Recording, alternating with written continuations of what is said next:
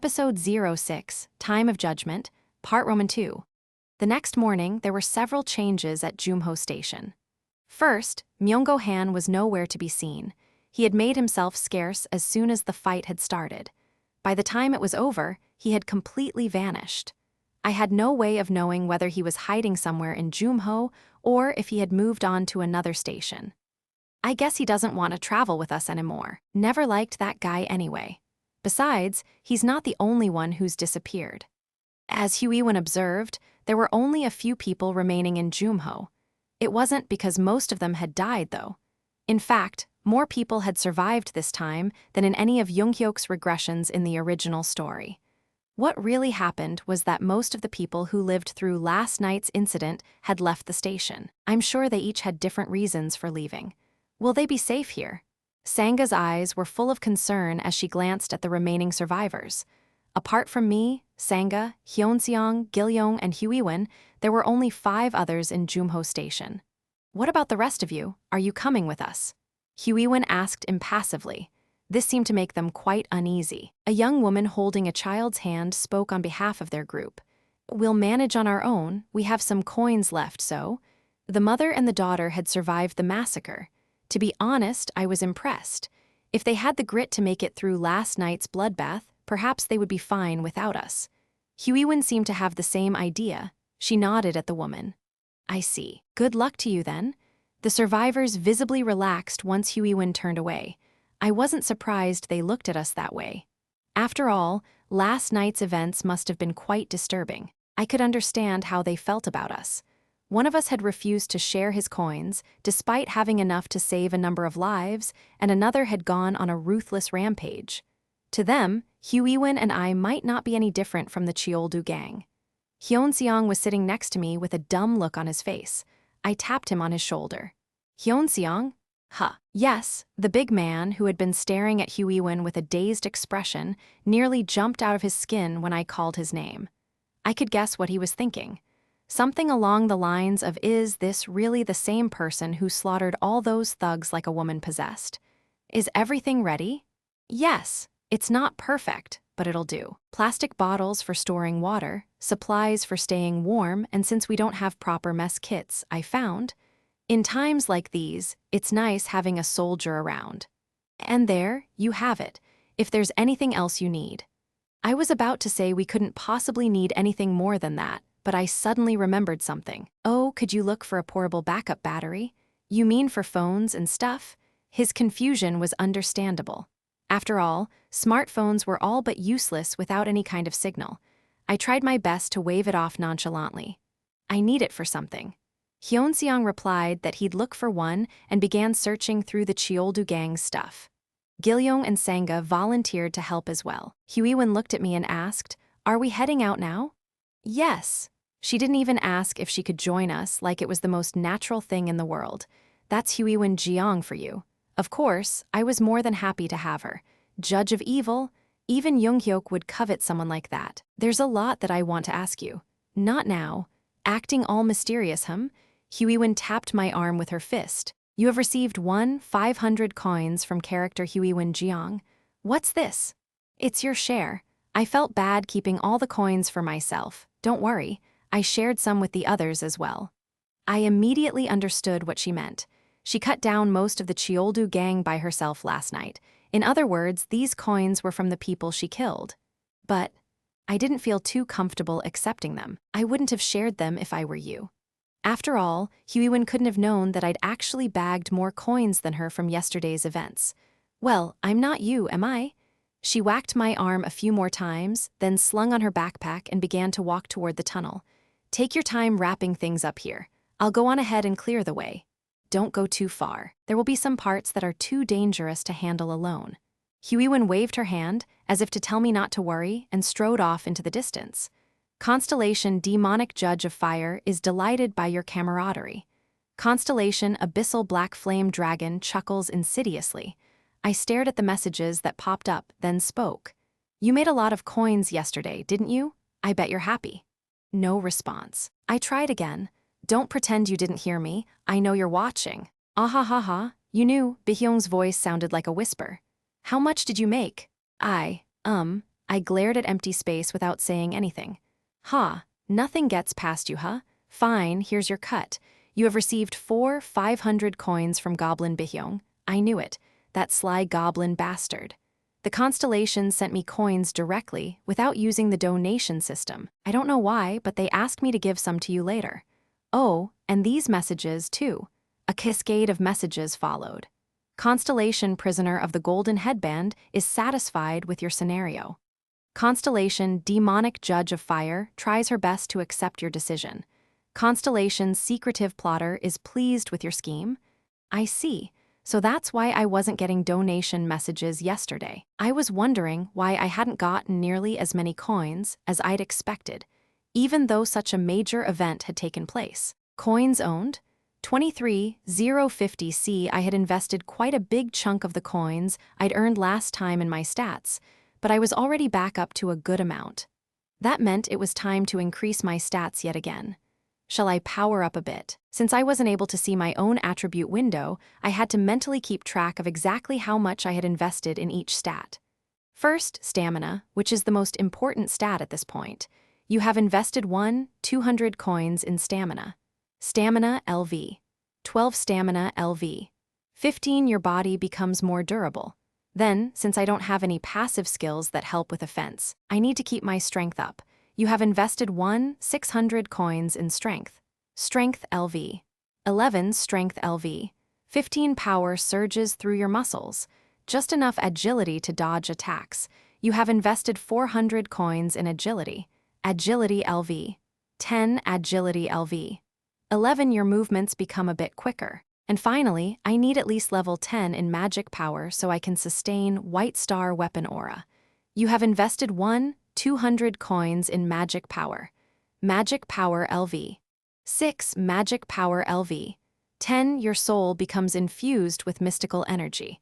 I could have increased my stats even more, but I decided to stop there because I knew I would have to spend a large number of coins once I got to Chungmuro.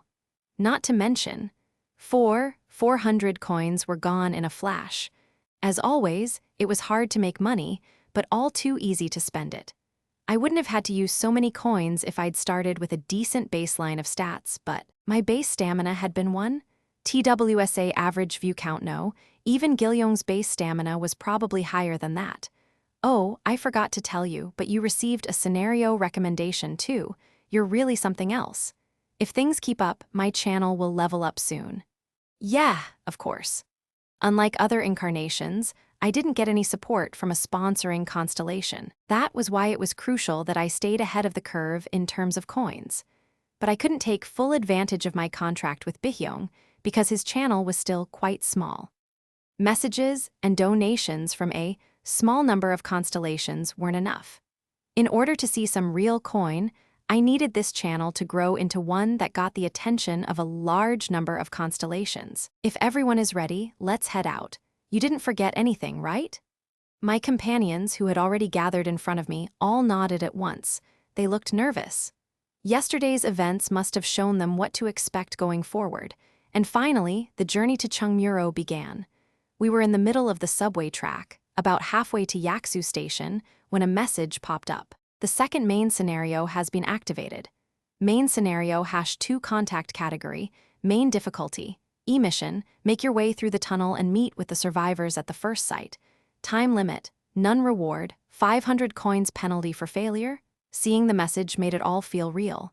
Starting with the second scenario, things would play out around major sites.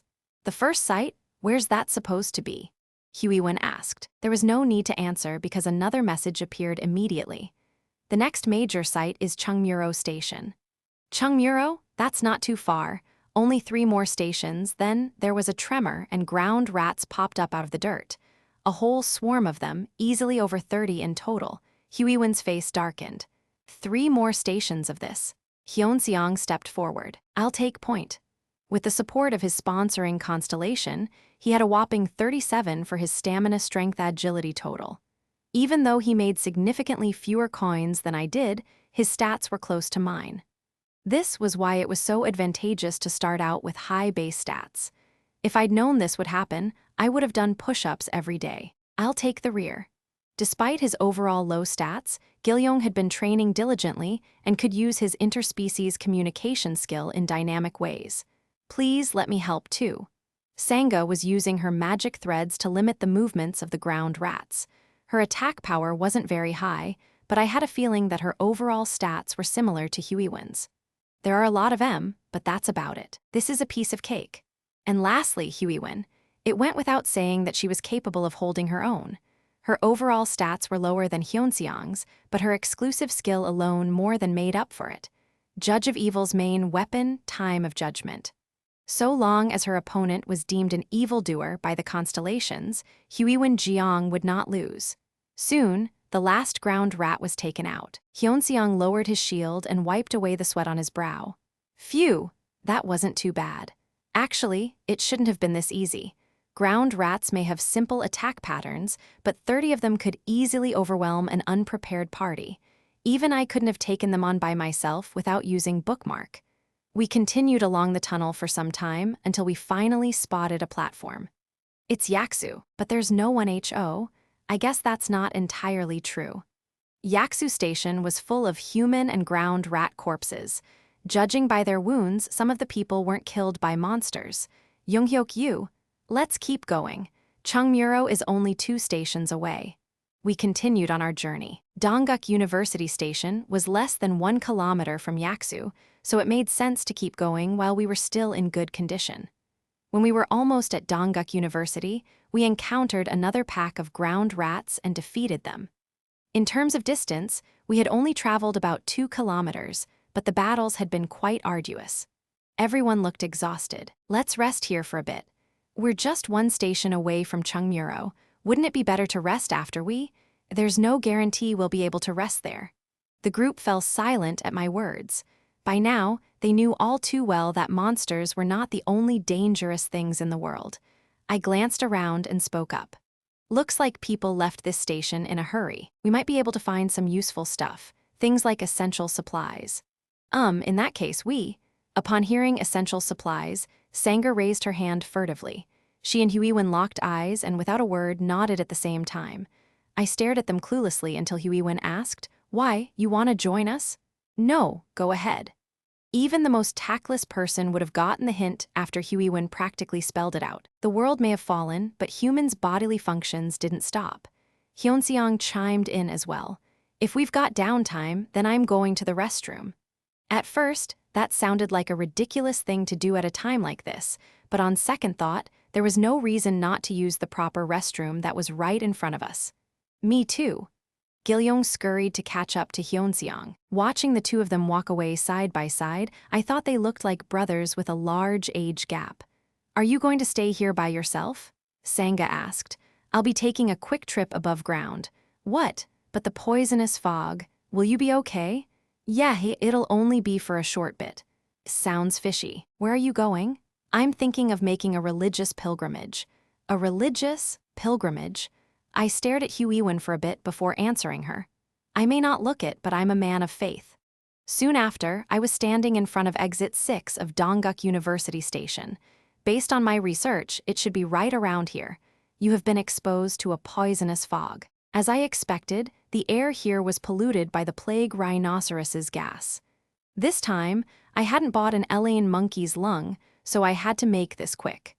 I held my breath and sprinted up the escalator to Dongguk University. Soon, I came upon a bronze statue that had a blue-gray sheen. A constellation wearing a robe watches you expectantly. The statue bore the likeness of a Buddhist monk who had lived during the mid-Joseon dynasty. Even though it was just a statue, I could sense a mysterious sense of gravitas from the figure wearing a long, worn-out robe and holding a bamboo spear. I read the name that was emblazoned below the statue. The statue of the great monk Samyeong-good. I came to the right place. It looks like no one else has been here either. I stood before the statue and pressed my palms together in a respectful manner. A constellation wearing a robe is pleased with your gesture. You have received 100 coins as a donation. Then, without hesitation, I channeled White Star Weapon Aura into my sword to activate Blade of Faith. A constellation wearing a robe is puzzled by your behavior, and I cut the statue of the great monk, Samyeong, in half. A constellation wearing a robe is horrified by your action. A few minutes later, I was back inside Dongguk University Station, munching on ground rat meat. This was to treat my skin, which had been contaminated by the poisonous fog. It would take a while, but the meat of a subterranean species was enough to cure this level of affliction. Have you lost your damn mind? Do you have any idea what you've done? Bihyung's outraged tirade was ringing in my ears. Be quiet. This isn't something that can just be brushed off. You vandalized the idol of a constellation.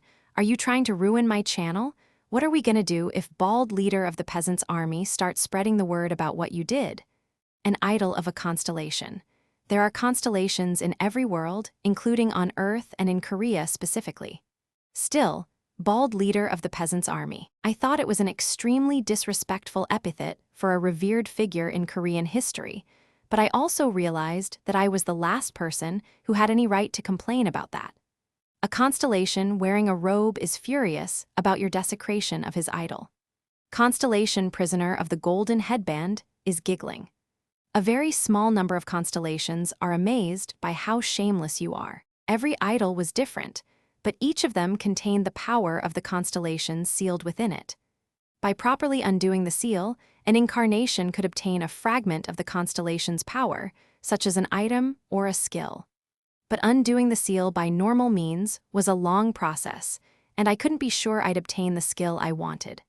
I glanced down at a passage from TWSA on my phone, but the statue of the great monk Samyong must have been sealed. How did you get the skill? There's an old saying that goes, if you meet the Buddha on the road, kill him. What? Wait, don't tell me you haha. I thought I'd try it out, and what do you know? It worked. Besides, it's just a bronze statue, right? It's a false idol. In order to get through the final obstacle before Chungmuro Station, I needed a certain skill from the great monk Samyong, and the surest way to get it was to destroy his idol. I mean, yes, I could also buy it from the goblin shop, but I had to save coins whenever I could. How was your pilgrimage? Where'd you go anyway? A Buddhist temple? Or a cathedral? I quickly turned off my phone. Huiwen and the others were gathered in front of me. I have something for you guys. What is it? If you're handing out crosses or something, I'll pass. I'm not religious, Huiwen said jokingly. I laid out the items I'd obtained. Luckily, the statue had spewed out not only the skill I needed, but some items as well. Prayer beads of the great monk Samyong, robe of the great monk Samyong, a long robe that was little more than a tattered rag and old, worn-out prayer beads. My companions looked skeptical. I could guess what they were thinking, but in this world, items that looked old and worn were more likely to be the truly valuable ones. They may not look like much, but these are very good items. They once belonged to a historical figure, after all. A historical figure? Do you know the great monk Samyong? A constellation wearing a robe perks up at your words. Huiwen looked clueless. Who's that? A constellation wearing a robe is floored by incarnation Huiwen Jiang's ignorance. Oh, I know. Luckily, there was someone who knew. Of course, it was Sangha. I read about him while studying for my Korean history certificate. He was a Buddhist monk who lived during the Joseon dynasty, right? Yes, that is correct. He led a militia of martial monks and fought to defend Korea from Japanese invaders during the Imjin War. He played a key role in the battles of Noenpyeong and Ugwendong. Sangha never failed to amaze me. I'd studied Korean history too, but I didn't know about those details. A constellation wearing a robe is deeply touched by Sangha Yu's words. I nodded and continued, anyway, these items are infused with his power. Really? Whoa, you're right. Huiwen and Hyunseong exclaimed after checking the items. Dokja, how did you know where to get these? I just happened to spot his statue and thought I'd offer a humble prayer. Then these items fell from the sky. No way. Even as I was saying those words, I knew it must have sounded like total rubbish. But when people spout such obvious nonsense, there's usually a good reason. I looked directly at my companions and switched to a more serious tone. I believe they are gifts from the great monk who cares deeply about the future of Korea. Those spoke volumes about how my companions really felt about my spiel, but I tried my best to ignore them and continue. This wasn't for their ears anyway. Just as he saved the country during the Imjin War, he bestowed his relics upon us to help us protect Korea. After all, we are going through a national crisis right now. A constellation wearing a robe gets misty-eyed listening to your speech, and in such times of crises, swindlers and charlatans thrive. I suppose we've seen stranger things happen in this world. The great monk Samyong might even be a constellation, don't you think? Surprisingly, Sangha was the first to appear convinced. I was sure she was just trying to spare me the embarrassment, though. The funny thing was, once Sangha voiced her agreement, the simple-minded Hyunseong completely accepted it without a hint of doubt. Great monk Samyong? His eyes were so full of patriotic spirit that I half expected him to start reciting the soldier's creed. Gilyong also looked amazed. Only Huiwen shot me a sidelong glance to let me know she wasn't buying any of it. A constellation wearing a robe reveals his epithet. Constellation, bald leader of the peasants' army, forgives your transgressions. I looked up as if to say, there, all good, right? Bihyong was staring at me, speechless. A constellation's power and wealth were directly tied to their fame. That was why every constellation loved being mentioned and having their story propagated. And here we were, openly praising the great monk Samyong. How could bald leader of the peasants' army stay mad?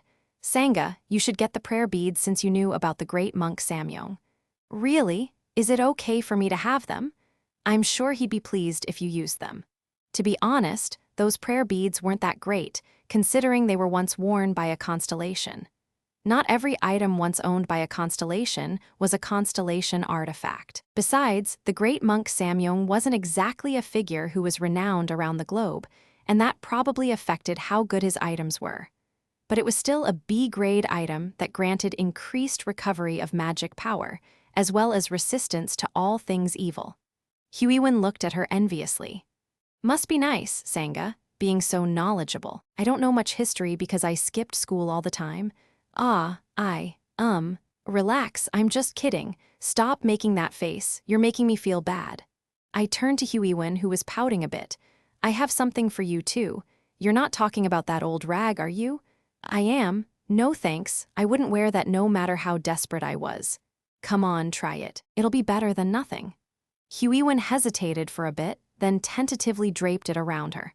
She tried to figure out a way to make it look stylish, but no matter what she did, it looked like a beggar's tattered rags. A constellation who likes monopolies criticizes your actions.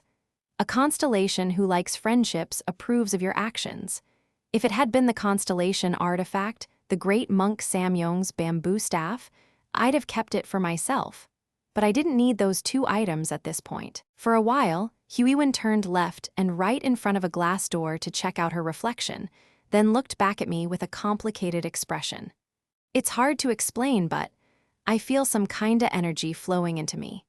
The great monk Samyong's robe was an item that increased an incarnation's sense of justice and willpower. I had little need for it, but to Huiwen, who was passionate about everything she did, it could be quite useful. Great monk Samyong, was it? I'll remember his name. Constellation, bald leader of the peasants' army, looks on with a pleased smile. You have received 100 coins as a donation. Why don't you go offer a prayer? Who knows? Maybe the great monk will give you more gifts. I told her jokingly. I was just kidding, but Huiwen actually went to pray in front of the statue and got herself contaminated by the poisonous fog. As she heartily munched on a chunk of ground rat meat, she shot me a look. By the way, someone had completely vandalized the statue. It wasn't you, was it? Dokja? Anyway, let's prepare ourselves. We're almost at Chungmuro. I instructed my companions, keeping my eyes on the pitch-black tunnel ahead. We had been traveling for 20 minutes, slowly but safely, relying on Gilyong's interspecies communication. Considering the distance between Dongguk University Station and Chungmuro Station was less than 1 kilometer, it could appear at any time. A new sub-scenario has arrived. Right on cue. Everyone stand back. Sub-scenario illusory prison category, sub-difficulty, DF mission, escape the illusory prison within the time limit. Time limit, 1 hour reward, 300 coins penalty for failure. Sub-scenario illusory prison has begun. Even Junghyeok Yu must have struggled quite a bit here. After all, this scenario was one of the most dangerous traps for the regressor. Sangha sounded apprehensive. Illusory prison, what could that be? She would find out soon enough. It's coming. Everyone, brace yourselves. Even before I finished my sentence, a thick fog appeared out of nowhere. Before anyone could react, the fog filled the tunnel and obscured our vision in all directions. I couldn't even see the others who should have been right next to me. All I could see was a heavily distorted scene, as if I were hallucinating on some kind of drug. Ugh, I feel sick. Huiwen screamed. She was probably seeing something different from what I was seeing. Dokja, a voice I didn't want to hear, a voice I had forgotten about. It called out to me from somewhere within this fever dream. If it was like this for me, the others would be going through much worse. I feel weird. Dokja, are you there? Dokja, Dokja. My companions' voices were growing distant, fading into the distorted scenery. Illusory prison. A dimension in which people are forced to relive their traumas until they are driven mad. Dokja, you didn't see anything. Do you understand? My vision grew blurry, and then the face of someone I knew shimmered to the surface. I glared at the empty space in front of me, then let out a bitter laugh, as if to deny that this was happening. Exclusive skill, the fourth wall, has been activated. Your skill grants you immunity to the effects of illusory prison. I felt myself relax as the unnerving sensation faded away. Constellation, secretive plotter, is impressed by your mental fortitude. You have received 100 coins as a donation. A curious constellation is sad they didn't get to peek into your memories. As the power of illusory prison weakened, I was able to sense the others nearby. Everyone, calm down and take a deep breath. The victims of illusory prison lost all awareness and lashed out at their surroundings, slaves to the madness filling their minds. That was why the greatest danger in an illusory prison came from your own companions. This was likely one of the reasons why Junghyeok Yu had decided to act alone. This is Private Hyunseong Lee. It's my fault, sir. I misheard the orders. I'm sorry. I'm so sorry, Mom. Get away from me, you sick bastards. Was it too late? I could hear my companions' agonized screams, but not everyone was trapped in their trauma. Dokja? Sangha emerged from the fog. The prayer beads of the great monk Samyong were shining radiantly on her wrist. Good. It worked.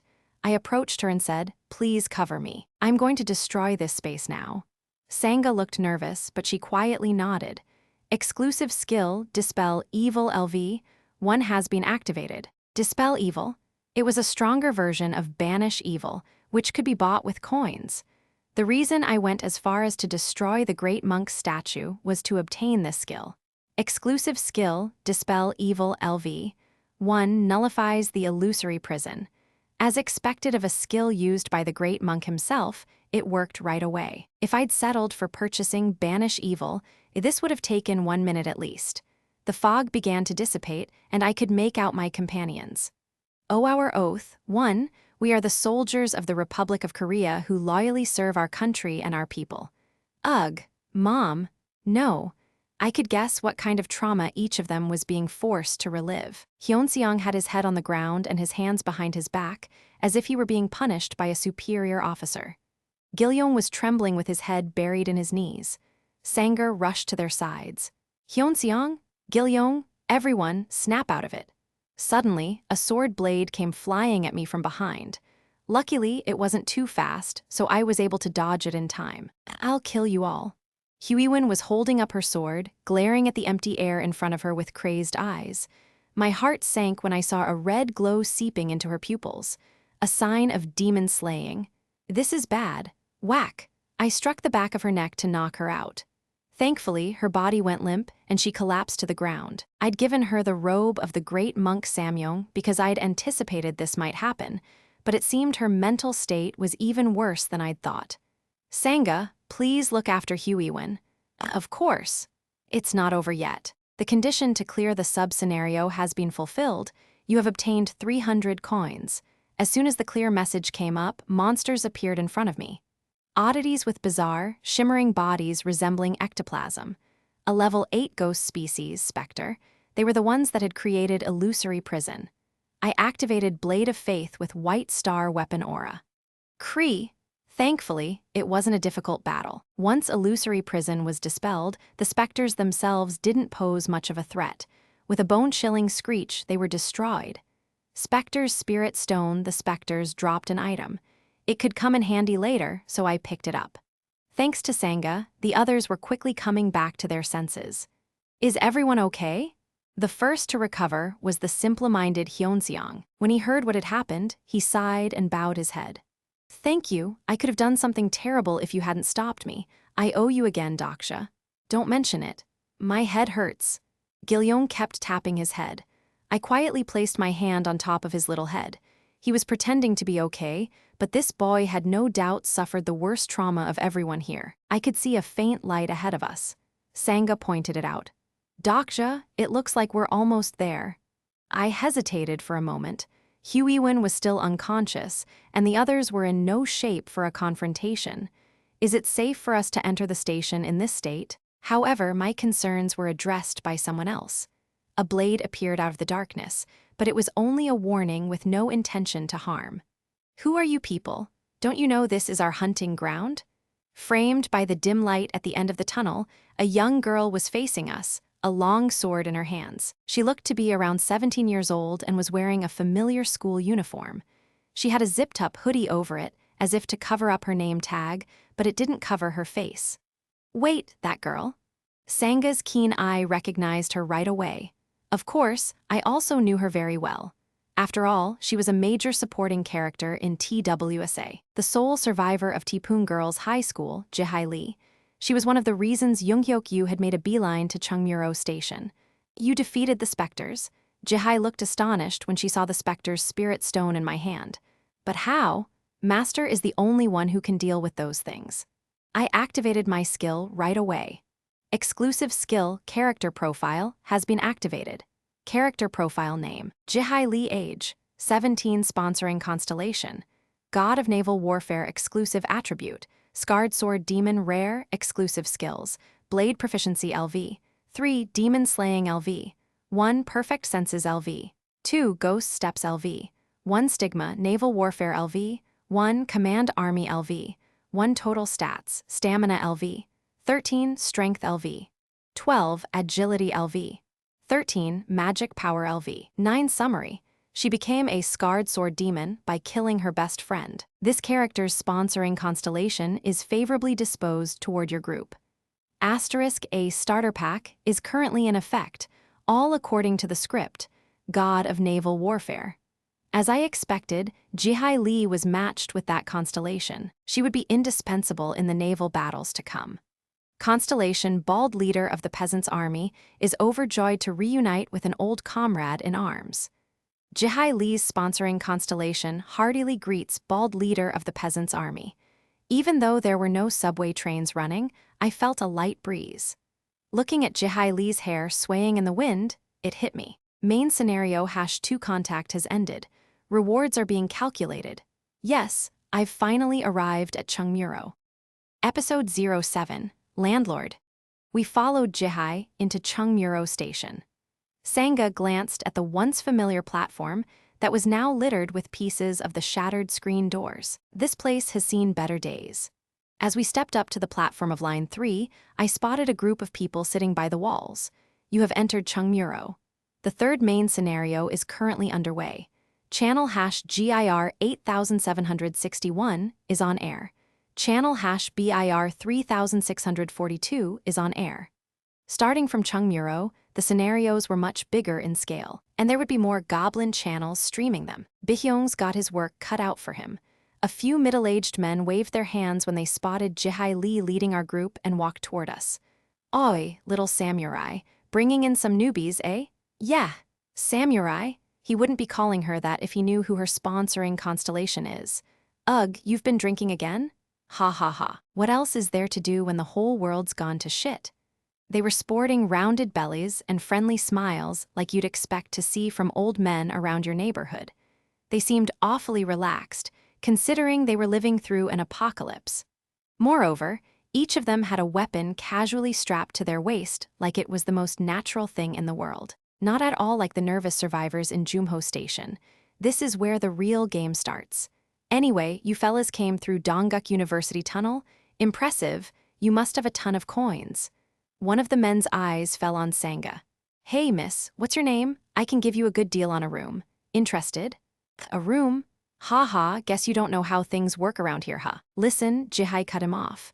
Stop harassing the newbies and get back up there. Aw, come on, they should know too, it's all for their own unless you wanna die. They turned pale when Jihai pulled out her sword. Kids these days. Hey, mister, Kang, let's just go. The men walked away, glancing back at us reluctantly. Jihai waited until they disappeared into the hallway leading to line 4, then sheathed her sword. There, I brought you here so you're on your own. I'm done being your nanny.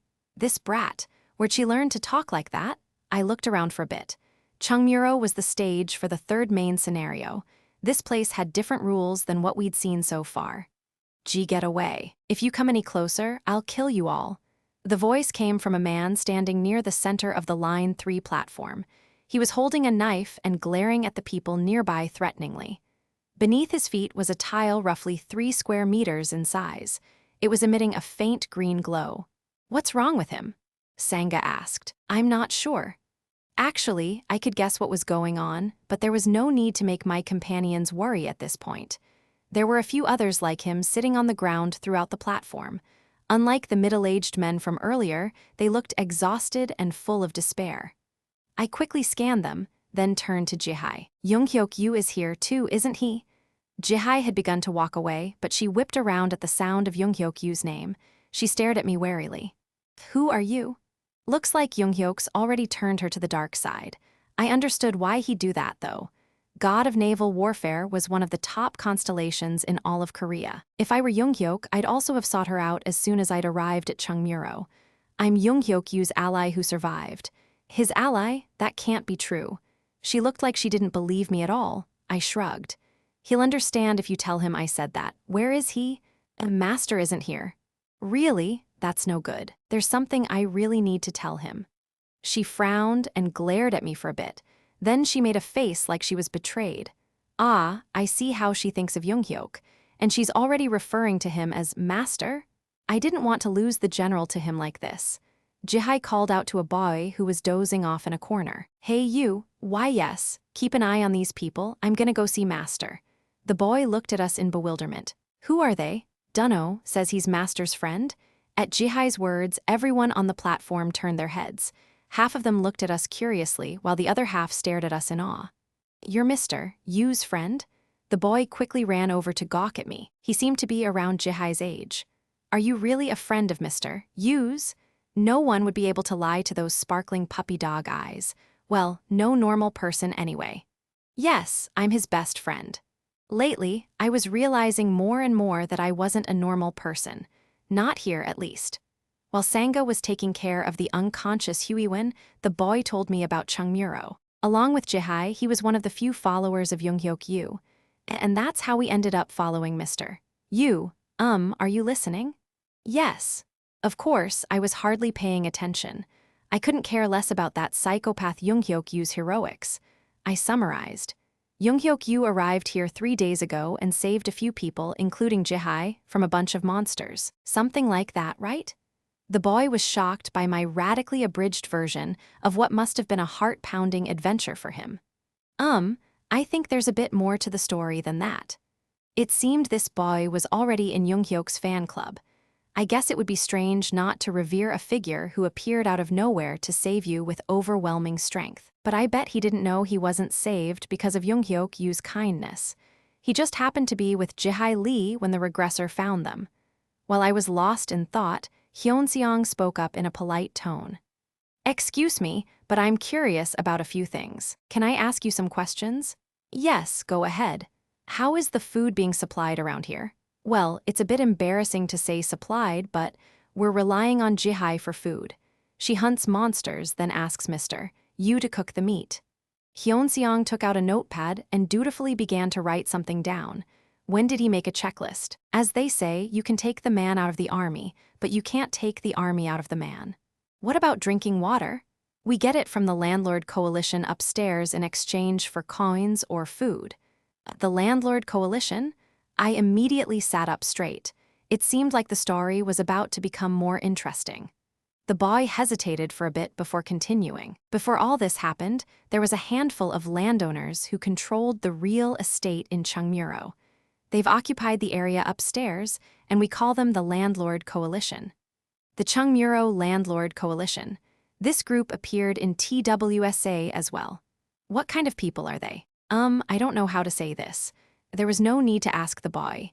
If I wasn't mistaken, their leader, one of the 10 evils, had Chungmuro under his thumb. They are just landlords. The boy replied with a sigh. In a sense, he was right. They were landlords. They rented out space for payment. Just then, Gil-yong, who had been quiet the whole time, spoke up. Dokja? Yeah, I need to go to the restroom. Now? Yes. The timing seemed weird. Besides, Gil-yong had never talked to me about something like that, so I was a bit taken aback. Sangha was standing next to Gil-yong, a light blush on her face. Can I go too? I suddenly remembered Sangha and Huiwen going off to look for essential supplies back in Yaksu Station. I figured out what was going on. Gil-yong was awfully sharp for his age. Hearing this exchange, the boy who was gushing about Junghyeok Yu spoke up. The restrooms are on level B2, but it won't be easy to access them. Why not? Is there a problem? It'd be better to see for yourselves. I was about to go up there too. Would you like to come with me? Sure, let's go. That was what I told him, but of course, it wasn't because I had to go to the restroom. I wanted to check a few things upstairs. Junghyeok Yu's recent actions were a bit different from how he acted in his third loop. I had to find out more about this disparity. I carried the still unconscious Huiwen on my back as we ventured up to level B3. Oh, it's the newbies from earlier. Looking for a room? The middle-aged men who were standing near the escalator whistled at us. The boy shook his head. Sorry, we're just going to the restrooms upstairs. That's a shame. Well, take care. They said that but didn't seem disappointed at all. Sangha watched them walk away, then tilted her head. They keep saying something about a room. What does it mean?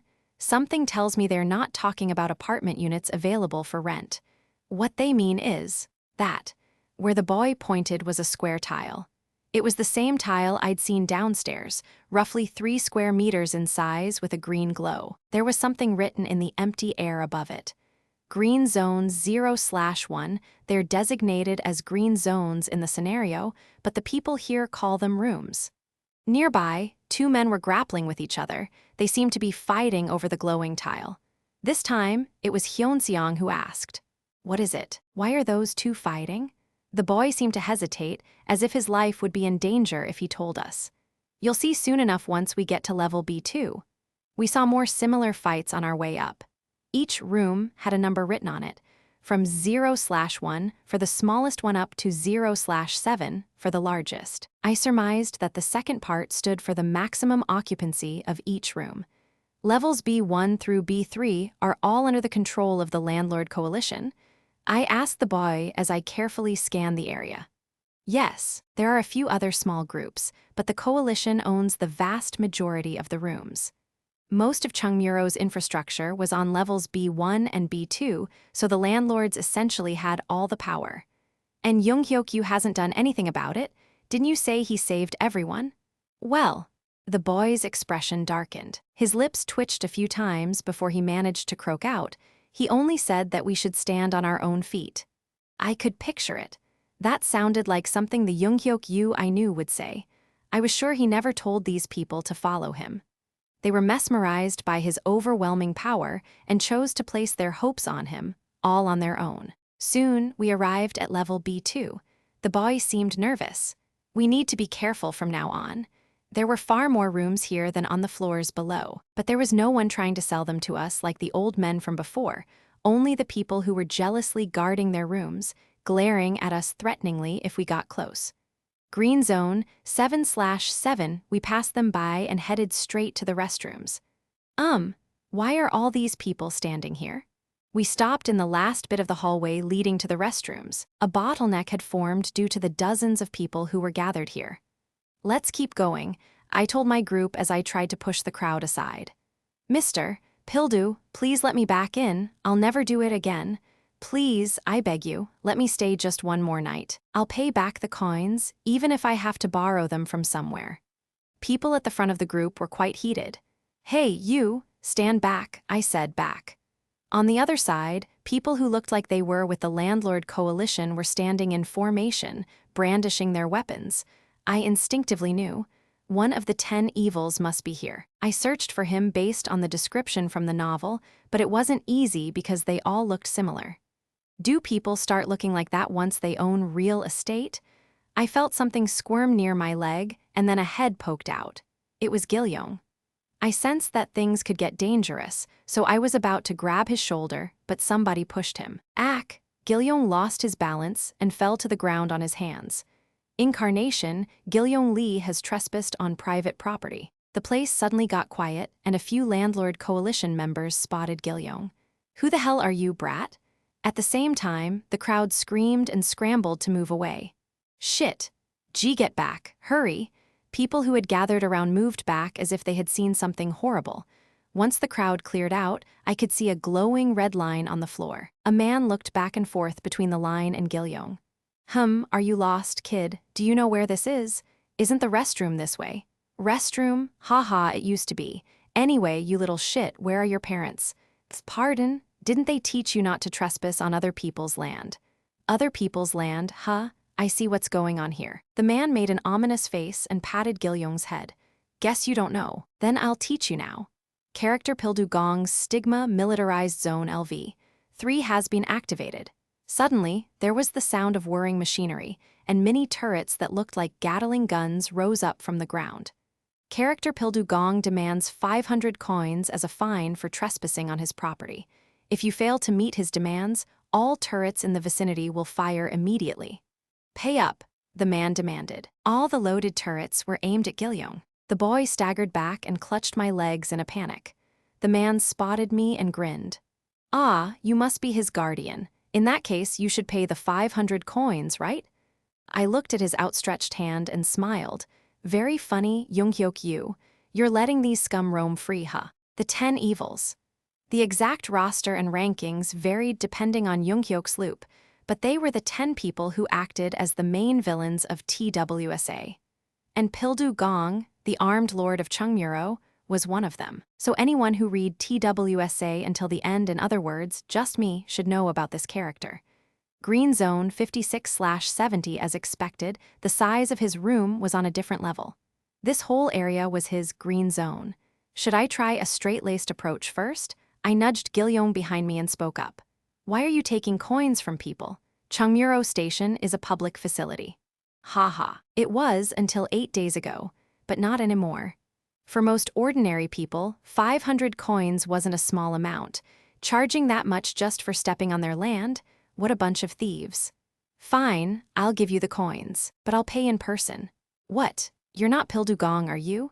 This guy had been blustering like he was the man himself, but I knew he was just a grunt in the Landlord Coalition. Where are you, Pildugong? I quickly scanned the area. Not him, not that guy either. Let's see, where would I be if I were Pildugong? Ha ha, what a clown. Look, you think I'm joking, mister. Gong, are you there? I'm here to pay the fine. I ignored him and kept walking. You have trespassed on private property. Though the turrets immediately swiveled to aim at me, I didn't stop. In truth, there was no guarantee I'd survive if they were to open fire. But in this situation, it was crucial that I put on a gutsy facade. That way, Pildugong wouldn't look down on me. That's far enough. If you come any closer, I'll kill you. At last, Pildugong made himself known. From the direction of his voice, I saw a bench stacked with all kinds of necessities, and sitting on it was a middle-aged man who looked up from his newspaper to lock eyes with me. He was just as the novel described, a rounded belly and a half-balding head. This man was Pildugong, the head of the Landlord Coalition. Never seen you around here, but you've got guts. It's bad enough that I have to pay. I shouldn't have to feel all guilty, should I? Character Pildugong is intrigued by you. Sheesh, I'm just so popular with the bad guys. First, Namun Kim, and now, Pildugong. Smooth talker, aren't you? But don't get too cocky. He spoke with an easygoing smile, like an old man next door, but I knew he was anything but.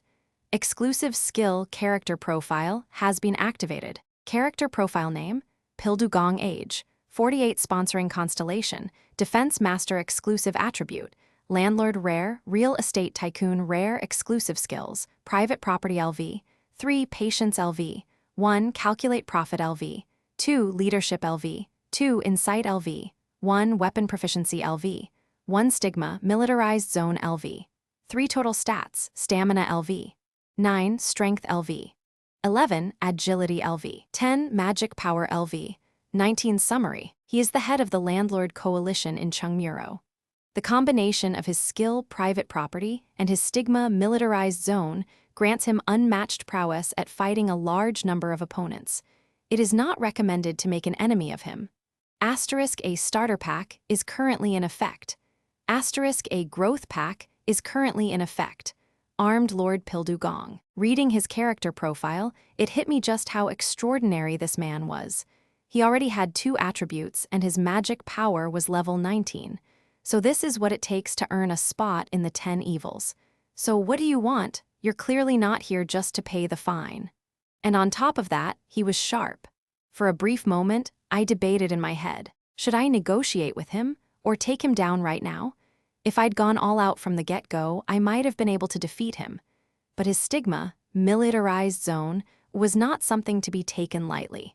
If I chose direct confrontation, I'd have to risk getting seriously hurt by those turrets. What should I do? Increasing my stats wasn't an option because I had to spend my coins elsewhere. I'm saying this for your own good. You'd better not do anything stupid. He looked behind me with a smile. Heavily armed members of the Landlord Coalition were already surrounding Hyunseong and my other team members. I raised my hands and smiled. Please relax. There's only one reason a tenant would visit a landlord, right? Need a room, then? Yes, please let my group into your green zone. This was a necessary thing. To clear the 3rd main scenario, we had to stay in Pildu Gong's green zone. However, his response was as I expected. The answer is no. I don't accept outsiders, but I'll consider it if you pay 500 coins per person each day. 500 coins each day? He spoke like he was selling some overpriced coin item. This guy's worse than a goblin. That's a bit too much, but I can give you information. About what? About Junghyeok Yu. Junghyeok Yu, at the mere mention of that name, the landlord's faces suddenly changed. Junghyeok Yu, that's the crazy bastard who went on a rampage a few days ago.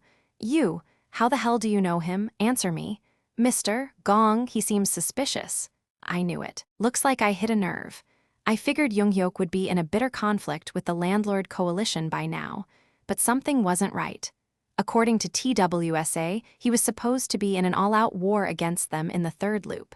So where was he? Pildu Gong was eyeing me suspiciously. What's your relationship with Junghyeok Yu? We're companions who went through hell separately. Separately, not together. The point is that we're very close. How can I believe that?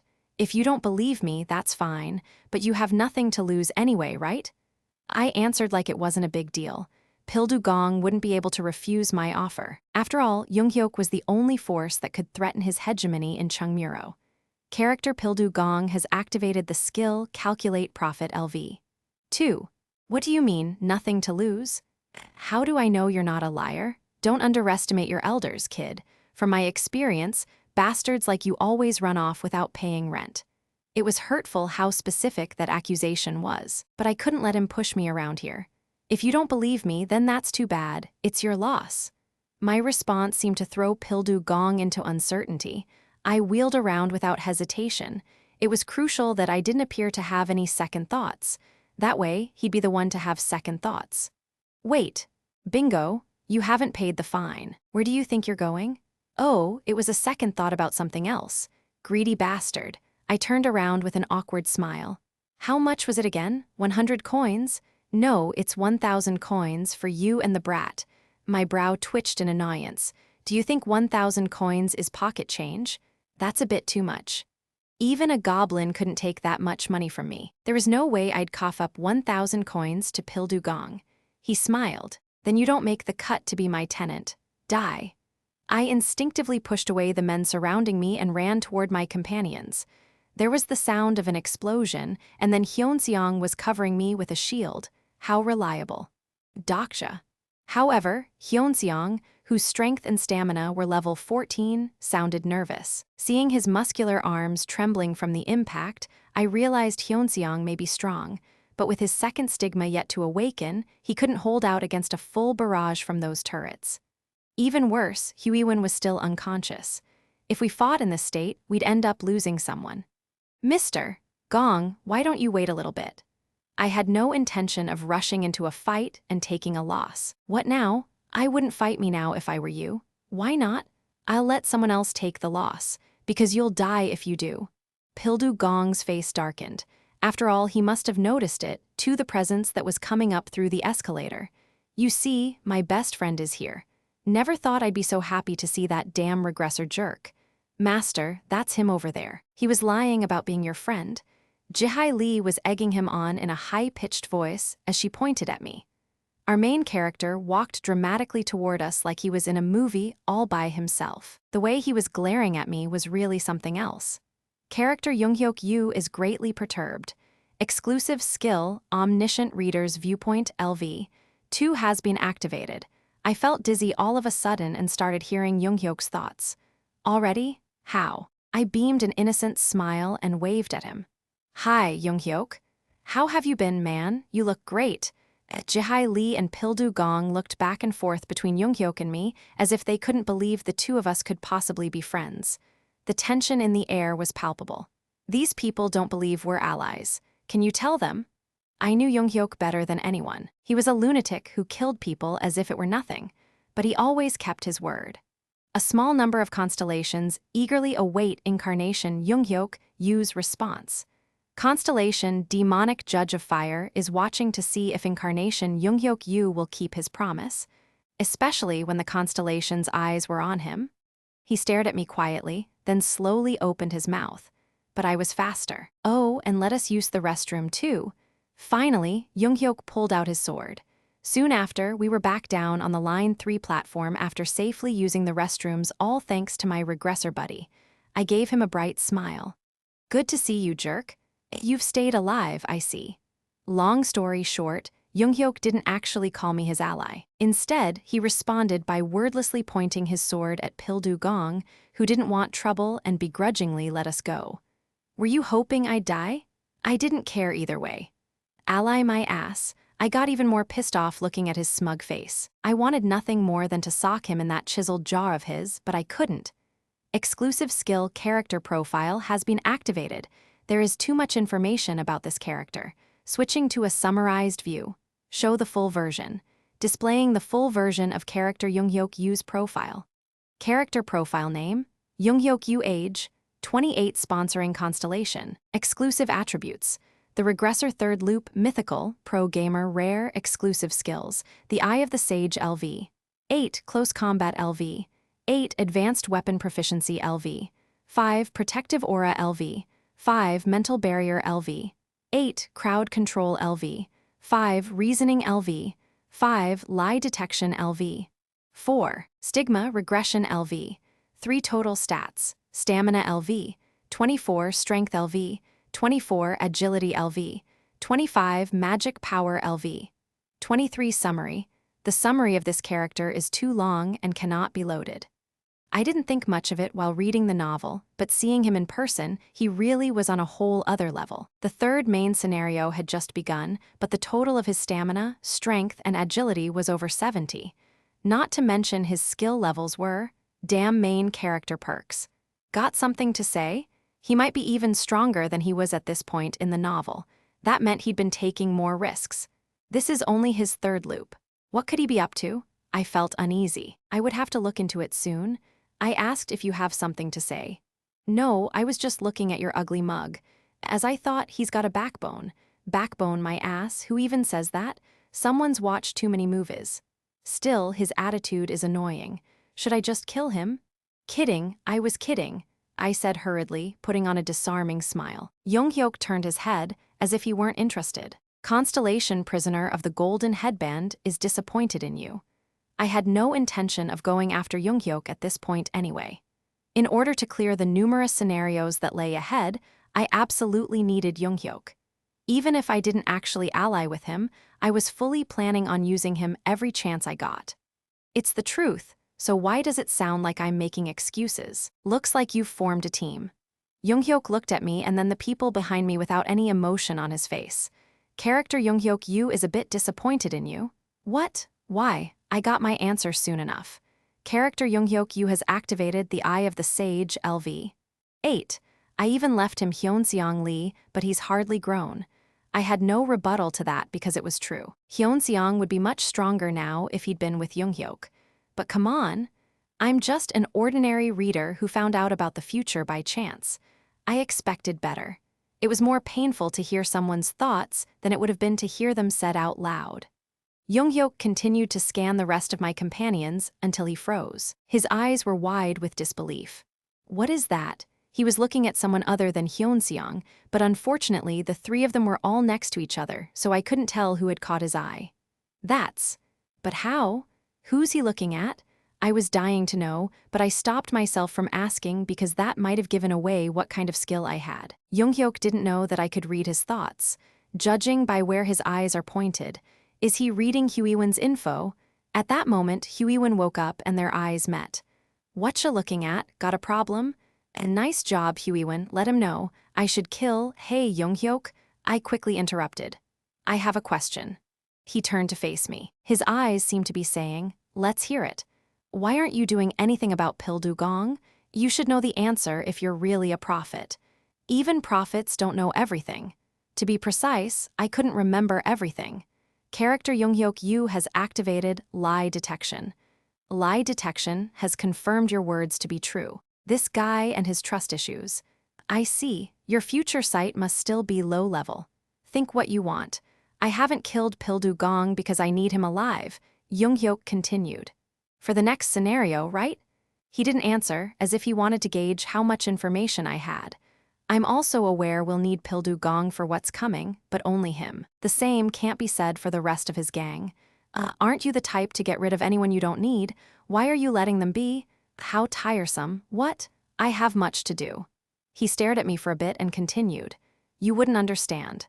Wait, this isn't an issue you can just gloss over. If you don't do something, most people here will. Junghyok's eyes were cold as ice. I don't care. I wasn't really a humanist. I also didn't believe that everyone was worth saving. So the reason I was so worked up was because I was annoyed by Junghyeok. Can I hit you just once? Do you think you can? A message appeared as I was raising a fist in anger. Character Junghyeok Yu has activated Protective Aura LV. 5. I put down my fist. That's cheating. Are you done? Let's go. Jihai Lee flinched at his call, then scurried to catch up with him. She glanced back at me as though she'd been surprised by my words. Constellation, bald leader of the peasants' army, is touched by your sense of justice.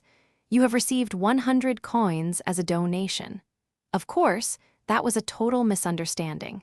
1 hour and 30 minutes remaining until the third scenario is activated. There was not much time left, and I had too many thoughts. Constellation, bald leader of the peasants' army, is infuriated by the people's suffering. Constellation, bald leader of the peasants' army, calls for a civil uprising. The great monk Samyong was talking loudly in my head, but I couldn't come up with a good idea. The third scenario would go on for exactly 1 week. It looked like Junghyeok was planning to sneak off and do his own thing during that time. Of course, I couldn't let him have his way. I had to stop him somehow, but Constellation prisoner of the golden headband is curious about what you are thinking. Junghyeok Yu, that son of a bitch. Constellation prisoner of the golden headband is satisfied. You have received 100 coins as a donation. In truth, the most urgent problem in front of me wasn't Junghyeok Yu, but Pildugong. We needed his help to clear the third scenario smoothly, but if we couldn't get him to cooperate, I looked up to find Huiwen with a big smile on her face. You were scared, weren't you? I mean, when you were talking to that Junghyeok Yu guy. I brought up the issue of Pildugong right away because Huiwen had been unconscious the whole time. I definitely wasn't trying to change the subject. She responded instantly. Who the hell do they think they are? How could they take over public facilities and charge people rent? Those people are upstairs. I'm gonna go kick their asses. Fuming with rage, Huiwen pulled out the ground rat bone sword. That reminded me it was time I upgraded their weapons. One more task in the already long list of things to do. You can't. We can beat them if we work together, like we did at Junghyeok Station, right? Huiwen looked confident. It was understandable, considering she had an ace up her sleeve in her new skill, Time of Judgment. Someone as quick and adaptable as Huiwen had surely realized how powerful her attributes and skills were. What are we waiting for? Let's go and punish them now. and time of judgment granted enormous power when facing evildoers. Character Huiwen Jiang has activated time of judgment. Constellations of the absolute good alignment remain silent at Huiwen Jiang's request. The skill has been cancelled. Huiwen was flustered. Huh, what? Is it broken? She tried to activate her skill again and again, but to no avail. Why won't my skill activate? Those bastards are clearly evil. I smiled bitterly at her question. From our perspective, maybe. What's that supposed to mean? I'm saying constellations might have different standards for good and evil than us humans. Ah, sometimes justice is nothing more than a majority decision. And the constellations were the majority who held all the power to decide. Humans no longer had the right to determine what was just or not. We were little more than puppets of constellations. What kind of bull? I looked at the others. They didn't say anything, but they were probably thinking the same thing as Huiwen. Hyunseong was wordlessly cleaning the iron shield, which had been damaged by Pildu Gong's mana bullets. Sangha and Gilyoung were sitting on the floor side by side, staring at a cockroach. I fully understood their despair. Their experience of driving out the thugs in Junghyeok Station had made them feel empowered. But just 3 stations over, they were faced with a monstrous opponent that made the Cheoldu gang look like a joke. Is it time to throw them some breadcrumbs and string them along? But we're not out of options. Huh, it won't be easy, but we can beat Pildu Gong. They all looked at me at once. Is there really a way? Hyunseong asked. What is it? I lowered my voice while scanning our surroundings. We need to get him out of his militarized zone. What's militarized zone? It's his stigma that is highly optimized for defense. Militarized zone was an incredible ability that allowed the user to put up automatic turrets in the area. This stigma was what made it so hard to fight against Pildu Gong. However, even militarized zone was nothing compared to its evolved form, militarized fortress. Once Pildu Gong had that, we'd have to mount a full-on castle siege. However, that didn't mean he was invincible. He had a crucial weakness. His militarized zone deactivates the moment he steps out of the designated area. Those automatic turrets will be rendered useless. You see, defensive abilities like that tend to come with major limitations. Hyunseong and Huiwen sounded impressed. Oh, so that's his weakness. Did you figure that out after seeing him only once? Is your attribute know it all? It looked like my companions were starting to get used to me just knowing things. Sangha asked me a question this time, but how can we make him move out of his spot? We should think about it from now on. Ah, I hate thinking, Huiwen complained. Then everyone was quiet for a while. It was Hyunseong Lee who offered up an idea first. What about ambushing Pildu Gong when he goes to the restroom? I guess you didn't see the stuff beside his bench. He never stepped out of his militarized zone. His bench was stocked with everything he could ever need. A sleeping bag, blankets, food, water containers for drinking and washing, and even a chamber pot. Of course, it was the tenant's job to empty out the chamber pot each day. That's crazy. What is he, a hermit? Does he have treasure buried there or something? Why did he glue himself to that spot? Because it's the biggest room in Chungmuro. Room? I realized that Huiwen didn't know about the room thing, but there was no need to explain. 1 hour remaining until the 3rd scenario is activated, because she would find out about it soon enough. We should start looking for a room first. My companions all got up at the same time, which startled the people around us. Stay away. The man we'd seen earlier holding a knife and guarding a one-man room on the Line 3 platform was especially wary of us. However, it was another group of men who attacked him before we even got close. Get out, bastard! They ganged up on the knife man mercilessly. When he was pushed out of the green zone, its label was changed. He was no longer its owner. Green zone, 1/1 green zone, 0/1. The men then turned on each other in a bloody brawl for the recently vacated room. Someone was stabbed in the leg, and another had his nose broken. Huiwen frowned. Shouldn't we stop them? Even if we do, the result will be the same. Some people will die. No one has to, though, right? That's impossible in this scenario. As soon as I finished that sentence, Bihyung appeared out of thin air. Now, shall we start the 3rd day of the main scenario? Ooh, I see some new faces today. The more the merrier, right? Ha ha ha. He glanced at our group as he spoke. There was a total of 3 goblins in charge of Chungmuro. Seeing as how Bihyung was out here explaining things, He must have drawn the short stick and been charged with taking care of small tasks. This was to be expected, since his channel was the smallest of the three. Soon, the third scenario appeared in front of our eyes. Main scenario #3 green zone, third day category. Main difficulty, C mission, occupy a green zone in the station to survive a monster onslaught that begins at midnight. This scenario lasts for 7 days. Duration, 8 hours reward, 1,000 coins penalty for failure. Hyunseong's eyes went wide. This is. The goal is simple. Occupy a green zone before others. Of course, you can take someone else's spot by force. Better hurry, though, cause you'll die a horrible death if you're not inside a green zone by midnight. Haha, well, good luck. My companions looked stunned. All the while, sounds of violent conflict continued to break out around us. There were screams of pain and flesh being torn. Die, just die already. Nothing personal, man. I just want to live.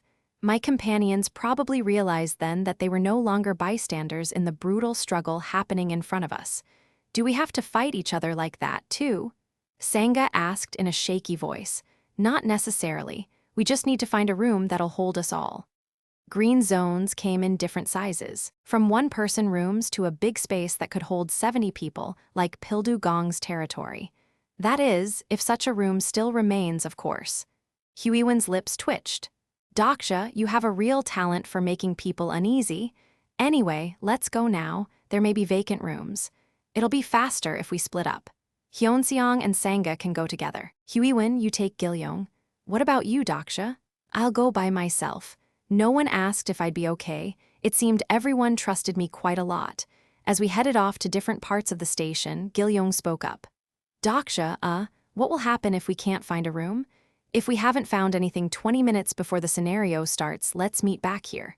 Okay, let's move. My companions split up like a well-coordinated team.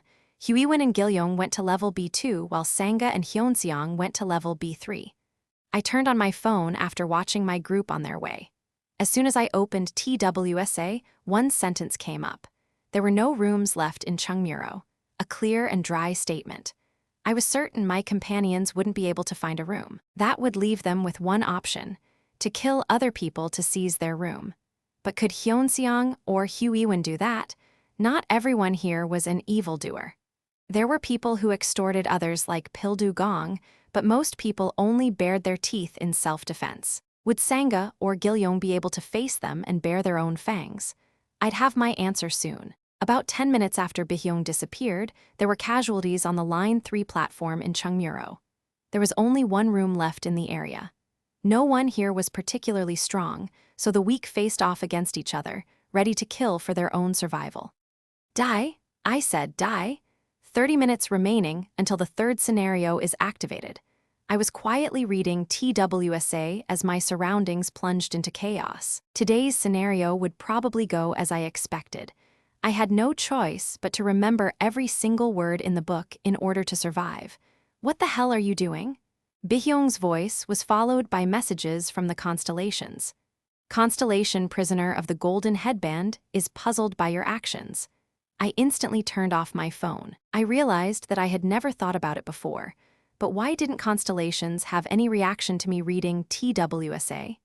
In the original story, there was even a scene where they found out that Junghyeok was a regressor and made a big fuss about how unfair it was. So they should have long since spoken up about my possession of this game, changing text file. Why are you just staring at a blank screen? You're driving my viewers crazy. A blank screen? I turned on my phone again. The screen was clearly showing TWSA. You mean this? Yeah, you think this is the time to be brainstorming? Get off your lazy ass or you'll die. Ugh, why did I make a contract with this idiot? I suddenly had goosebumps. Goblins couldn't read this text. Those beings with administrative access couldn't read it, which meant constellations couldn't either. The author who sent me this text file, just what manner of being are they? Gah! The last scream rang out. Finally, the owner of the room on line 3 was decided.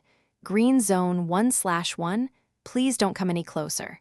Its occupant was awkwardly pointing his knife at me. Surprisingly, the winner was the boy who had guided us earlier. I still didn't even know his name. Relax, I'm not here to take your spot. I emphatically stepped away to reassure him, then I heard a voice from behind. Really? You seem awfully relaxed. Guess you're okay with dying. Based on the rude attitude, I could tell who it was even without looking. You're quite laid back yourself. Oh, no one's gonna try to take my room, unless they have a death wish, Jihai replied as she waved the long sword in her hand. She wasn't bluffing. The only people here who could match Jihai Lee were Junghyeok Yu and the members of the Landlord coalition. She stared at me for a bit, then continued. I hope you stay alive, though. It was impressive how you stood up to Master. Don't worry, I won't die. Besides, finding a room isn't the only way to stay alive. What I said was true. Not finding a room didn't mean we had to die. There was a person in this station who had proven this was possible. Only 3 days ago, at that.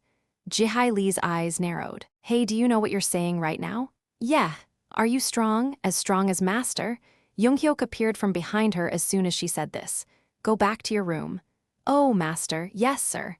Jihai obediently went away. I was about to leave as well when Junghyeok asked me, are you planning to fight the monsters? I shrugged. You'll die, and so will your group. We'll see about that. As he left, Junghyeok looked back at me, his eyes full of feelings I couldn't discern. I didn't activate Omniscient Reader's Viewpoint. Not every emotion needed to be spoken.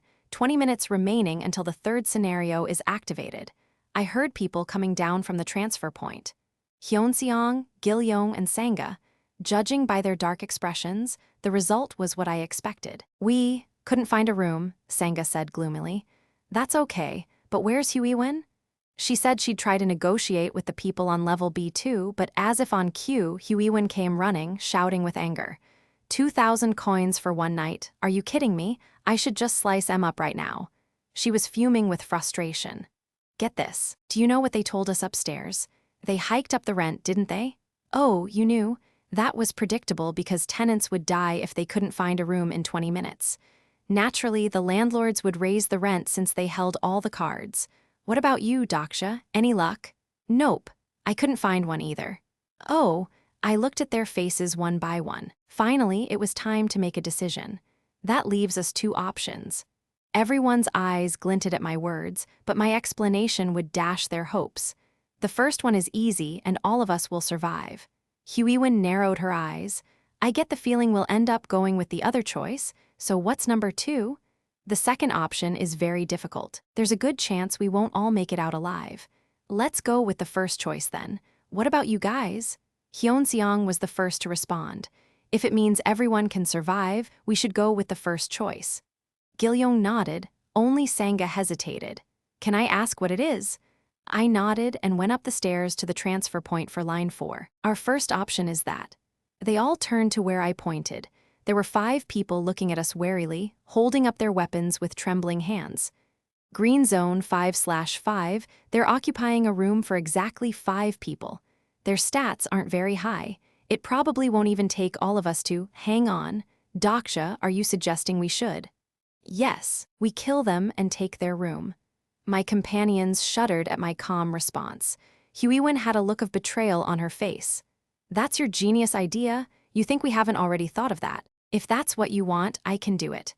Gilyoung was the first to step up. I'm not afraid, I'll do it. Gilyoung, no. Sanga grabbed the boy's shoulder. I looked at her and continued, putting on a nonchalant tone on purpose. Those people probably killed others for that room too. And to be frank, we won't survive the future scenarios unless we get used to that kind of thing. Dokja. Huiwen cut me off. I killed a man in Junghyeok Station. I did it because I wanted to, and I don't regret it. But, just because I've become a murderer, it doesn't mean I enjoy killing people. I don't want to become a monster. Dokja, I'd like to hear about the second option. I closed my eyes for a moment after hearing Hyeonseong's request. Very well, I understand how you all feel. Yes, I've heard enough. Let's go with the second option. Everyone's face lit up at these words. I had planned to use the second option from the beginning. I could kill others in order to survive, but I wouldn't get the attention of the constellations by taking the easy route from the jump. However, the second option would require a great deal of determination, not only on my part, but also on everyone else's. So it had been necessary to find out how everyone felt and what they thought. Huiwen let out an empty laugh. I knew it. Why did you test us if you were gonna go with number 2 anyway? I wasn't testing you. Whatever your choice was, I would have respected it. As I said that, I patted Gilyoung on the head as he looked at me with concern. Sangha sighed and then spoke up. You're so mean, Dokja. I'm sorry that I'm not nice. So what's the second option? The second option doesn't require us to kill anyone, but it's a very difficult task. My companions' faces hardened at my grave tone. If you choose the second option, you must follow my directions no matter what. Even if it makes no sense, please trust me. If just one person doubts my plan, we'll all die. Someone swallowed hard. Everyone nodded almost at the same time. Hyunseong spoke for the whole group. We trust you, Dokja. I mean, we've come this far because of you. 5 minutes remaining until the third scenario is activated. Then follow me. I led my companions to the train track of Line 3. I passed the broken safety screen doors and stood before the entrance of the tunnel to Yuljiro 3, Sam-ga Station. Within the dark tunnel was a red zone glowing with a crimson light. The monsters will likely appear from there and rampage through Line 3, then go up floor by floor. So you want us to fight them here? Hyunseong asked nervously. No, we can't fight them. We'll all die. Fighting against hordes of those fearsome monsters and surviving until daybreak without the safety of a green zone was something only Junghyeok could pull off. This time, it was Huiwen who offered a guess. Then, should we run toward Dongguk University Station? That won't work either. While the scenario is active, you'll be killed the moment you step outside of Chungmuro. Then what? For this operation, we have to split up. Hyunseong, Sangha, and Huiwen, once the monsters appear, start running straight toward them. What? Do you understand? Run straight toward them. Right before you crash into them, check the left wall. Then you'll understand what I'm talking about. Got it? My companions didn't seem to get it, but there was no time to explain everything. Just trust me. If you don't, we all die. Don't forget to check the left wall. Okay, Dokja. Sangha was the first to reply. It looked like she had an idea of what my plan was. And make sure you start running after the monsters appear. I picked up a pebble and threw it toward the tunnel. It bounced off something, sending sparks into the air. Hyunseong and Huiwen nodded in understanding now, too. What about you, Dokja? I'll find another way with Gilyoung. This option wouldn't work if my companions didn't trust me completely. After all, who in their right mind would agree to run right into a swarm of monsters? The rest was up to them. The third main scenario has been activated. The barrier blocking the tunnel toward Yuljiro 3, Sam-ga faded away. Run! The three, who had been crouched in preparation, began to sprint at my signal. KRRR, monsters began appearing in the red zone. Most of them were level 9 subterranean species ground rats. I spotted some level 8 subterranean species grolls in the mix as well. They were bear-like monsters with black manes. The sharp horn on each of their heads made them especially dangerous. A groll could be dealt with one-on-one, but it was a problem when there were a number of them. The word pack wasn't enough to describe the mass of claws, fangs, and horns rushing at us. It was more like a wave, and we would die the moment it reached us. As Hyunseong was about to clash with the groll at the front of the group, I yelled. Now! Sangha spotted the wall first, and the green tile with the faint light. Oh, it only took her a moment fully understand. Someone has activated a hidden feature of Chungmuro Station. Hidden Space, Refuge of the Brave, has been activated. When Sangha's hand touched the wall, it lit up brightly, and the feature was activated. Green Zone 1/3, Huiwen quickly moved to Sangha's side and stuck to the wall. Green Zone 2/3, but Hyunseong missed his opportunity. A number of ground rats were already latching onto his shield. Hyunseong, grab this. Sangha used her skill, lashing thread. The two women pulled up Hyunseong to help him reach the wall. Green Zone 3/3. They did it. GRRRRR. The monsters glared at the three people angrily but couldn't attack them since they were in a green zone. Dokja. Sangha called my name, but I didn't have time to look back. I was already running with Gilyoung on my back. There are several hidden green zones in the third scenario. They appear on certain walls, but only after the scenario has started. Green zones hidden on walls. Who'd have known? But if you think about it, perceiving them as rooms is a very human-specific approach. In TWSA, Junghyeok Yu succeeded in finding a few hidden green zones as he went through his many regressions. Refuge of the Brave was one of them. There were only 2 hidden green zones on the Line 3 platform. Crunch. A few ground rats came after me and bit my thigh. There wasn't much damage because my stamina level was high, but if this kept up, I'd die by 1,000 cuts. On my back, Gilyoung used his weapon to fend off some rats, but there were too many of them. Plus, the grolls were the fastest among these monsters. From 10 meters away, the boy who had guided us earlier was looking at me in terror.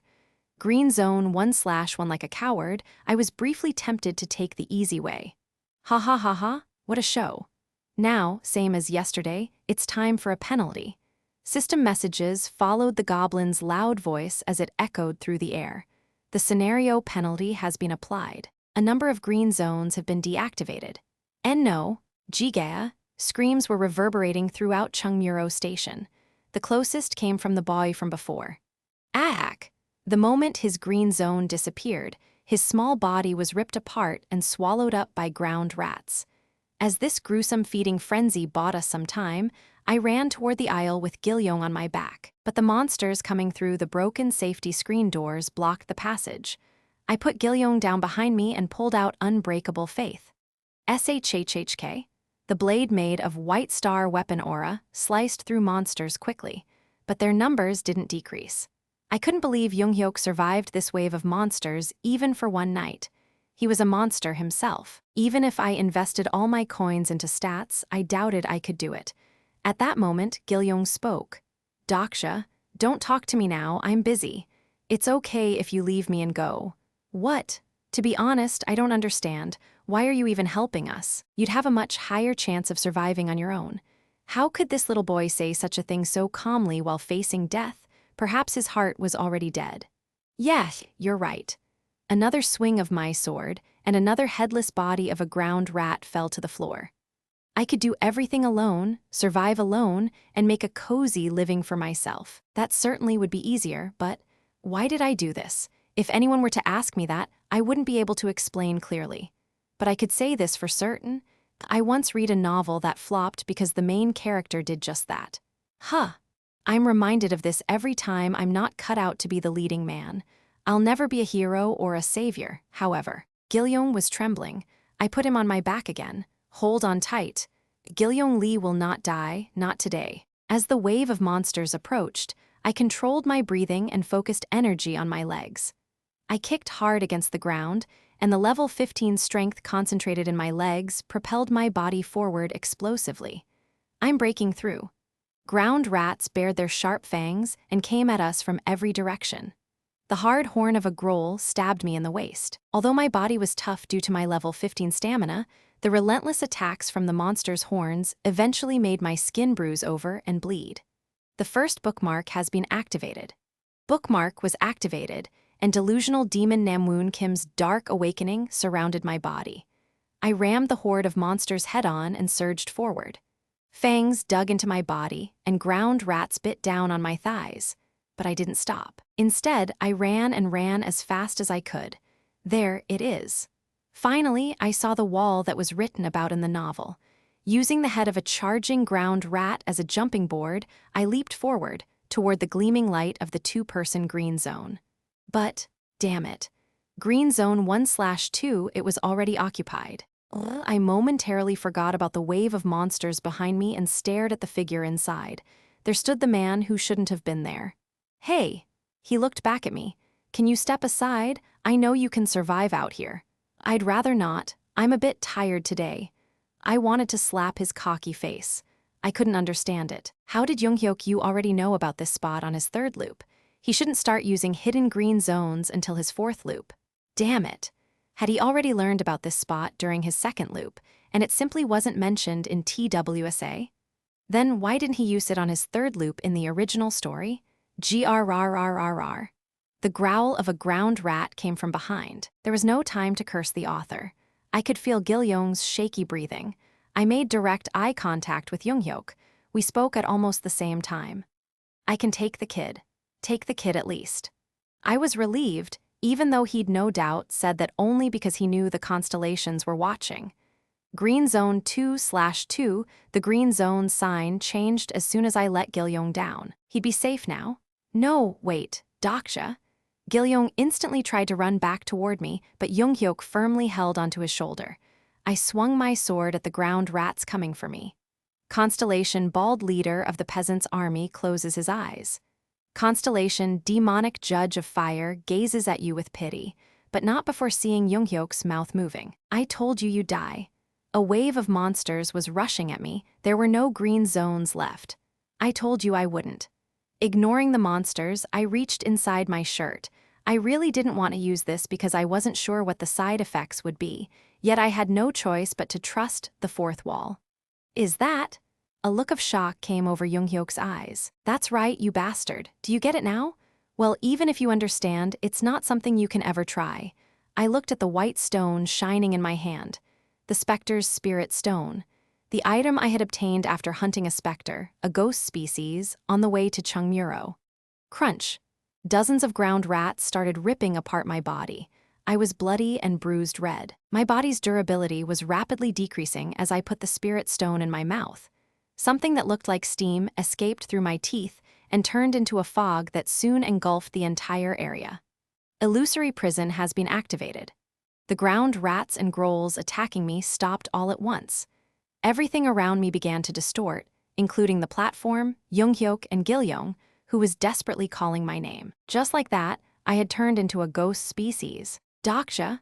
I realized right away that this was a dream when I heard my mother's voice.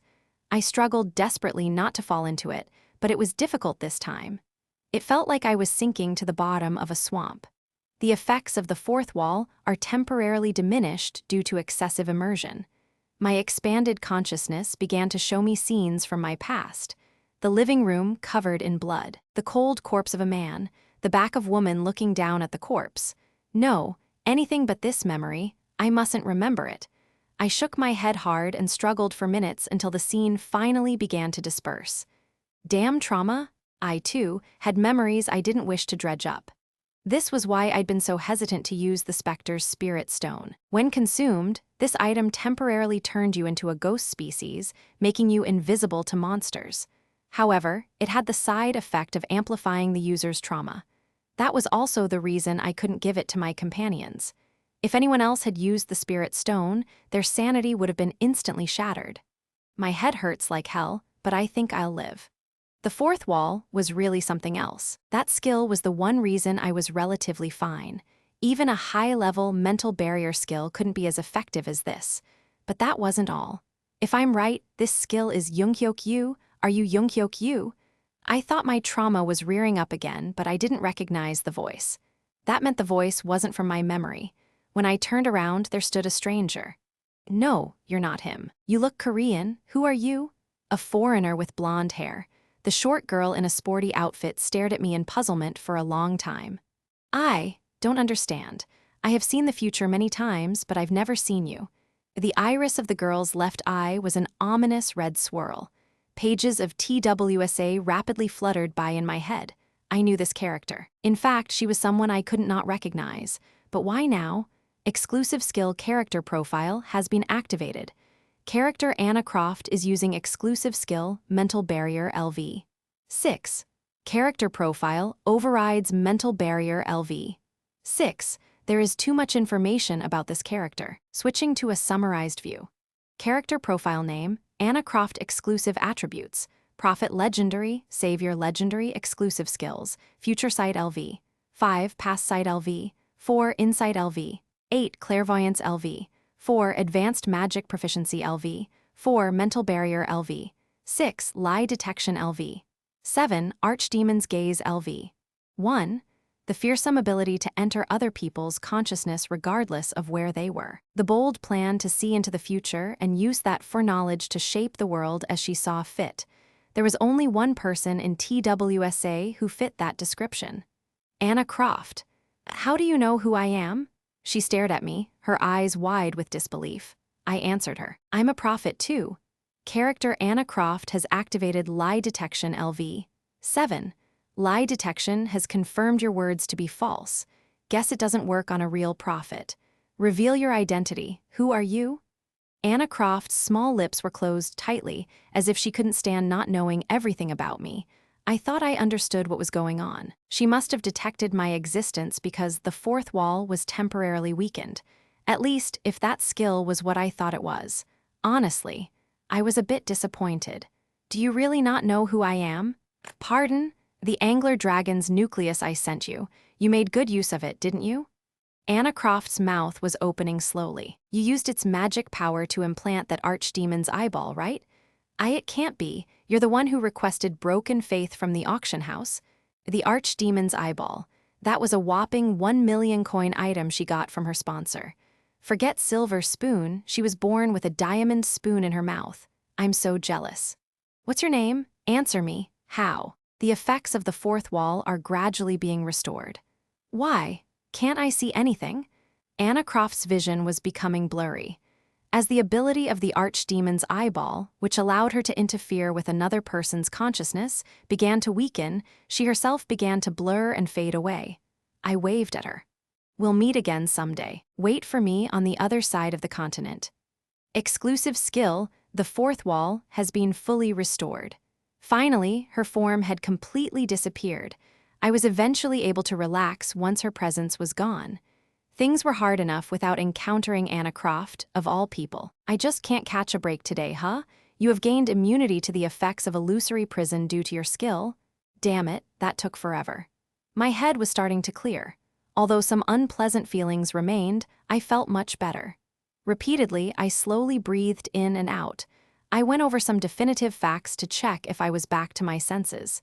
I was Dokja Kim. The world had fallen and TWSA had become reality. This was, inside illusory prison. I had consumed the specter's spirit stone and become a ghost species for a while. After all, a subterranean species couldn't attack a ghost species. Right, that was how it went down. That's why the world looks like this. My surroundings looked distorted, as if I were high on narcotics. I couldn't tell how much time had passed. I felt uneasy. What happened to Sanga, Hyeonseong, and Huiwin? Junghyeok, that bastard. He better not have done anything to Gilyoung. Is the third scenario still underway? What if ground rats are still around? What if I wake up surrounded by monsters waiting to devour me? In that case, yeah, please. Dokja, I woke up with a jolt. Exclusive skill dispel evil LV. One has been activated. Yes, it's time to go back. I exhaled forcefully. Dokja, my vision cleared as the fog lifted. The first thing I saw was the face of Sanga, who was helping me to sit up. Behind her, the concerned faces of Hyeonseong and Huiwin. What about the scenario? It's over. We did it. We really made it out alive. I see. We did it. I tried to move as I looked at my companions' excited faces, but my body refused to listen. I must have been in a stiff posture for a long time. It's too early to celebrate. We've only survived one day, since yesterday was the third day. Seeing my attempt to get up, Hyeonseong quickly rushed to my side and grabbed me. Dokja, no, you haven't slept at all. What time is it now? It's 8:30 in the morning. The scenario ended 30 minutes ago. It was 8:30 a.m. Luckily, I wasn't out too long. Anyway, there was someone missing. Where's Gilyoung? Oh, I had my answer before Huiwin finished her sentence. A few steps away from us, Junghyeok was standing with Jihai at his side. He was looking down at Gilyoung. Why is Junghyeok with? At that moment, I remembered. Junghyeok being shocked as he scanned my companions earlier. So the person he was looking at with the eye of the sage was. When did you complete? It never happened before. It may have been a side effect of the spirit stone, but I couldn't hear what they were saying very well. Gilyoung spoke next. Not too long ago. Are you sure you won't come with me? Yes. You'll get much stronger than if you stay with him. Do you still? Even so, I'm not going with you. A stupid kid. Junghyeok frowned as he briefly glared in my direction before turning his back on us. Exclusive skill, Omniscient Reader's Viewpoint, has been activated. Dokja Kim, that lucky bastard. Still, he might be useful, so I'll keep him alive for now. I wanted to give him a piece of my mind but didn't have the energy. Dokja? Gilyoung noticed I was awake and scurried over. I caught the last bit of Junghyok's thoughts before he walked off into the distance. No time to waste. I need to clear a good portion today. If I don't. Clear. Clear what? Need to? Concentrate. But I was too tired. I slumped in exhaustion and Sanga rushed over to hold me. Sanga? Yes. I'm sorry, but I need to sleep just a little bit. And I fell asleep. No dreams. It was the best rest I'd had in a long time. I woke up about 2 hours later. Hey, wake up already. As I was rudely awoken by a loud voice, I felt something thick and hard against my cheek. Oh, Dokja, you're up. A pair of smiling lips. Huiwen was looking down at me. I told Sangha to rest for a while, since we didn't get any sleep last night either. I turned my head and saw Sangha, who had held me earlier, now napping with her head against a wall. Huiwen laughed. Was Hyunseong's lap comfortable? I turned my head to see Hyunseong talking in his sleep right above my face. This morning's roll call will be conducted by the officer on duty. And no wonder my pillow felt too high. I was on Hyunseong's lap. It vaguely smelled like a military-issue pillow, too. Dokja. I felt something heavy on my stomach and looked down. Gilyoung was sleeping there, curled up like a cat. As I was about to get up quietly, I heard Bihyung's voice. Haha, finally up, these are for you. The messages came into my ears. Constellation, demonic judge of fire, is deeply saddened by your trauma. Constellation, abyssal black flame dragon, is intrigued by your past. Constellation's secretive plotter is curious about your mother. Constellations have donated 1,800 coins. Sick bastards. Got a good peek at my past, huh? That wasn't the end of the messages. You survived a night in Chungmuro without a green zone. You are the second person to complete the achievement, Endless Dawn. You have received 1,000 coins as a reward for your achievement. Coins owned, 22,650 at least. Those coins were enough to meet my goal. There was a reason why I had endured the night. Huiwen yawned, then asked me, "What are we doing today, same as yesterday?" No, that won't work again. It was a one-time thing. Of course, there was a chance we could luckily stumble upon randomly generated green zones today, too. Unfortunately, TWSA didn't mention where hidden green zones appeared on the fourth night. Then, Huiwen's expression turned serious, but there was no cause for concern. Today, we'll end the third scenario for good. Really? I carefully laid Gilyoung down on the ground and got up to stretch. I wasn't planning to do this originally, but Junghyeok was clearly up to something, so we needed to be prepared to make a move. We didn't have time yesterday, but it'd be a different story today. Let's go dethrone a real estate tycoon. How? Huiwen asked. I answered while looking at Hyunseong, who was sleeping quietly. We'll use the secret weapon we've been saving up. It was time to change the master of Chungmuro. Episode 08, Emergency Defense. Hyunseong Lee was nodding off like an officer on duty in a command center. If this were TWSA, that was how he would have been described. It might have been followed by something like, Hyunseong Lee had no idea what was going to happen to him today. Hyunseong? Oh, Dokja. I dozed off for a sec. Did you get some rest? Yes, thank you. By the way, you were talking in your sleep. Private Hyunseong Lee and all that? Hyunseong's face turned red. I have some trauma from my enlistment days. Enlistment? Aren't you an officer? Oh, I transferred to Korea Military Academy when I was a sergeant. I've heard that's rare. I guess the military life suited you. Hyunseong smiled wistfully, an understandable response. Almost no one stayed in the military because that life suited them. Rather, they did so because other life paths didn't work out for them. Then, shall I get started? Hyunseong, it's so reassuring to have you around. Sorry? I feel at ease with you taking up the vanguard. It's like having a trusty shield protecting us. Really? Hyunseong smiled awkwardly. It was a weak smile, but showed my words meant a great deal to him. I talked to him a little more before walking away. According to TWSA, Hyunseong's attribute should have evolved in Junghyeok Station, as he protected people from the Cheoldu gang. But that opportunity had gone to Huiwen instead. Huiwen, Sangha, and Gilyoung had already approached and were looking at me. I looked back at them and spoke in a whisper. You saw my demonstration, right? Do what I just did. Yes, I guess. Why are we doing this anyway? Why? Because of this. Character Hyunseong Lee begins to feel a sense of duty. As I watched Hyunseong diligently clean his iron shield, I realized once again that Omniscient Reader's Viewpoint was a crazy skill indeed. Well, when it came to characters, at least. I think it'll help Hyunseong. He seems a little down lately. A bit of encouragement could be what he needs to break out of it.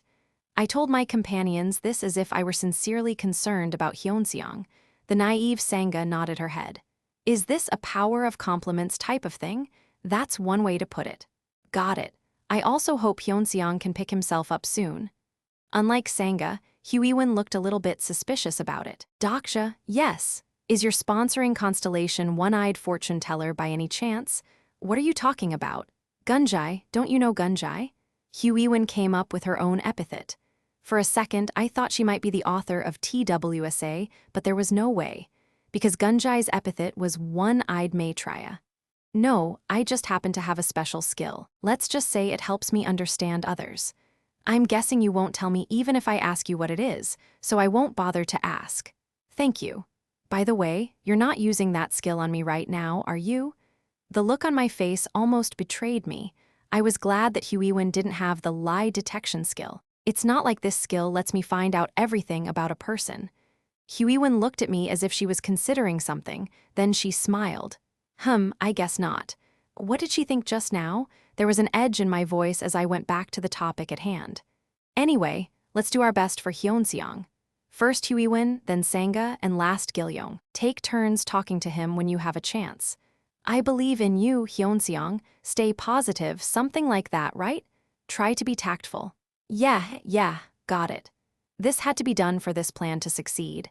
The evolution of Hyunseong's attribute was a crucial step. If I'd known Junghyeok Yu was up to something, I would have made my plan earlier. Still, if I did my best, I could probably see some results today. Thankfully, the others carried out their roles somewhat smoothly. It's nice having such a dependable ally. You're like a sturdy evergreen tree. Haha, thank you, Huiwen. You know, my favorite army song is a green pine tree. Character Hyunseong Lee feels proud. I didn't ask. Character Hyunseong Lee feels a bit sullen. Hyunseong, you're one of the most upstanding people I've ever met. Oh, you give me too much credit. To be honest, someone like me never mind. I appreciate it, Sangha. Character Hyunseong Lee begins to contemplate justice. Your muscles are so cool. Thanks, kiddo. Character Hyunseong Lee's self-esteem increases. That sounded so fake, but it worked. Good thing Hyunseong was so simple-minded. After a few more exchanges like that, the system's messages began to change. Character Hyunseong Lee's attribute is awaiting the chance to evolve. Good, everything is going smoothly. It looks like Hyunseong feels a bit pressured. Sangha whispered in a concerned voice. She was such a kind person. Even in a situation like this, she was worried about others. It was a quality that I didn't possess. He may be a little bit, but this is probably something he needs. Some people get stronger when they take on more burdens. Don't worry, it'll all work out. Anyway, Gilyoung, did you find out about the other thing I asked? Yup. Gilyoung was standing nearby. A couple of cockroaches were perched on his little head with their antennae up. They say she's on the first basement floor. Thanks. Hyunseong should be okay now. Now it was time for me to go steal someone else's follower. I went upstairs to the level above. Some members of the Landlord coalition greeted me as soon as I arrived. Ha, if it isn't Mr. Squatter. You've got some nerve showing your face around here. I heard you survived last night without a room. Is that true? Junghyeok Yu must have helped you, huh? I ignored them and kept walking. Thinking I was intimidated by them, the landlords jeered in a mocking tone. Aren't you tired of being his lackey? Join our group, Mr. Gong said he'd consider it. I pretended not to hear them and counted the remaining green zones on each floor. 1, 2, 3. I couldn't miss any if I wanted my plan to succeed. Of course, that's only if you bring the women too. Heh. There were 11 remaining green zones in total. It looked like quite a few rooms were gone after last night, but it was still a bit risky for my plan. Hey, are you ignoring me? I heard you. Tell him I'll think about it. At my reply, the members of the coalition looked at each other and chuckled. Laugh while you can. I walked up the escalator away from the jeering landlords. Suddenly, a sword was pointed at my neck from behind. I didn't sense her at all. There was only one skill this early in the scenarios that let someone move this quietly. Ghost steps, I'm disappointed. Jihai Lee, attitude aside, her skills were top-notch.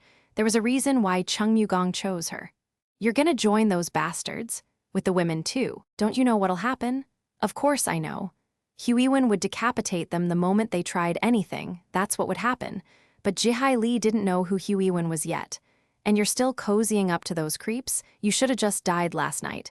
Put the sword down, I'm here to talk. Talk, you came here to see me. That's right. With that, Jihai obliged and moved her blade away from my neck. When I turned around, she wasn't there anymore. I didn't know how she did it, but she was already in front of the turnstiles on the first basement floor, blocking the way out. It looked like she used ghost steps to move. What do you want? Spit it out. Why are you standing over there? Master told me to guard this passage, so don't come any closer. Jihai tapped a turnstile with her sword and made a throat-slitting gesture with her thumb. I looked at the passage beyond the turnstiles and saw the exit numbers to go above ground, but not every number connected above. I suddenly had a bad feeling. No way. Junghyeok's going that route. If he had told her to guard this passage, there could be only one thing he had in mind. He was secretly raiding the hidden dungeon in Chungmuro while the scenario progressed. That was good and all. After all, the main character getting stronger meant he could be more useful to me. The problem was that Junghyeok could not clear the dungeon in his third loop. I had to hurry things up. I'm here because I need your help. My help? I'm going to take down Pildu Gong's group today. For real? It looked like Jihai was trying to figure out if I was being serious. Your understanding of character Jihai Lee has increased. You won't be able to do that on your own, or with the rest of your ragtag bunch for that matter. What about if you help us? Jihai whipped around as if her pride was hurt. That was understandable. When she arrived at this station, she probably challenged Pildu Gong, and she was likely forced to run with her tail between her legs. If Junghyeok hadn't saved her in time, she'd be dead. There is a way, but it'll only work if you help. Master told me to stand guard here. If you don't act, most people here will die. They're gonna die sooner or later anyway. Is that what Junghyeok said? Jihai's eyes began to shake. The boy we talked to yesterday is dead. You know that, right? I know. He could have survived. He could be here right now, babbling on some more about Junghyeok's heroics. Junghyeok might as well have killed the boy himself. He had the power to save him, but he didn't. I had mixed feelings as I spoke to Jihai. Here I was, smooth-talking this girl, but in reality I was no different from Junghyeok, on the subway and in Chungmuro station. I had also turned away from people I could have saved for no other reason than to increase my own chances. But hypocrites could be very persuasive. I saw the scenario footage of you on the subway. Jihai's small shoulders twitched at the mention of it, the one where you killed your classmate to survive. Stop. I'm sure you didn't want to do that. Character Jihai Lee is greatly agitated. You don't know shit. Of course I don't. I'm just blabbing whatever comes to mind. But if I'm babbling, I might as well tell you this: if you turn your back on those people today, you'll regret it for the rest of your life. I guarantee it. Character Jihai Lee is deeply torn. I didn't know much about Jihai as a person, but I knew her very well as a character from TWSA. If I left her alone, she'd become Junghyeok's loyal subordinate. However, that was in the future, not yet. Although Jihai admired Junghyeok's strength, she was fundamentally different from him. If I help you, will people survive? Probably not everyone, but a lot of them will. What do I need to do? I'll start my plan at 7 tonight. I told Jihai my plan.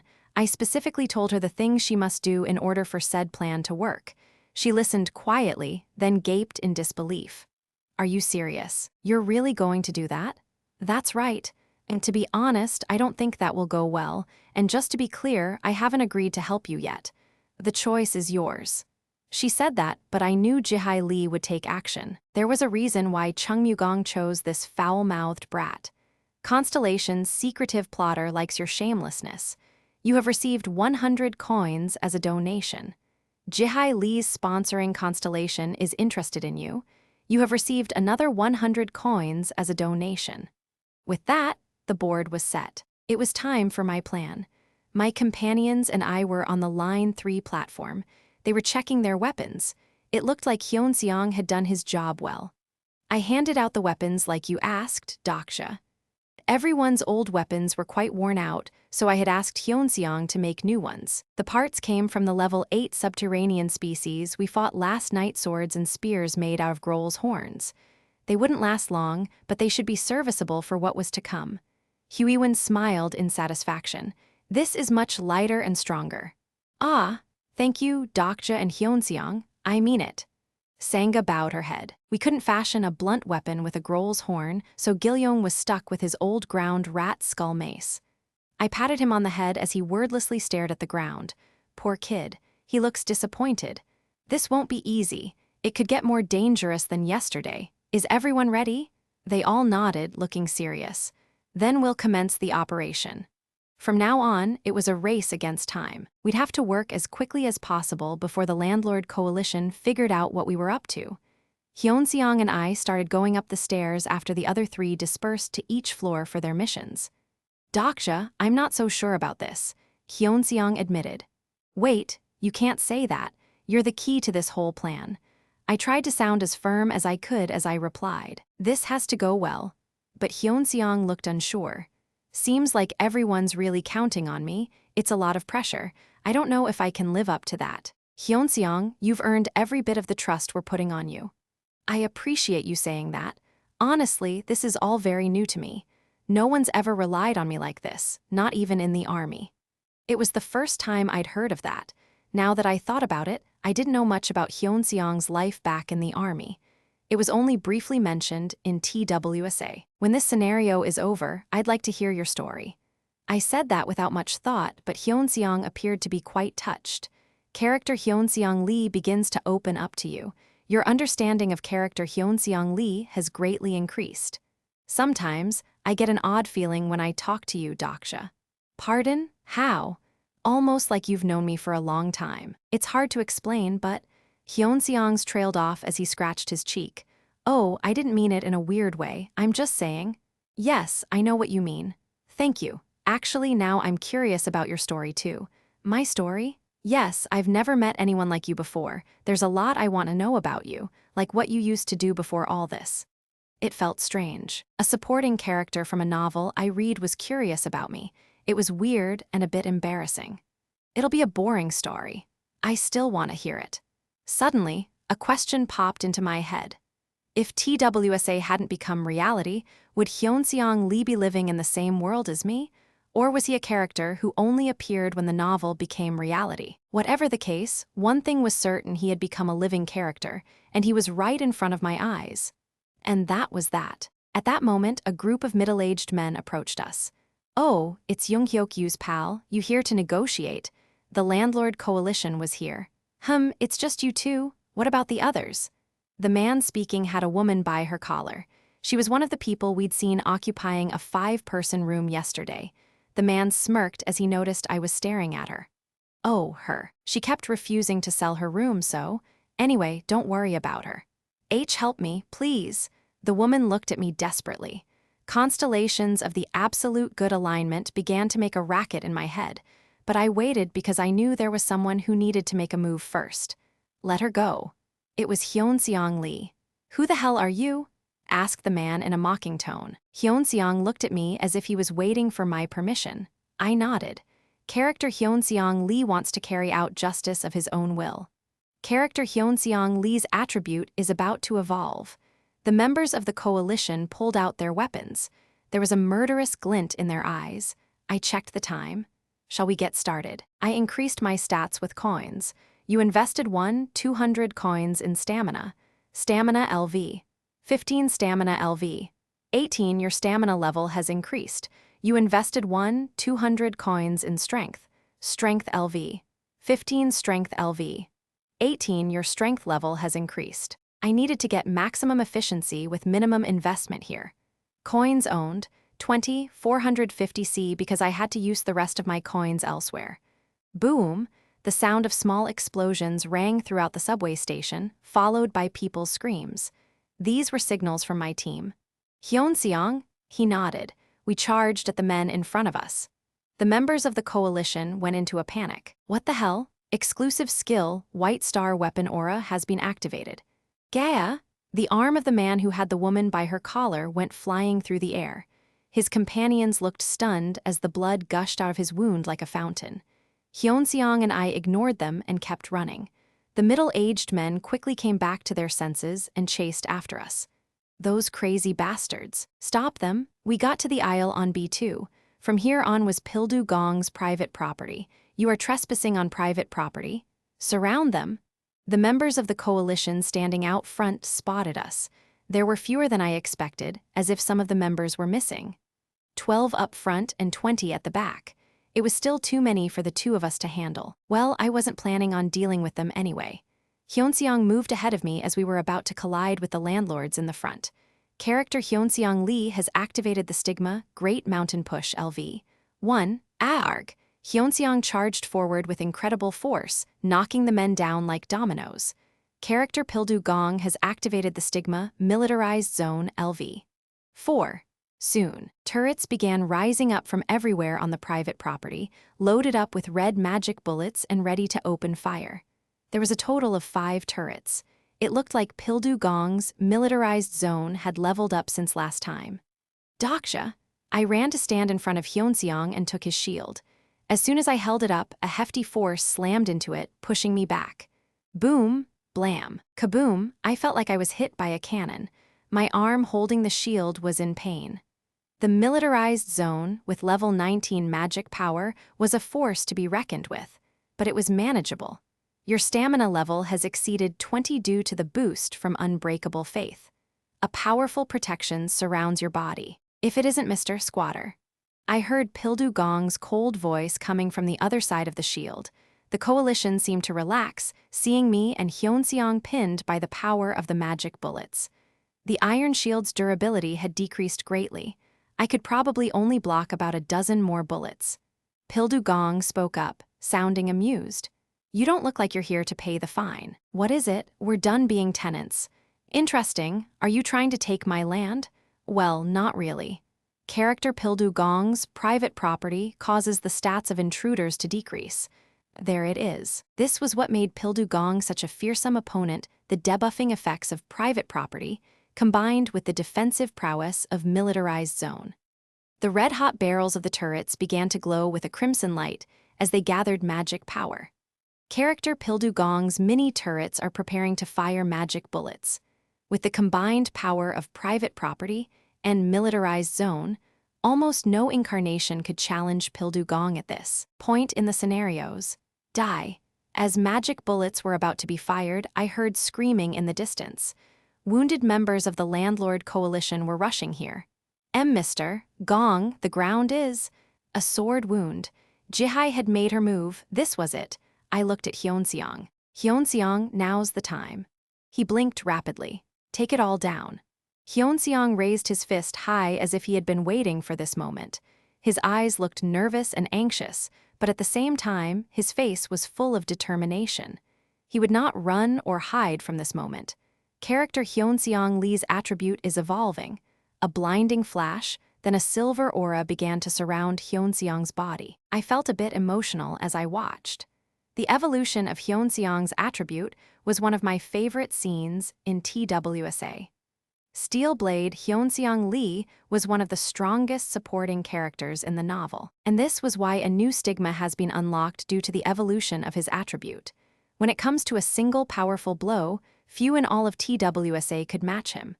Character Hyunseong Lee has activated the stigma, Great Mountain Crush LV. All of Hyunseong's magic power was concentrated in his white-hot fist, and his arm bulked up to an abnormal size. Hiya! His fist slammed into the ground. An ear-piercing explosion echoed throughout the place as the broken ground scattered into the air. Members of the coalition cried out in shock. What? Fissures spread across the ground, knocking the turrets out of position. Magic bullets missed their marks, blowing up all around the area. Smoke from the explosions made it hard to see. With an enormous quake, the B2 floor began to collapse. The green zone has been destroyed. Character Pildu Gong's private property has been destroyed. I smiled at Pildu, who had turned pale at the sight of the crumbling floor. Now, let us go back to a time when no one owned land. I couldn't kill Pildu because he was needed to clear the scenario, but there was no way to make him leave his land. When faced with this kind of dilemma, it can be helpful to focus on the very premise of the overall situation. If the problem was that Pildu was on his private property, you needed only to destroy said private property. Gee, get me out? Why, you son of a... The only issue was, I needed an enormous force to accomplish this. The kind of power capable of destroying a large property in a single blow. This was why I'd prioritized the evolution of Hyeonseong's attribute. Arg! The people who had fallen down to B3 were buried under the debris and moaning in pain. My plan had worked. Green zones were gone, and the landlords had lost their rooms. Amid clouds of dust, Pildu Gong was glaring in our direction, his face contorted with rage. As he was about to open his mouth, Bihyung's voice came into my ears first. "What have you done?" Be quiet. Are you out of your damn mind? All the goblins in Chungmuro are going crazy because of you. I was well aware. I already had a headache from all the Constellation messages. Constellation, prisoner of the Golden Headband, is delighted by the mess you created. Constellation, bald leader of the peasants' army, supports your revolution. Constellation, abyssal black flame dragon revels in the chaos and carnage. You have received 300 coins as a donation. Get that bastard. Kill him. Members of the coalition were getting up one by one and yelling at us. I started running toward the lower-level platform with Hyeonseong. Exclusive skill character profile has been activated. Character profile name, Hyeonseong Lee exclusive attribute, the man who regained justice rare exclusive skills, bayonet LV, 2 camouflage LV, 2 patience LV, 1 justice LV, 2 weapon proficiency LV, 3 stigma, great mountain crush LV. 1 Great Mountain Push LV. 2 Hyeonseong, Lee's evolution was successful. To be precise, it was only the first step, but our group's combat power was greatly enhanced with the addition of his Great Mountain Crush. Hyeonseong, how many more times can you use that? 2 at most. Hyeonseong was panting and looked quite exhausted. That was understandable.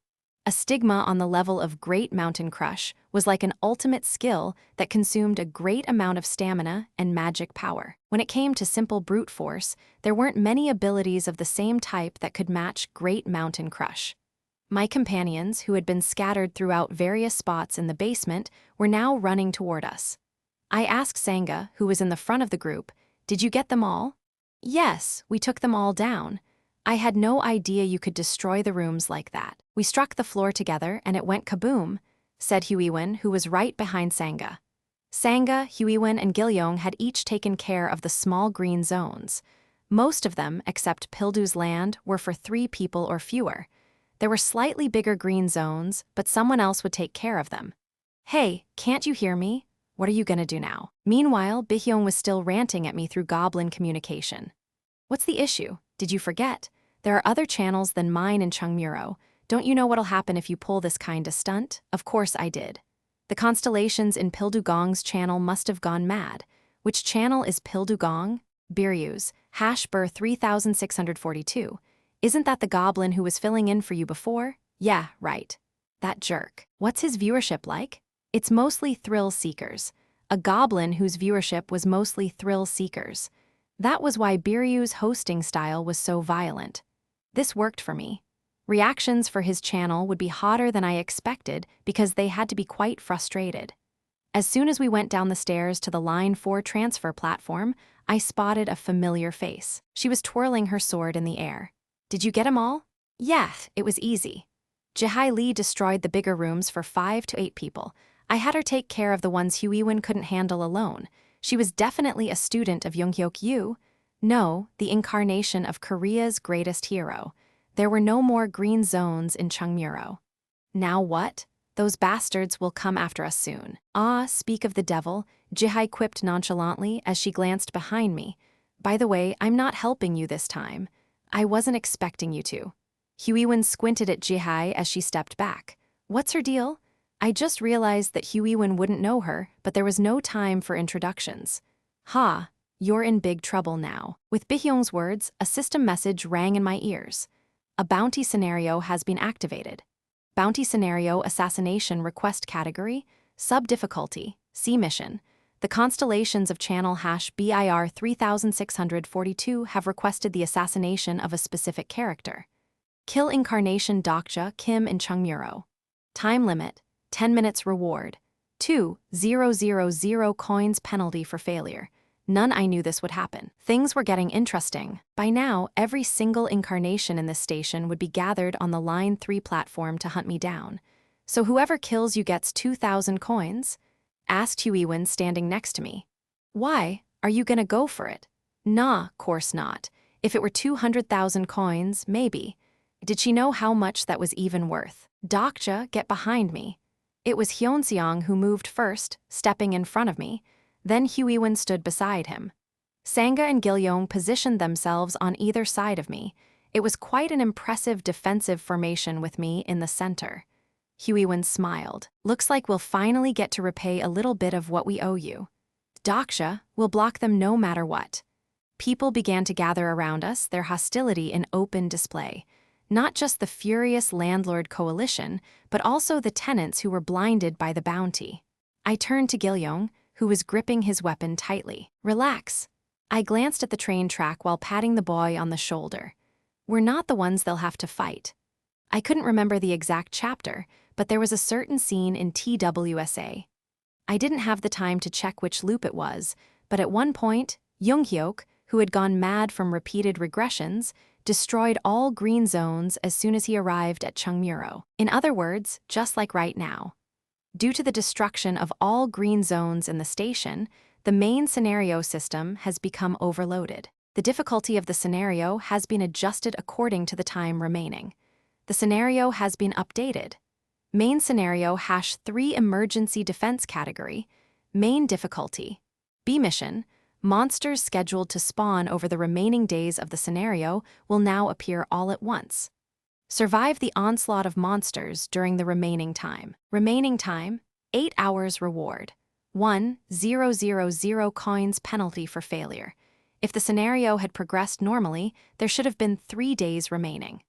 Once the green zone scenario became overloaded, the monsters that were scheduled to appear over the rest of the scenario were spawned all at once. In other words, emergency defense has begun, a defense game had started. What? People who were coming after me went into a panic. Threatening howls came from beyond the safety screen doors. We could see the shadows of monsters coming like an angry wave. Shit, what the hell is this? The Line 3 platform quickly fell into chaos.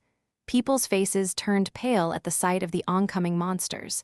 It looked like they had already forgotten about the bounty scenario. As growls chomped down on members of the coalition, others freaked out and ran away. This was our only chance. I yelled at my team, "Run up the stairs to the transfer." We sprinted upstairs at full speed. As we neared the top of the stairs, a logjam of panicked people blocked our way. "Hey, get out of my way. You wanna die?" I kicked some people aside and immediately pulled out my sword. The crowd stepped back, startled by the sight of the gleaming blade imbued with white star weapon aura. You still don't get it, do you? What? You people won't survive even if you make it up here. Despair fell over the people's faces. There were no rooms left anywhere in Chungmuro. That meant there was no place safe from the monsters.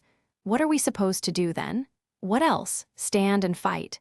You're crazy. Cut the crap and move. This is all because of you, if you hadn't destroyed all our rooms. I lifted up the blade of faith and thrust it into the staircase. Crack! The staircase collapsed with a loud noise, sending dozens of people tumbling down. It was a cruel thing to do, but it had to be done. What the? Look for the other stairs. Hurry. I don't think so. I looked at Hyunseong running toward the other side of the platform. There was only one staircase still intact. A moment later, there was a loud crashing noise. No, now stuck on the Line 3 platform, people were yelling in desperation. I didn't know when she got here, but Jihai was already at the top of stairs with us. There was no trace of her usual playfulness in her face. This isn't what you told me earlier. If you leave them there, everyone will I know. I replied, looking down at the floor below us, which had devolved into total chaos. Yes, if I left them like that, they would all die. And the swarm of monsters would step over each other's bodies to climb up here. That was not my plan. Exclusive skill bookmark has been activated. Character bookmark has been activated. Available bookmark slots. 3 loading the list of bookmarks available for activation. List of bookmarked characters 1. Delusional Demon Namwoon Kim, Understanding 35-2. Steel Blade Hyunseong Lee, Understanding 65-3. Rabble Rouser in Hochun, Understanding 20, activate the 3rd bookmark. The 3rd bookmark has been activated. Duration is shortened because your bookmark skill level is low. Duration. 5 minutes. The character's skill will be only partially effective due to your low understanding of this character. Insight, LV, 2 has been activated. I suddenly felt my tongue squirm in my mouth as if it had a will of its own. I guess this was how it felt to be in Hochin. I looked downstairs. I spotted a middle-aged man who was standing like a statue in the middle of the chaos. "Hey, Pildu, how long are you gonna stand there like an idiot?" He glared at me after hearing my voice. "You son of a, you should get moving if you want to live. Depending on what you do, everyone can survive." The power of insight was ringing in the ears of the horrified people. Mr. Gong, sir, please help us." I saw Pildu's face contorting. I continued as if I had actually become the real Inhochin of Junghyeok Station. The third scenario isn't as hard as it seems. If everyone gives up their rooms and joins the fight, the number of monsters gets adjusted to a manageable level. What I just said was half true. If everyone in Chungmuro had banded together from the start and fought, there would have been far fewer casualties. In other words, the real trap of this scenario was the green zones. Pildu, if you fight alongside these people, everyone can stay alive. Those who fought together would live, and those who ran for their lives would die. Jihai Li's sponsoring constellation reveals his epithet. Constellation God of Naval Warfare nods in agreement. There are no more rooms to run away to. Landlords, tenants, forget about all that and fight together. Otherwise, you'll die. The insight skill worked best in an urgent situation like this. That bastard. "Mr. Gong, please help us." The members of the coalition gathered around Pildu. If he ran away now to save himself, his landlord coalition would be completely destroyed. Quickly, he made his decision. "Damn it!" Everyone, gather around. People on the lower floor began to group around him. "It takes time to set up the militarized zone. Hold them back for just a bit." The core was Pildu Gong's militarized zone. But its weakness was that it would take time to install whenever he moved positions. The air was filled with sprays of blood and the screams of people who had their arms and legs torn off. As I expected, the first ones to be sacrificed were tenants, not members of the coalition. Sangha, I'm on it. She understood what she had to do even without my explanation. Using her skill, lashing thread, she began rescuing people who could no longer fight. After all, they had already done their job if they'd bought even 1 second for Pildu to set up his militarized zone. Ugh, thank you. One by one, the tenants were dangled up into the air, then pulled to the safety of the upper floor. The rescued tenants trembled as they covered their wounds. In spite of the situation, some of them furtively gripped their weapons when they spotted me. "Oh, you're gonna go for the bounty?" I asked them with a smile. The bounty scenario has timed out. The bounty placed on Incarnation Dokja Kim has been annulled. "Shame, you should have come at me a bit sooner." I'm sorry." The tenants dropped their weapons in shame. Pildu's voice rang out from downstairs. "Get out of the way." Character Pildu Gong has activated the skill private property LV. 3. Character Pildu Gong's Stigma Militarized Zone LV. 4 has been activated. With a mechanical sound, 5 turrets rose up from the ground. In no time, a volley of red magic bullets crisscrossed through the air. The initial barrage was a direct hit, and the swarm of ground rats squealed in panic, momentarily pausing their onslaught. People cheered excitedly. "Get Mr. Gong, yeah!" As expected of Pildu Gong, when it came to defense-type scenarios, there was no incarnation better than him. He was one of the 10 evils for a good reason. Die, you damn monsters. Excited by the initial success, Pildu Gong began to fire his turrets like a madman. Hyunseong Lee seemed amazed. What an incredible stigma. Looks like he's using up a lot of magic power, though. Is he going to be okay? It's an efficient ability. He'll be fine on his own for a while. If we don't help him, he can handle them by himself. We'll just get in his way if we go down. Pildu's sponsoring constellation, Defense Master, was crazy about this kind of scenario. He wouldn't die here as long as his constellation supported him. That is, if Defense Master could continue to support Pildu. "Let's sit back and enjoy the show," I said, sitting down and stretching out my legs. "Are we off duty for now?" When Hyunseong sat down with me, the others began to relax as well. "Thanks. I could use a nap since I didn't sleep much," said Huiwen. "Go ahead." She lay down and was snoring within 10 minutes. I did tell her to go ahead, but this woman had nerves of steel. Is it really okay for us to relax like this? Sangha sounded worried. I could see why she'd feel conflicted. After all, no other scenario before this had been so easy. All we were doing was occasionally pulling up people who were in danger. Be glad you chose the right side. What about them? It's simple. They chose the wrong side. Down below, Pildu was in a mess. Gah, this is karma, you asshole. Damn it all. Pildu Gong's screams echoes amid the endless onslaught of monsters. It had been an hour since the battle began, and Pildu Gong was still fighting. The number of monsters didn't show any sign of decreasing, but it was impressive he was holding out at all. This was why he was known as the best defender among the 10 evils. Die already, you bastards. Character Pildu Gong's private property has leveled up. Character Pildu Gong's militarized zone has leveled up. Character Pildu Gong has acquired the skill barrier. Because he was using militarized zone nonstop, his abilities were leveling up rapidly. His sponsoring constellation must have been quite desperate too. They were doing all they could to support their incarnation. Once this was over, Pildu would have leveled up quite a lot. If he could survive, that is. HNNNGH. According to the scenario message, Pildu would have to last 7 more hours. I wish I had some popcorn. Oh well. Jihai giggled as she spectated the action on the lower floor. This girl who was screaming at me to save the people just a while ago, like master, like disciple. Anyway, where's Junghyeok? How should I know? Master's always busy. Busy, huh? Well, I'm sure he's busy hogging all the rewards. Selfish jerk. When did he enter the dungeon? I asked Jihai, continuing to watch Pildu's struggle down below. Around 9 in the morn, she stopped talking and glared at me. Hang on, how do you know Master's in a dungeon? I ignored her and calculated the time in my head. It was 8 p.m. now, so it had already been 11 hours and he still hadn't come out. That could only mean, damn it, I have to do something. I used goblin communication.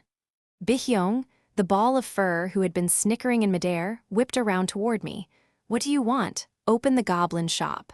What? Not now. My subscriber count is going up by the minute. I could see what was going on. Pildu Gong's popularity must have plummeted following my machinations. He had made a complete fool of himself and fallen for my trap. Those impatient thrill-seekers must have left the channel he was on in frustration. And where would those constellations go after leaving his channel? A large number of new constellations have entered the channel. Of course, they would flock to Bihyong's channel, the one starring yours truly. Channel hash BI 7623 is preparing for expansion. Ha. See, now my channel is also. It was understandable why Bihyong was so excited now. But this was no time for me to be excited as well. Hurry up and open the shop if you don't want to lose all your subs. Just tell them it's an ad break while you prepare for expansion. Ugh, I really don't want to. Even as he grumbled, Bihyong switched to ads and opened the goblin shop. It was finally time to spend the coins I'd saved up. Here's 5,000 coins. Upgrade me to a gold member. Bihyong quietly glared at me for a bit, then sighed. System messages followed. You have spent 5,000 coins.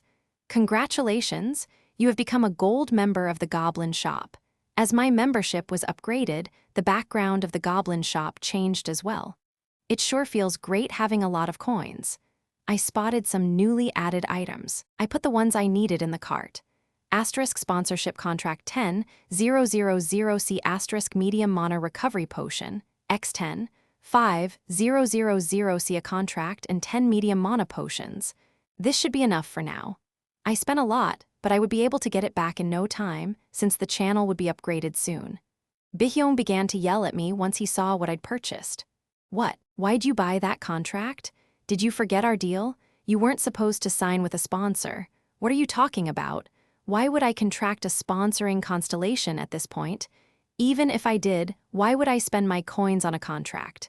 Bihyong was so dense. You have spent 15,000C. You have acquired a sponsorship contract. You have acquired 10 medium mana recovery potions. Sangha looked on curiously as the items wafted down out of thin air. What's that? This is a contract that will turn owner into property. I carefully filled out the contract and wrote my name as Party A. Then I quietly waited. It was almost time for Party B to make a move. Character Pildu Gong's sponsor is asking other constellations for help. Finally, Pildu's sponsoring constellation began sending messages to other channels. Defense Master didn't have that many coins to begin with, so this was expected. Not every constellation was rich. Constellation Prisoner of the Golden Headband scoffs. Due to his own stupidity, Pildu Gong was now stuck in this long, boring fight. The other constellations in his channel had likely stopped giving donations, and his sponsor was running out of coins, all according to my plan. Bihyong finally caught on and muttered in disbelief. "Hang on, you can't be sorry," I spoke to Pildu, who looked like he was ready to collapse from exhaustion. "Hey, you." Kaboom, kaboom, he was firing away like a man possessed. He barely managed to raise his head to look at me. "Would you rather let it end like this or sign a contract with me?" What? "I can't be a sponsoring constellation since I'm just a human, but I can still be a sponsor. How about it?" "What are you talking about, you little?" "Shut up, Pildu. I wasn't talking to you." "What?" As I spoke, I held the contract in one hand and a medium mana recovery potion in the other. "Hurry and answer me. Sign, and I'll give you of all these." Soon, messages popped up in front of my eyes. Character Pildu Gong's sponsoring constellation reveals their epithet. Constellation Defense Master stares at you in disbelief. "I see. I guess they aren't ready to be party B yet.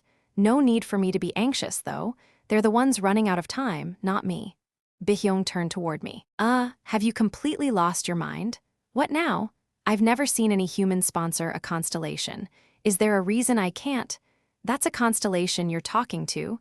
Of course they won't make a deal with a lowly human. That's what you think." Constellation Defense Master was ranked lower than their power would indicate. Their home world perished in a scenario long ago. Because of that, no one told stories of Defense Master anymore. A constellation without a story couldn't earn coins, and they would eventually fade away.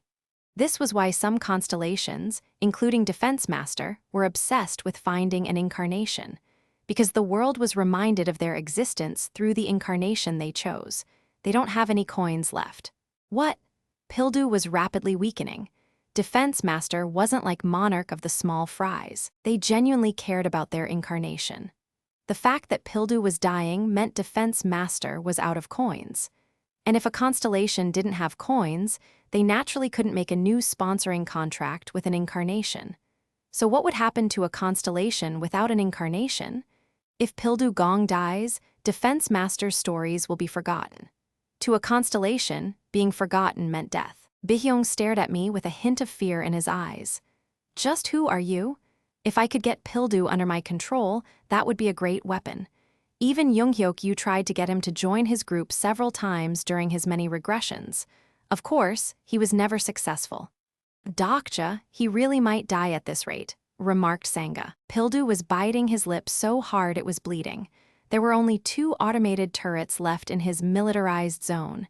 It was almost time to wrap up this game of chicken. Constellation Defense Master wants to know the terms of the contract. There we go. Bihyong blinked in disbelief. "What?" "Wait, seriously." I immediately showed the contract to Defense Master. Constellation Defense Master begins to review the contract. On the floor below, Pildu Gong, who was now a bloody mess, screamed. He must have heard the messages about what his sponsoring constellation was doing.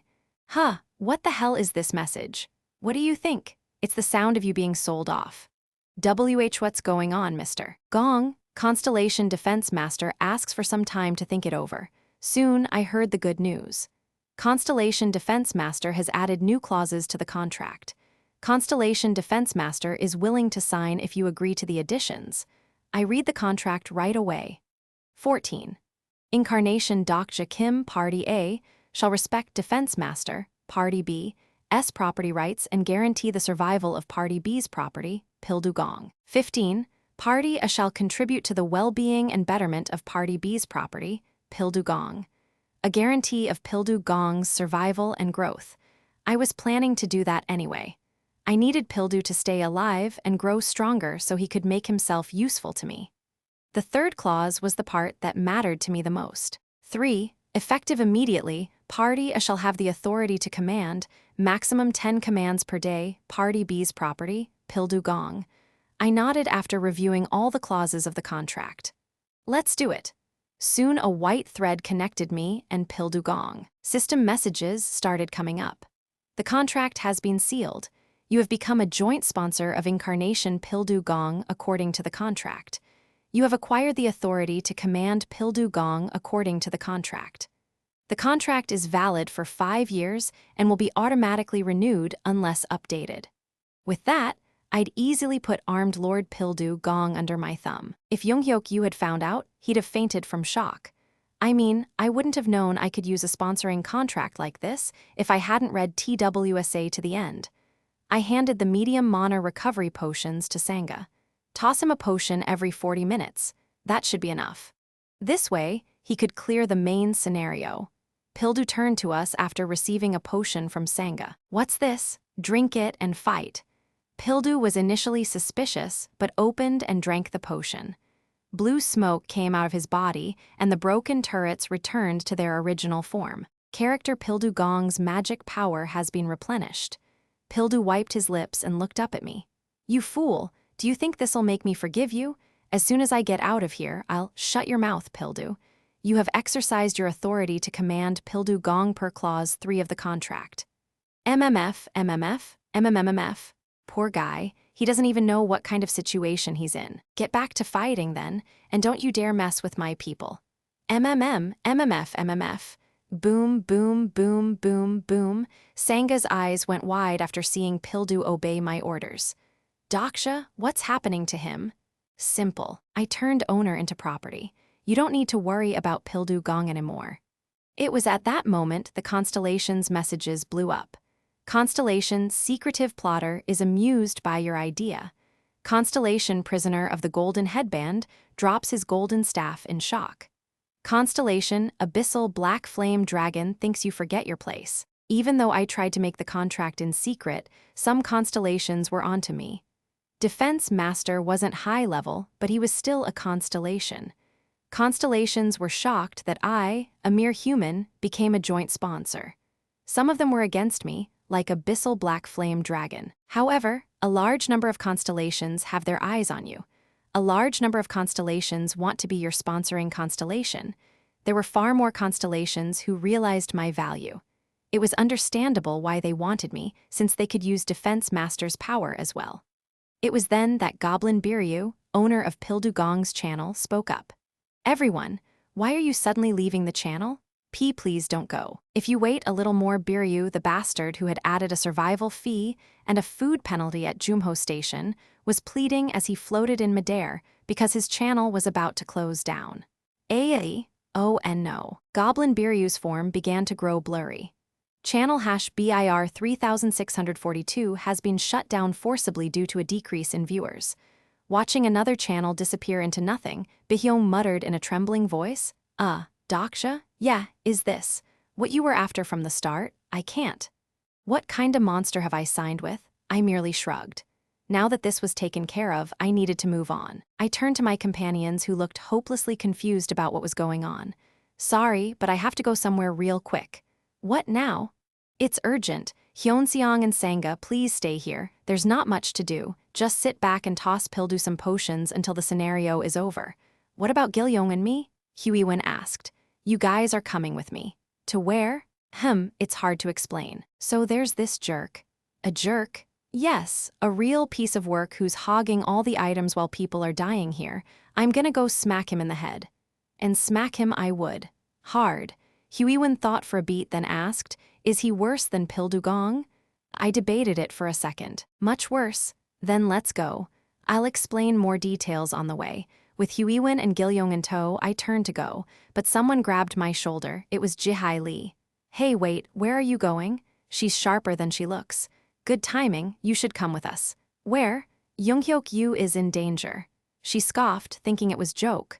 What the hell are you talking about? Did you say Master is in danger? The smile disappeared from Jihai's face when she realized I was serious. For real? But how do you know that? How did I know? When it came to Junghyeok Yu, I was the number 2 expert. I checked the time. Junghyeok went in to exit one of the hidden dungeon, didn't he? And it's been 11 hours since he went in, right? Why yeah, Jihai sounded confused. According to my memories in TWSA, Junghyeok attempted the hidden dungeon of Chungmuro 8 times in total. He failed 2 times and succeeded 6 times. The problem was the 2 failures happened relatively early on the 8th and 11th loops, and he died in the hidden dungeon of Chungmuro on his 8th loop, and currently he was only on his 3rd loop. At this rate, Junghyeok Yu will die today. If my expectations were correct, our damn regressor was going the Sunfish route at this very moment. Episode 09, Omniscient Sunfish's Perspective. We headed straight to the entrance of the hidden dungeon located on B1. Jihai and Huiwen were up front, and Gilyoung and I brought up the rear. I was reading on my phone. Reeling from a splitting headache, Junghyeok Yu gave up. This loop is over. Thus ended Junghyeok Yu's 8th regression. Surely not. That hasn't happened yet, right? Damn it. Why can't he just play it safe? This was only his 3rd loop. If he were more cautious like he was during his 2nd loop, everything would be okay all the way up to the later scenarios. I raised my head to see Huiwen looking at me. Dokja, what are you staring at? I'm checking the calendar. With so much happening, I've lost track of dates. I thought staring at a calendar might actually be more fun than this. Sometimes, even I wondered how I managed to read the entirety of this novel.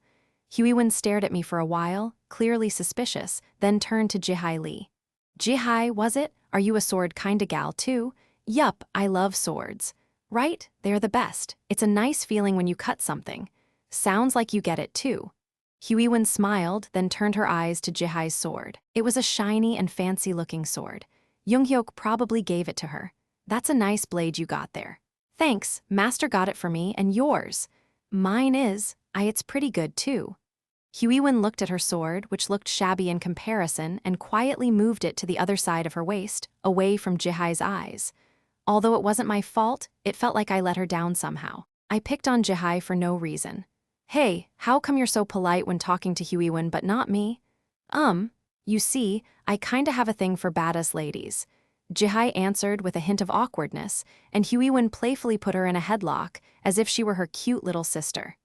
I guess people with the demon-slaying skill have some kind of connection. Jihai managed to squirm out of Huiwen's headlock and turned to me. By the way, why are you trying to save Master? That's what friends are for. Cut the crap, because he's useful.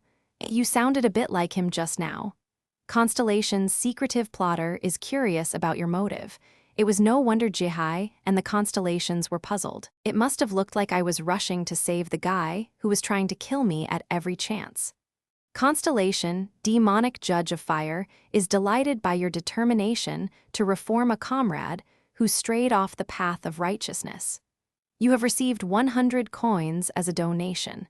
And this one's writing a whole fanfic. But unlike the expectations of demonic judge of fire, as in the archangel Uriel, the reason I was here to save Junghyeok Yu was entirely personal. I was here to prevent his regression by death. His stigma, regression, made him go back to the past every time he died. A downright cheat skill befitting the main character's signature ability. The problem was, this ability caused complications for people around him. Leader, what happens to the rest of the world when you regress? There was a supporting character who asked Junghyeok that question shortly after the tally of his regressions reached double digits. Even though I forgot the supporting character's name, I clearly remembered Junghyeok's answer. I don't know. I simply choose the world in which I can save the most people. It might sound noble, but what he was really saying was that he didn't give a damn about the worlds he abandoned. Indeed, there was no mention anywhere in TWSA of what happened to the timeline after he regressed. No explanation, scientific or magical, was given. This was why I felt uneasy. What happens to the rest of the world once the regressor is gone? Does it reset with him? Or does it branch off as a parallel universe? I'd be less worried if it was the latter, but if it was the former, then my existence would be. Dokja? Yeah. Gilyoung was looking at me in concern, his little hand gripping my shirt. It looks like we're here. You are approaching the boundary of the scenario zone. Please be careful not to leave the scenario zone.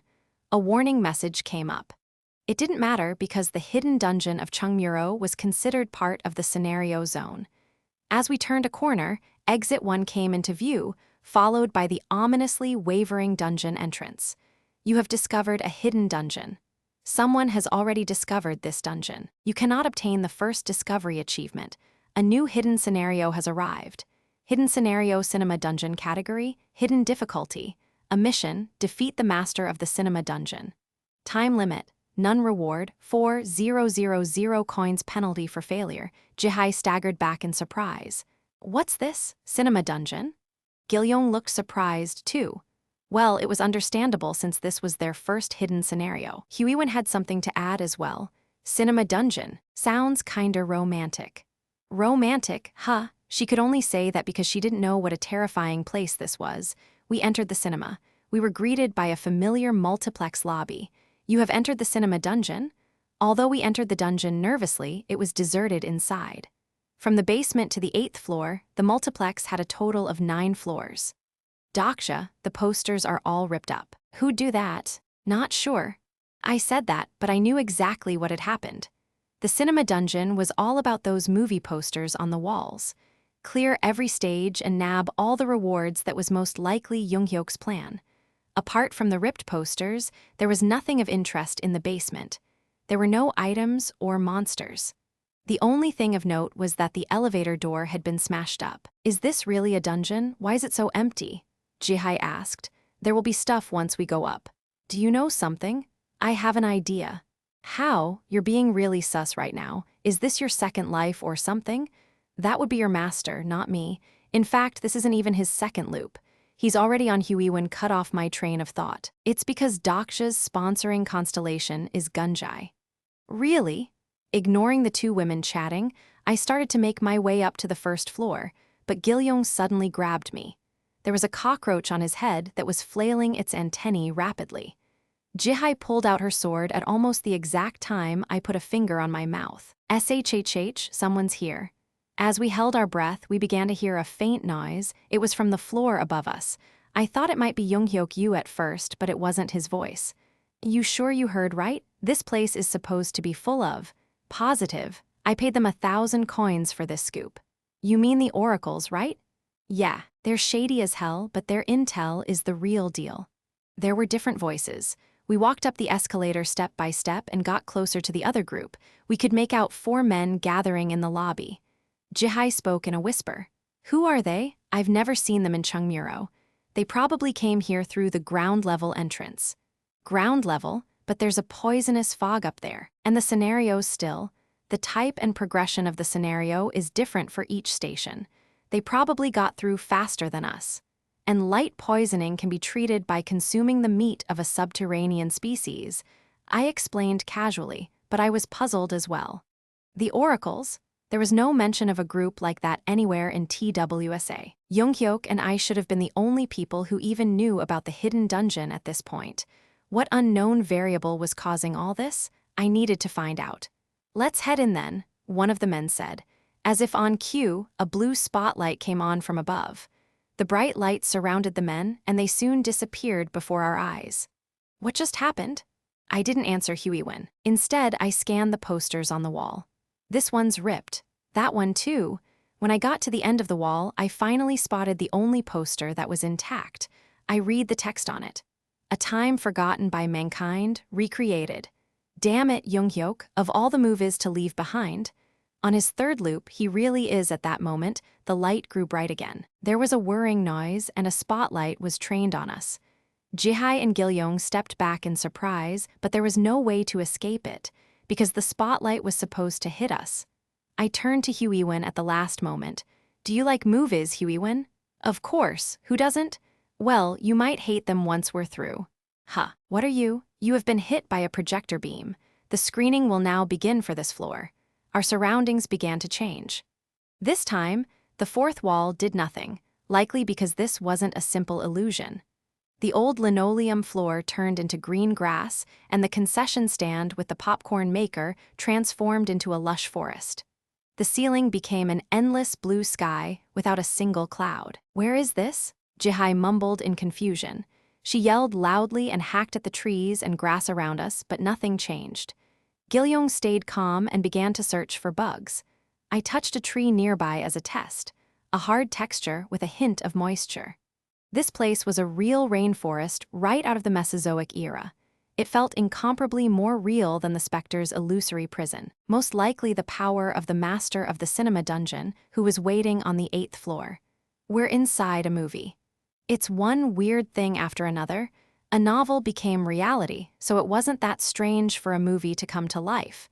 Hugh, who was quick to adapt, seemed to have already accepted this situation. "What movie is this?" Jihai asked. "You'll find out soon enough. Can't you just tell us? Hey kid, what are you?" At that moment, a bush nearby suddenly rustled and something popped out right in front of Gilyoung. It was an enormous insect that resembled a praying mantis. It was about 40 centimeters long. Jihai grabbed her sword in panic and yelled, "Hey kid, get back. Quick," but Gilyoung merely looked back at her, as if she were making a fuss over the most natural thing in the world. "This is a Titanoptera, an insect from the Triassic period." "What?"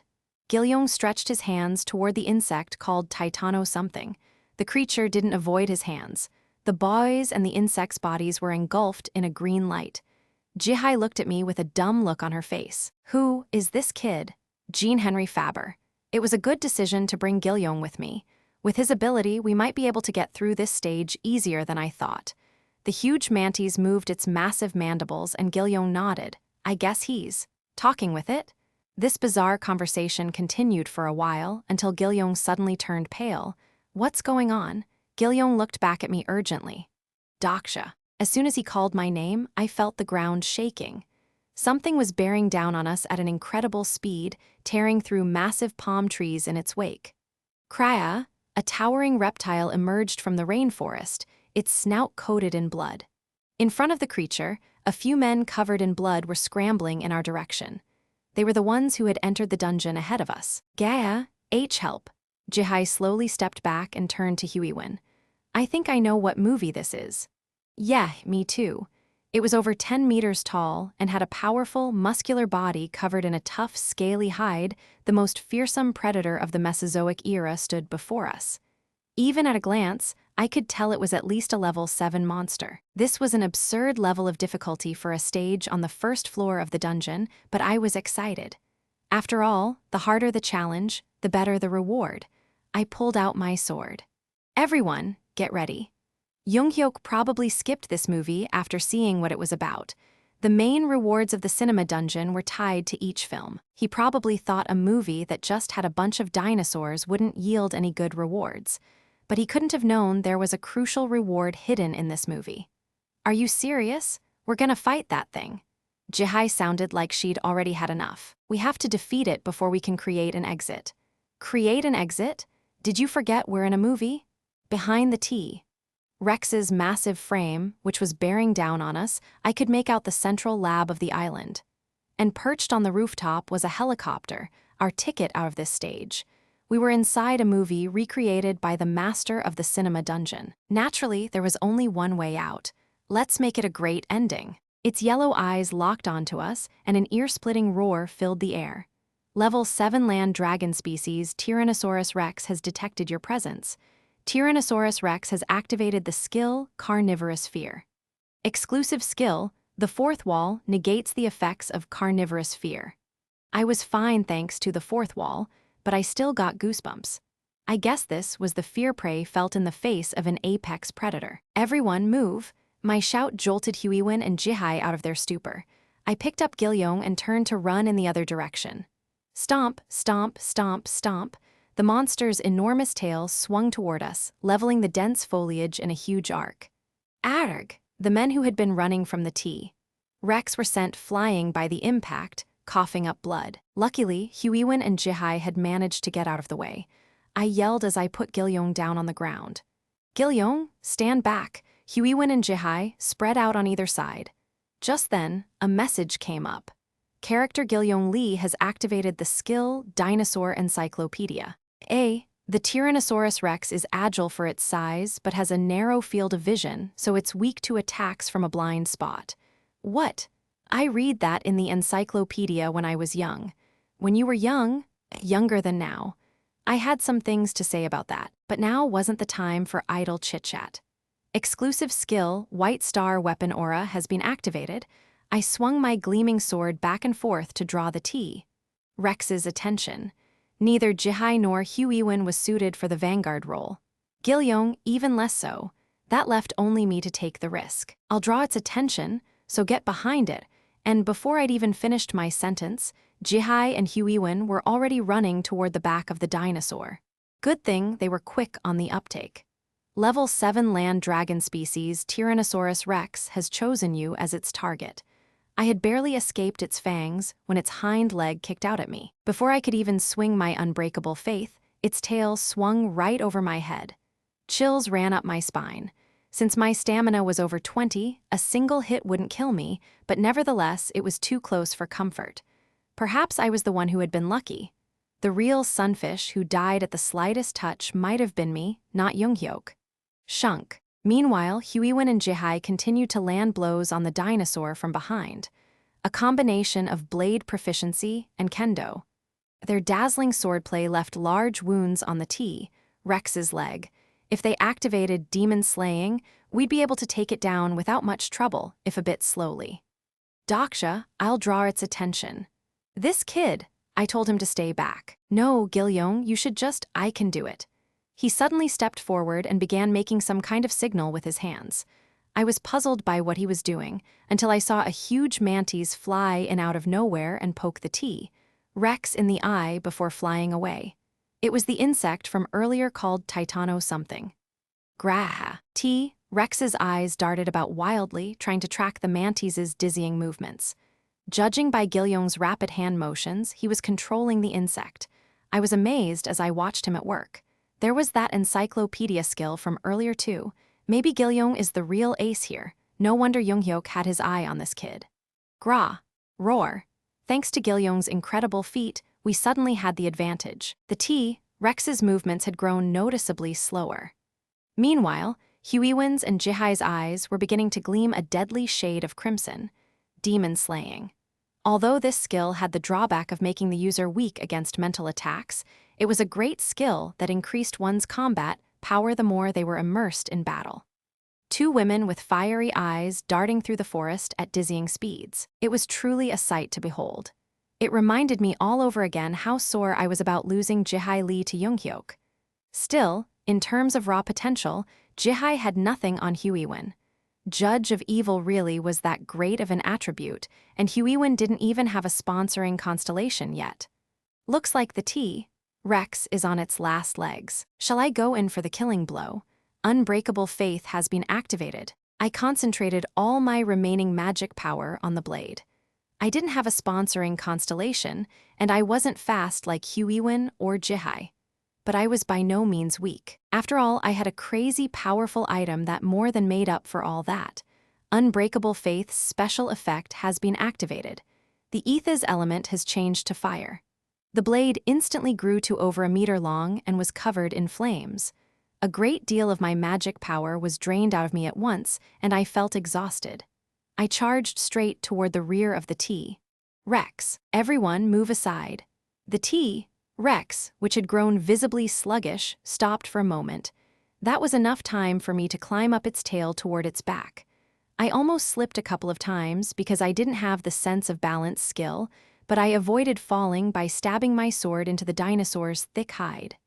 Graya. Wounded and gushing blood from all over, the T, Rex crashed to the ground and writhed in pain. I stabbed it indiscriminately, and each time the wound burst into flames. The monster gasped in pain and glared at me with its yellow eyes one last time before flopping down belly up. You are the first to hunt the level 7 land dragon species Tyrannosaurus rex. You have received 1,000 coins as a reward. Ah, we actually did it. I told you we could.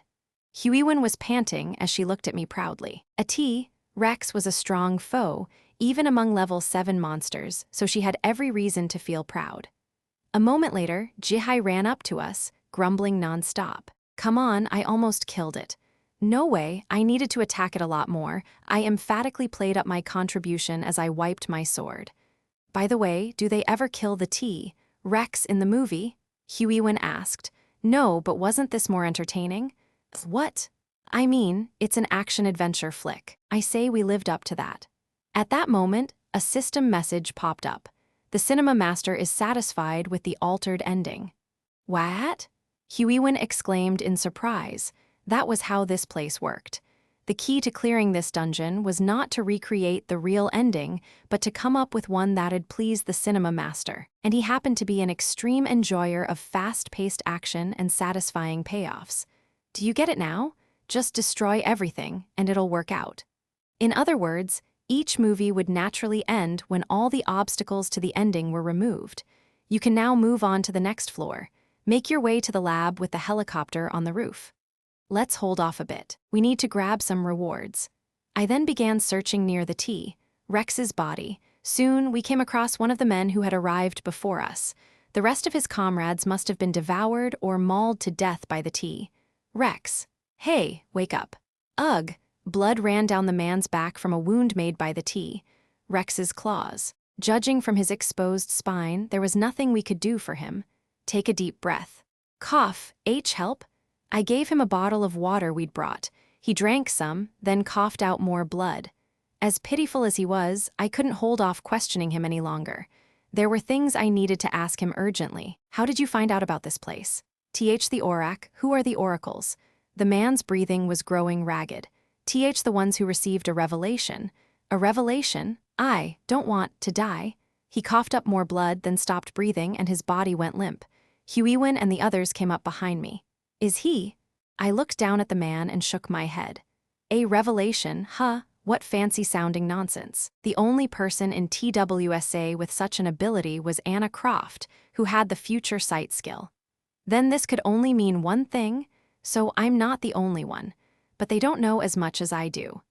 The fact that they tested the waters by sending someone instead of coming here themselves proved it. Dokja, let's take a break. We covered the man's dead body with large leaves and gathered around the T, Rex's corpse.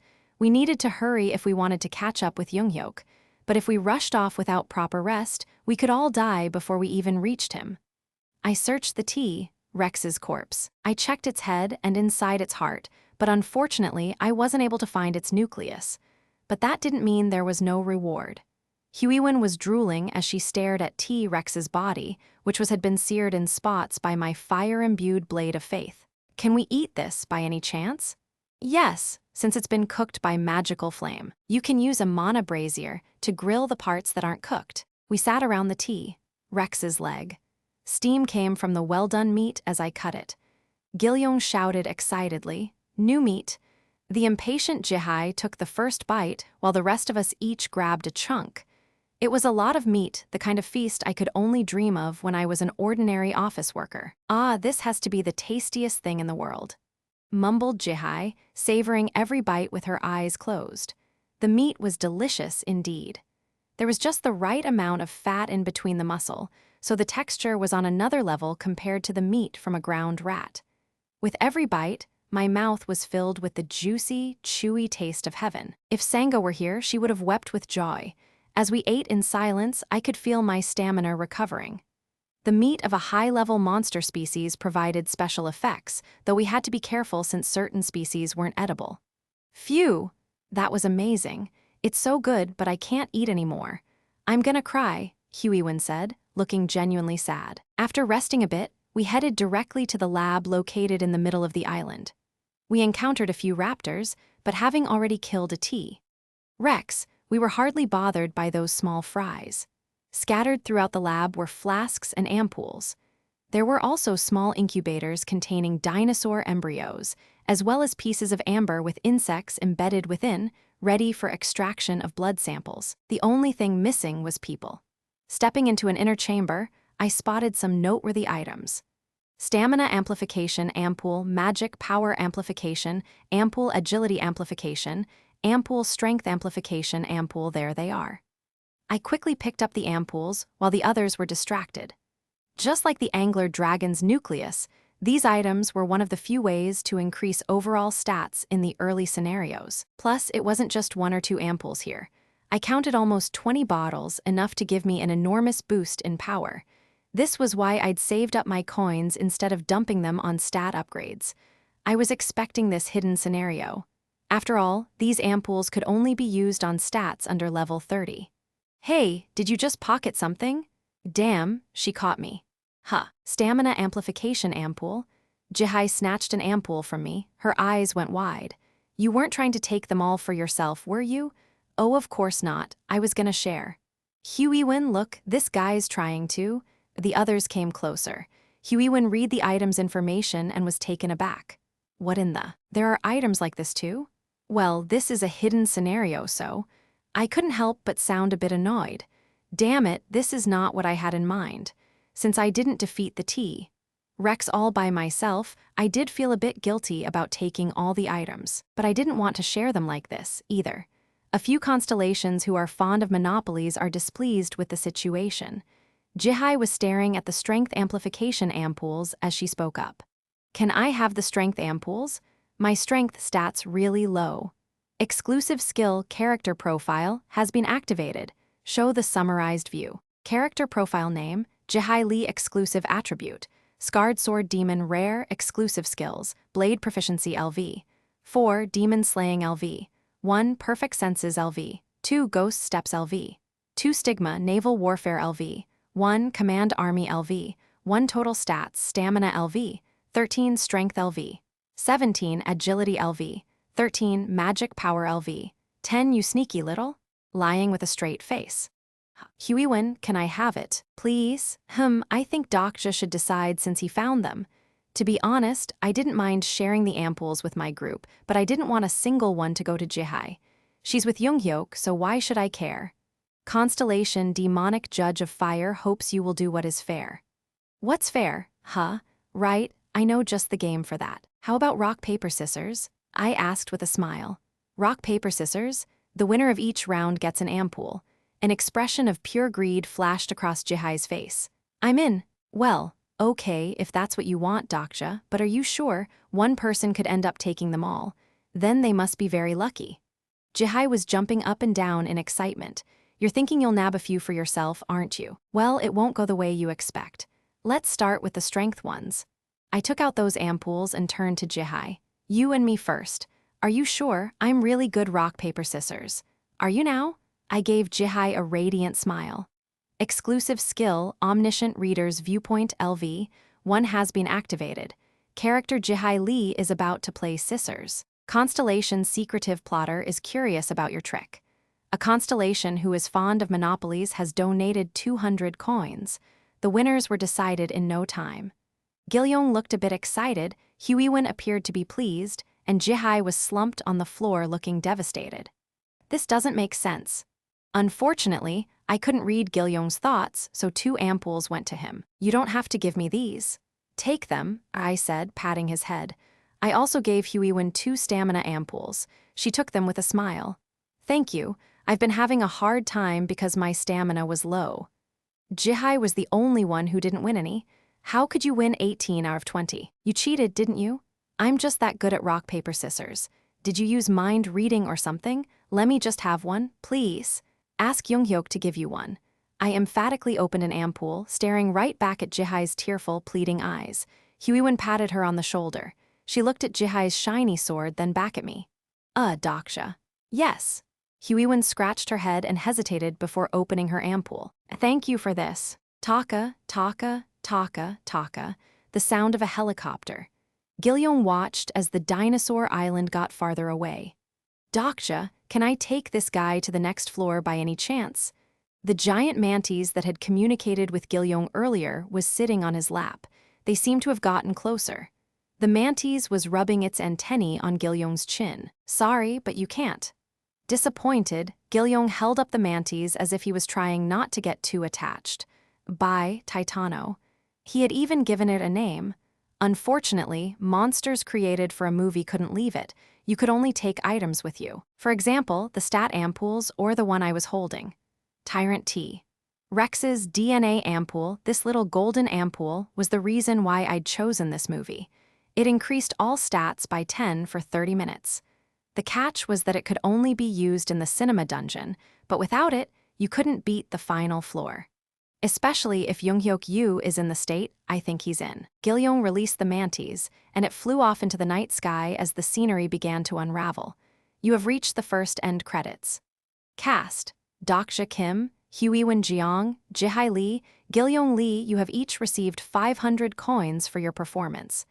I was a bit dizzy when I came to and found that we had returned to the first floor. The poster of the movie we had just escaped from was torn on the wall, an indication that we had safely cleared it.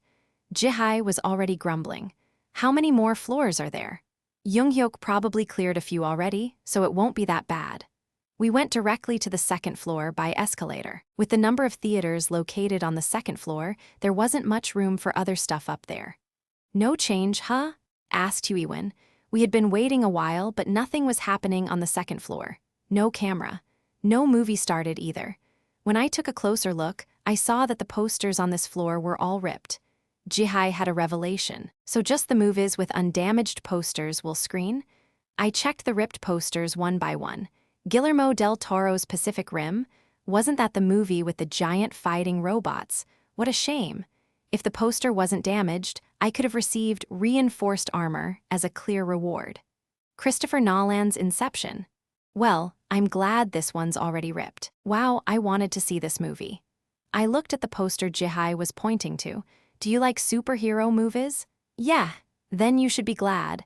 If the poster was intact, you would have ended up hating superhero movies. I guess you're right. The torn poster showed a green monster roaring at us. We continued on to the third floor. It's all cleared here too. As I'd expected, all the posters on the third floor were ripped. There were some particularly dangerous movies on this floor, so I was glad. James Wong's Final Destination. How the hell did Junghyeok clear that one? We'll get up there faster than we thought. Huiwen sounded excited, but I was getting more and more anxious as we went up. We needed some degree of luck to clear the cinema dungeon because not every movie here was mentioned in TWSA. That was because even Junghyeok couldn't clear some of them. I heard a system message as we arrived on the fourth floor. You have entered the fourth floor. A spotlight engulfed us before we could look at any more posters. Huiwen put her hands together as if she was praying. Please, don't be anything with ghosts. That wasn't like Huiwen, so I glanced at her. A ghost won't die even if I stab it with a sword, she reasoned. The screening has begun. There was a strange sensation of being transported to a faraway place, and our surroundings shifted. When we opened our eyes again, we found ourselves facing the ocean breeze on the stern of a ship. The smell of salt water and a wide open horizon filled my senses. Since work became my everyday life, I hadn't seen the ocean in several years or traveled anywhere for that matter. What movie would this be? I looked to my side and saw Huiwen, who was wearing a long, flowing dress. From within the luxurious cruise liner, I could hear an orchestra and the chatter of excited passengers. It made for an extremely romantic atmosphere. I found it hard to believe this was a recreation of a movie. I think I know what this movie is. It was at that moment that I heard Jihai's voice. Ugh, I don't feel so good.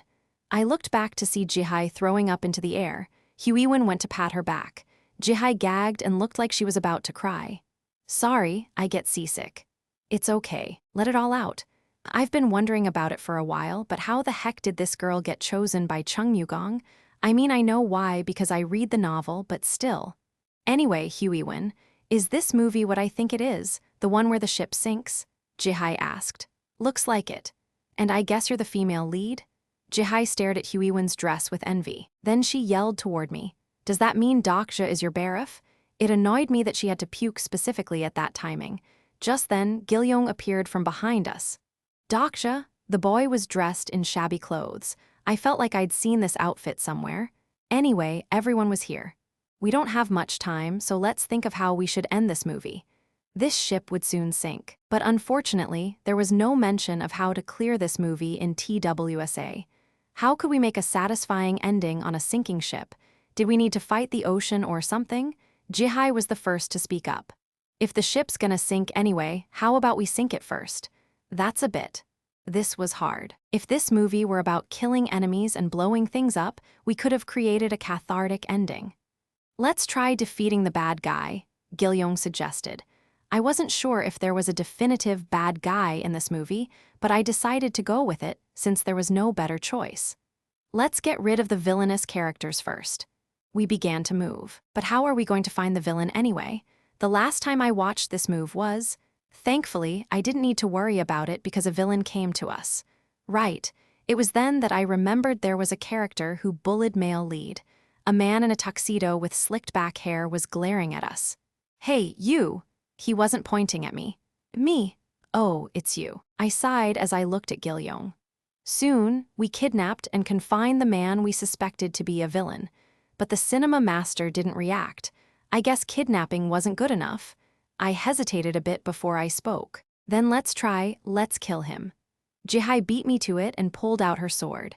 Our tied-up prisoner began to flail in terror. "Didn't you say the cinema master likes it quick and simple, so we should just finish him off, right?" To be honest, that was what I thought too. No, I wasn't just thinking it. I was almost positive that was the solution. After all, that had turned out to be the correct ending for a similar movie TWSA. But then, Hugh-Ewan, who had been staring at the terrified man, said something unexpected. "Still, he looks just like a real person." What?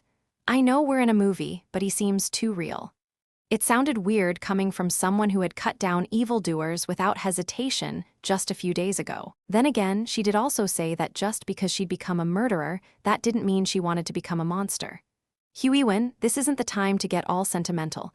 Are you saying we shouldn't kill him?" asked Jihai. "No, that's not what I mean. It's either him or us. We're real, living people, and this guy's just a fictional character." Fictional character. I was dumbstruck by what Jihai said. I guess you're right.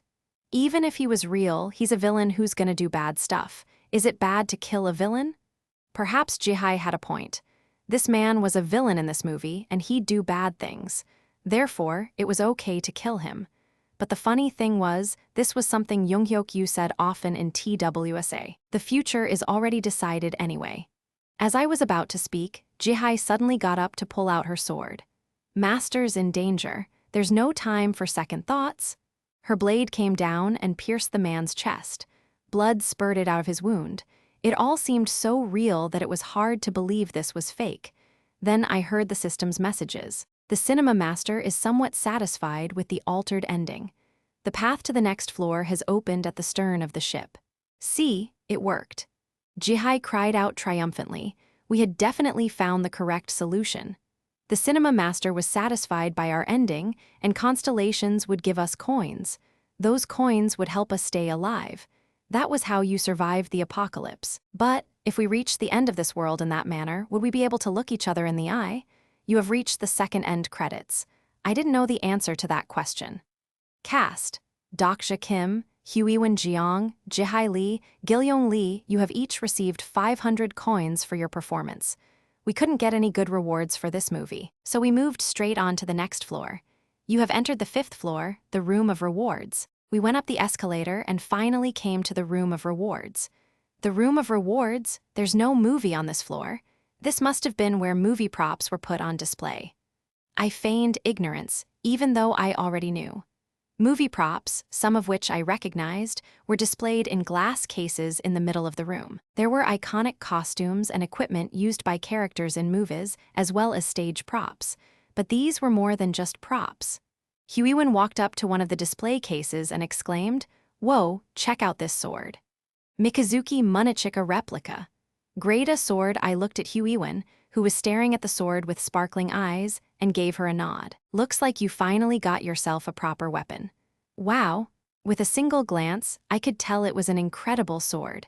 It was obviously a huge upgrade over Hugh-Ewan's old Grohl horn sword. I had a feeling it was probably even better than Jihai's sword.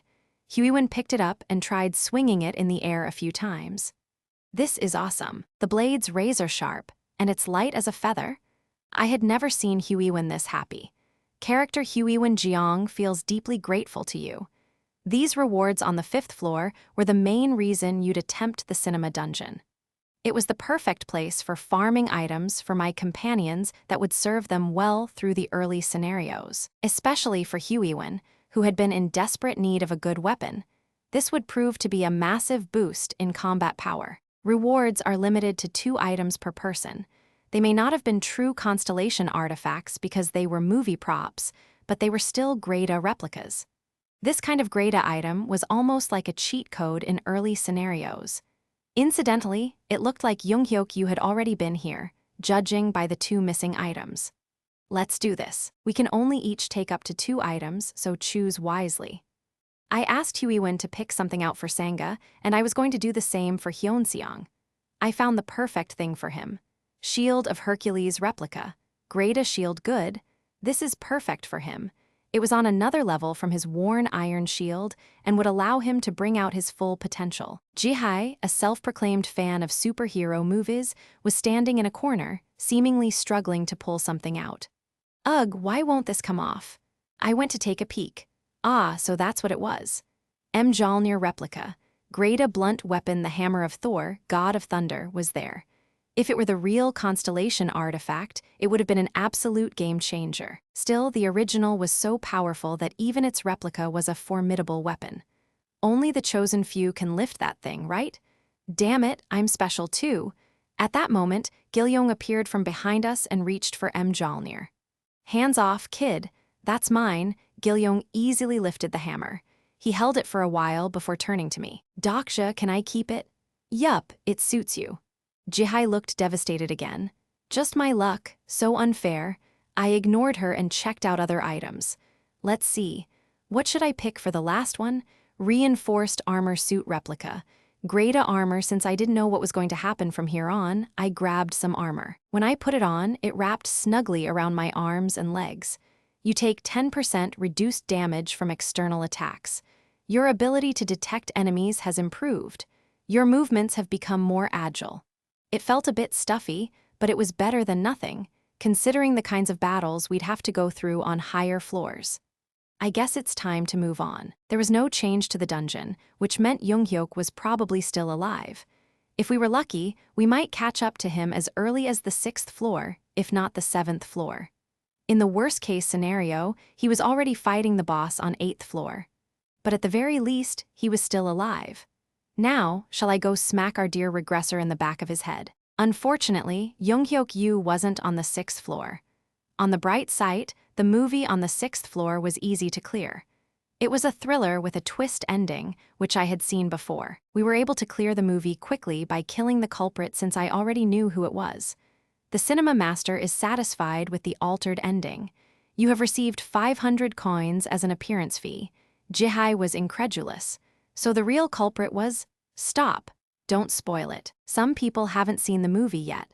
Constellation's secretive plotter hates spoilers. Anyway, the reward was quite unique, fitting for a thriller with a twist ending. You have acquired the skill book Sharp Observation. Sharp Observation was quite a useful skill. It let you see people's overall stats. Character profile didn't work on people like Sangha and Gilyoung, so this would come in handy. My guess was that I received this skill because I figured out who the guilty party was despite their great acting. You have acquired the exclusive skill, Sharp Observation. That said, I did feel a bit disappointed that it wasn't a combat skill. I wished we had gotten a movie about gladiators or wars. This was a sore point for me because I still didn't have a good passive skill for combat. I could purchase something like Weapon Proficiency from the Goblin Shop, but I didn't want to spend coins on a low-grade skill. I'm tired of movies already. I agreed wholeheartedly with Huiwen. I didn't want to even look at another movie theater for a while. I just needed to be satisfied with making a lot of coins from appearance fees. We headed to the 7th floor right away. I thought we'd find Junghyeok Yu there, but...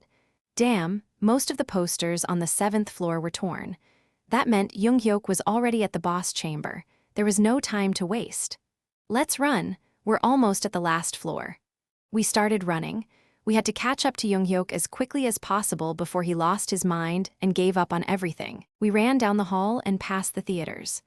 The posters on the 7th floor were a collection of movies from countries all around the world that had set box office records. Please, please be all ripped up. But despite my wish, the last poster was intact. Crap! The screening will now begin for this floor. The blue spotlight enveloped my group, and the scenery changed at once. A moment of dizziness, and I sensed salty air on the tip of my nose. Once again, the stage was an open sea. But it wasn't a cruise ship this time. The stinging smell of cannon fire, the feel of a wooden deck underfoot. The moment I looked up on the shaky ship, we heard someone's voice. Everyone, get down. The moment we ducked by reflex, a barrage of bullets zipped through where our heads had been. Soldiers who were hit crashed to the floor, clutching their bleeding wounds. Turn back, retreat. Soldiers in Joseon Dynasty naval uniforms rushed to prepare the cannons. The ominous winds of a battle sent chills down my spine. The whirlpool of Uldalmak, the sound of maritime war drums. Damn it, every Korean knew this movie. After all, it was one of the top box office hits in the history of Korean cinema. Huiwon came closer to me and mumbled as she looked at the horizon. How do we win against that? The cinema dungeon only accepted decisive, satisfying endings. Boom, boom, boom, the enemy's armada of 330 ships blanketed the horizon. I quickly turned to assess our own forces. I mean, this movie's based on a historic battle, so there's still hope. Right. What the? There were supposed to be 12 ships on our side, but there was only one left. I rushed to grab a soldier nearby. Where's the Admiral? The Admiral? I'm talking about Admiral Yi Sun-sin. The soldier did not seem to know who I was talking about. My heart sank. This was different from the movie I knew. The cinema master had changed the plot. The distance between us and the enemy was rapidly decreasing. It didn't make sense. We had to win the Battle of Myeongyang without Chungmugong's help. I looked around urgently. Jihai Lee? I had thought this might happen. In fact, I had brought Jihai with me not only for her combat power, but just in case of this situation. Constellation, god of naval warfare, regards incarnation Jihai Lee with sympathy. It wasn't hard to find Jihai. There was only one ship, and Chungmugong's indirect message was coming from only one direction. Yuerg, HNGH? She was gagging uncontrollably in a corner. Hey, are you okay? Jihai looked up at me with teary eyes. I can't do it. She wasn't saying those words to me. Constellation, god of naval warfare, tries to encourage incarnation Jihai Lee. And no, never, I'm not going out there. Erg. She continued to vomit. I knew the reason why this girl who hated the sea and didn't care about justice was chosen by Chungmugong. Your exclusive attribute improves your memory of the pages you've read before. Pages of TWSA flipped through my head. This scene was definitely in there, around chapter 40. Hey, how did someone who's scared of the sea like you get chosen by Korea's legendary naval commander? I'm not sure. Apparently, one of my ancestors was an admiral. Maybe it has to do with that. Wait, are you saying you're a descendant of Chungmugong?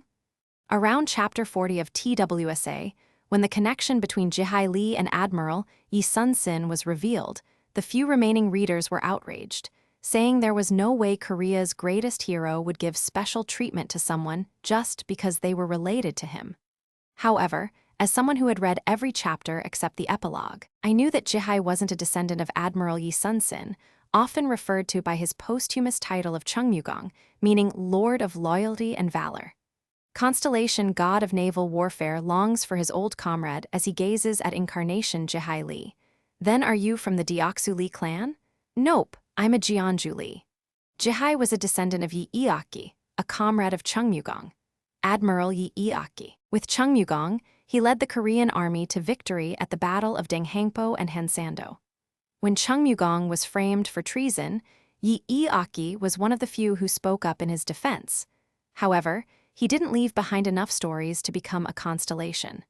Constellation, god of naval warfare, gazes at Jihai Lee with sorrow. For this reason, Chungmugong had chosen Jihai, lending his power not to his own bloodline, but to a descendant of his brother-in-arms.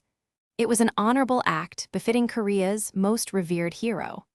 I was sure Chungmugong couldn't bear to watch the descendant of his dear comrade become twisted by guilt and trauma after being forced to kill her friend. Well, according to TWSA anyway, a bounty scenario has arrived. Bounty scenario, those who seek death shall live, those who seek life shall die category. Sub-difficulty, B+ mission. The god of naval warfare has asked for your help. Encourage Jihai Lee, the incarnation of Chungmugong, and lead the Battle of Myeongyang to victory. Duration, 2 hours reward. One of Chungmugong's stigma's penalty for failure. I couldn't believe what I was reading. It was rare for one historical grade constellation to ask for a bounty scenario on their own. I thought something was odd, so I looked closer. The reward was extraordinary. One of Chungmugong's stigmas. In other words, I would gain the ability to use one of Chungmugong's signature abilities without a sponsoring contract. I gave Jihai a shake. Jihai, get up already. Come on. No, Blurg, you guys take care of it. Can't you endure it for just a bit? Endure it? You don't understand. You don't understand. Yes, you say that a lot, but I don't have time to play along with your tantrum right now. I do understand. Enough to know it's not seasickness that's got you like this.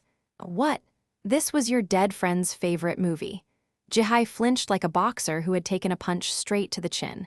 It was obvious what scene was going through her mind. The scene of herself strangling her friend in the first scenario in Tipoon Girls High. How did you? Don't ask me how I know. There's no time to explain. She looked up at me in disbelief. Are you gonna die here after killing your own friend to survive? Hooks penetrated the first floor deck. I grabbed one that was flying at Jihye with my bare hand. She looked up at me, shaking uncontrollably. Whether you flee or not, you'll never be forgiven. But the sound of a battle cry, the enemy were boarding the ship. If you get up now, you can at least save a few people. Leaving behind the trembling Jihye, I headed for the upper deck. Gilyoung and Huiwen were already surrounded. I pulled out my weapon. The enemy were ordinary soldiers. There was no way that I'd lose a one-on-one fight. The problem was there were too many of them. I struck down enemy after enemy, but there was no end to them. In the distance, I could see their battleships firing cannons. If this ship sank, we were done. The movie would roll credits with a tragic ending, and we'd die here. Jihye Lee? Now I understood how great Chungmuro was. Just how did he manage to lead this battle to victory? Snap out of it already? This was a cursed scenario. Chungmuro or his allies weren't here. No Captain Song Yojong, no Commander Jeong Yoondu, only a weak girl protected by Chungmuro. That girl staggered toward the upper deck. I'm disgusting. I don't deserve to live. Yes, you're disgusting, and I'm even worse for using you like this. There's no such thing as deserving to live. Tears kept flowing from Jihye's eyes. I stood in front of her using the shield of Hercules to block incoming cannonballs. But you lived, so take responsibility. Either atone for what you've done or continue to live your despicable life. It doesn't matter how, just keep surviving. The ship was damaged all over from the constant cannon fire. I gave Jihye a cold stare. Or do you really want to die here? You have a substantial understanding of character Jihye Lee. I could sense different emotions from Jihye as she wiped off her tears. Rage, self-loathing, seething anger toward the world. It was a dense ball of negative feelings. But among those dark emotions, a single honest feeling was sprouting. I don't want to die. Constellations were fickle. They didn't always answer their incarnation's pleas for help. Some didn't even care if their contracted humans died. But no constellation abandoned their incarnation on the stage of their tale. Constellation God of Naval Warfare reacts to incarnation Jihye Lee's resolve. A blinding flash of light, then a bright red aura emanated from Jihye's body. You can thank me later, Junghyeok. Well, I guess I'm getting something out of this too. Character Jihye Lee has acquired a new stigma. Scarred Sword Demon Jihye Lee would one day be known as the Naval Commander, thanks to this peerless stigma. The history of the battles Chungmuro had endured began to flow out from Jihye's blade. I still have. Jihye looked at the ocean as she gripped her sword. There were innumerable enemies but no allies. She wordlessly brandished her sword at the world. 12 ships left. A blood-red battle aura surged forth from the tip of her sword. Character Jihye Lee has activated Stigma Ghost Fleet LV. 1. FSSSH fog rose across the churning ocean. Pillars of water shot up everywhere. 12 ghost ships materialized out of thin air. If I can get revenge on our enemies. The enemy banged their drums in a panic. Cannon fire fell upon the ghost fleet, but the intangible ships could not be damaged. I will have no regrets even if I die here. Finally, Jihye's fleet began to advance. The 12 ships sailed through the barrage of cannon fire, cutting through the waves. Their white-hot cannons opened fire, and enemy ships in their way were reduced to splinters. Kaboom, boom, boom. The girl who did not cry commanded the battlefield. The enemy ships were overwhelmed before the might of the ghost fleet. Huiwen, Gilyoung, and I watched with our mouths agape, unable to take our eyes off the spectacle unfolding in front of us. This was the power of a real stigma. This was the power of Chungmuro, who never lost when it came to naval warfare. As the sun set, the screams of the enemy scattered over the smoke from the blazing cannons. The whirlpools of Uldulmak sucked up their dead bodies. The enemy fleet was wiped out. It didn't even take 1 hour. The cinema master is satisfied with the altered ending. You have arrived at the 4th end credits. Cast: Dokja Kim, Huiwen Jeong, Jihai Lee. Gilyong Lee, you have each received 500 coins for your performance. As soon as we received the ending credit reward, more messages followed. You have cleared the bounty scenario. You have received God of Naval Warfare's stigma as a reward. To be honest, I felt a bit hopeful. Perhaps I'd receive Ghost Fleet. If I had that, I wouldn't need to rely on Jihai in the naval battles to come. You have obtained the stigma, Song of the Sword. I couldn't believe the message I'd just heard. The stigma, Song of the Sword. It was something Jihai didn't obtain until much later in TWSA. I couldn't believe Chungmuro had given me something so valuable. Constellation, God of Naval Warfare, expresses his gratitude. In a way, this stigma was more useful to me than Ghost Fleet. Now I could be ready for whatever we faced on the 8th floor. The scenery around us shifted again, and we were back at the theater. Exhausted, Jihai stared at me. Hey, you rest here for a while. We'll save Junghyeok. But listen to me. I had acquired a powerful new stigma, but it was far too early to celebrate. It'd all mean nothing if Junghyeok regressed and this world ended. I had to save him to prevent that from happening. I drank up all the ampoules I'd saved up and increased my stats. The cost for boosting stats went up every 10 levels, so I maximized efficiency by spending coins first, then drinking the ampoules. You have spent a total of 4,000 coins. You have used ampoules for increasing overall stats. Stamina LV, 18 Stamina LV, 24 Strength LV, 18 Strength LV, 24 Agility LV, 11 Agility LV, 20 Magic Power LV, 10 Magic Power LV, 15 All your stats have been increased greatly. We stepped onto the last set of stairs. Everyone, get ready. You have entered the 8th floor, the rooftop garden. The cinema's 8th floor was the rooftop garden. It was surrounded by a transparent dome resembling that of an opera house. The moment I stepped onto the rooftop, I spotted what I'd been searching for all this time, the regressor standing with his back to us. I suddenly grew angry at the thought of how much hardship we had gone through to save that bastard. Luckily, he looked just fine, ready to receive a good smack from me. Hey, Junghyeok. I ran straight to him and slapped the back of his head. I felt indescribable catharsis as my palm connected with his head. Bastard, you know how much I wanted to hit you? But this wasn't the reaction I was expecting. Junghyeok? He didn't turn around. A gray-white aura was coming from his body, an ominous energy that gave me the creeps just looking at it. I instinctively stepped back. When I took a closer look at the aura, it was connected to the old man sitting on a bench on the 8th floor. The moment I saw the old man, I figured it all out.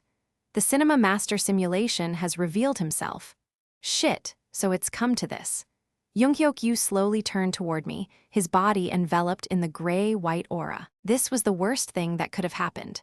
The cinema master simulation has control over Junghyeok Yu.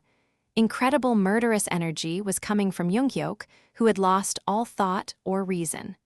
Right now, there is no character in the world who could stop him. Character Junghyeok Yu has activated Force Palm LV. 4. I barely managed to open my mouth. Hey, wait.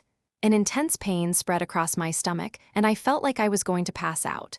My surroundings were quickly fading away, and the pages of my life flashed before my eyes. I had let my guard down. In his 8th loop, Junghyeok Yu died in the cinema dungeon. It wasn't because he was weak. To be precise, he was unlucky. Because the boss of the cinema dungeon is a terrible matchup for Junghyeok, I got my breath back. Cough, erg. Reinforced armor suit has been damaged. Your defense has decreased. I clutched my stomach with a trembling hand and staggered to my feet. What an unbelievable power. I had taken so many ampoules, but one punch did this to me. I realized I'd been sent flying across the entire rooftop and slammed into a wall. Character Huiwen Jeong has activated Demon Slaying LV. 2. Huiwen charged at Junghyeok with her eyes ablaze. I had to stop her, but I couldn't move. Character Junghyeok Yu has activated 100-Step Fist LV. 2. At this point, Huiwen stood no chance against Junghyeok. She seemed to keep up with him for a few exchanges, thanks to her demon slaying. but soon blood began to seep out from between her lips from the internal damage she'd received. Currently, Junghyeok Yu was much stronger than I had expected. Exclusive skill character profile has been activated. There is too much information about this character. Switching to a summarized view. Only designated content will be displayed for the convenience of the user. Character profile name, Junghyeok Yu exclusive attributes, the Regressor, Third Loop Mythical Pro Gamer Rare exclusive skills, the Eye of Sage LV, 8 Close Combat LV, 8 Advanced Weapons Proficiency LV, 5 Mental Barrier LV, 5 100-Step Fist LV, 5 Phoenix Walk LV, 1 Sky Breaking Weapon Aura LV, 2 Stigma Regression LV, 3 Carryover LV, 1 Total Stats, Stamina LV, 28 Strength LV, 27 Agility LV, 26 Magic Power LV, 25 *. This character is currently not in control of his actions. Ugh, I knew it. His new stigma, Carryover, had been activated. Carryover let him gradually regain skills he had learned in his previous loops. Junghyeok would become a real monster with this stigma. Master, at that moment, Jihai Lee came up from the lower floor. A fist that was flying toward Huiwen changed direction. Eek! I didn't know if it was because of Chungmugong's blessing or ghost steps, which had leveled up, but Jihai luckily avoided Junghyeok's strike. I yelled at her. Junghyeok is being controlled right now, target the cinema master. But Jihai didn't seem to have a chance to do that. After all, she couldn't get closer to the cinema master without getting past Junghyeok. For a brief moment, Jihai and Huiwen made eye contact. Their swords moved toward Junghyeok at the same time. The combination of kendo and blade proficiency. However, the joint attack that had brought down a T, Rex, did not work on Junghyeok. Arg, the barrage of punches from Junghyeok's 100-step fist struck Jihai's face, and she went down bleeding. Character Huiwen Jiang has activated Time of Judgment. The constellations of the absolute good alignment remain silent at Huiwen Jiang's request. The skill activation has been cancelled. Shit, it won't work on him either? Huiwen cursed. Of course not. His methods were ruthless, but Junghyeok ultimately acted for the greater good. Huiwen tumbled to the ground after getting punched by Junghyeok. At that moment, when everything looked hopeless, Gilyoung used the special skill of his new hammer, Thunder of Mjolnir. Character Junghyeok Yu nullifies the attack with electric resistance. He turned toward us. Damn, I knew he was a monster, but when did he get this strong? I grabbed Gilyoung's shoulder and stumbled forward. Gilyoung, I'm gonna need your help. You know what to do, right? The quick-witted boy nodded right away. Yup. Sorry, don't be. Gilyoung began to mumble something. His eyeballs were slowly rolling back. I didn't want to resort to this, but at this point I had to use all my cards. You have used Tyrant T, Rex's DNA Ampoule. All your stats are drastically increased for the next 30 minutes, all right? Let's do this, you damn Sunfish.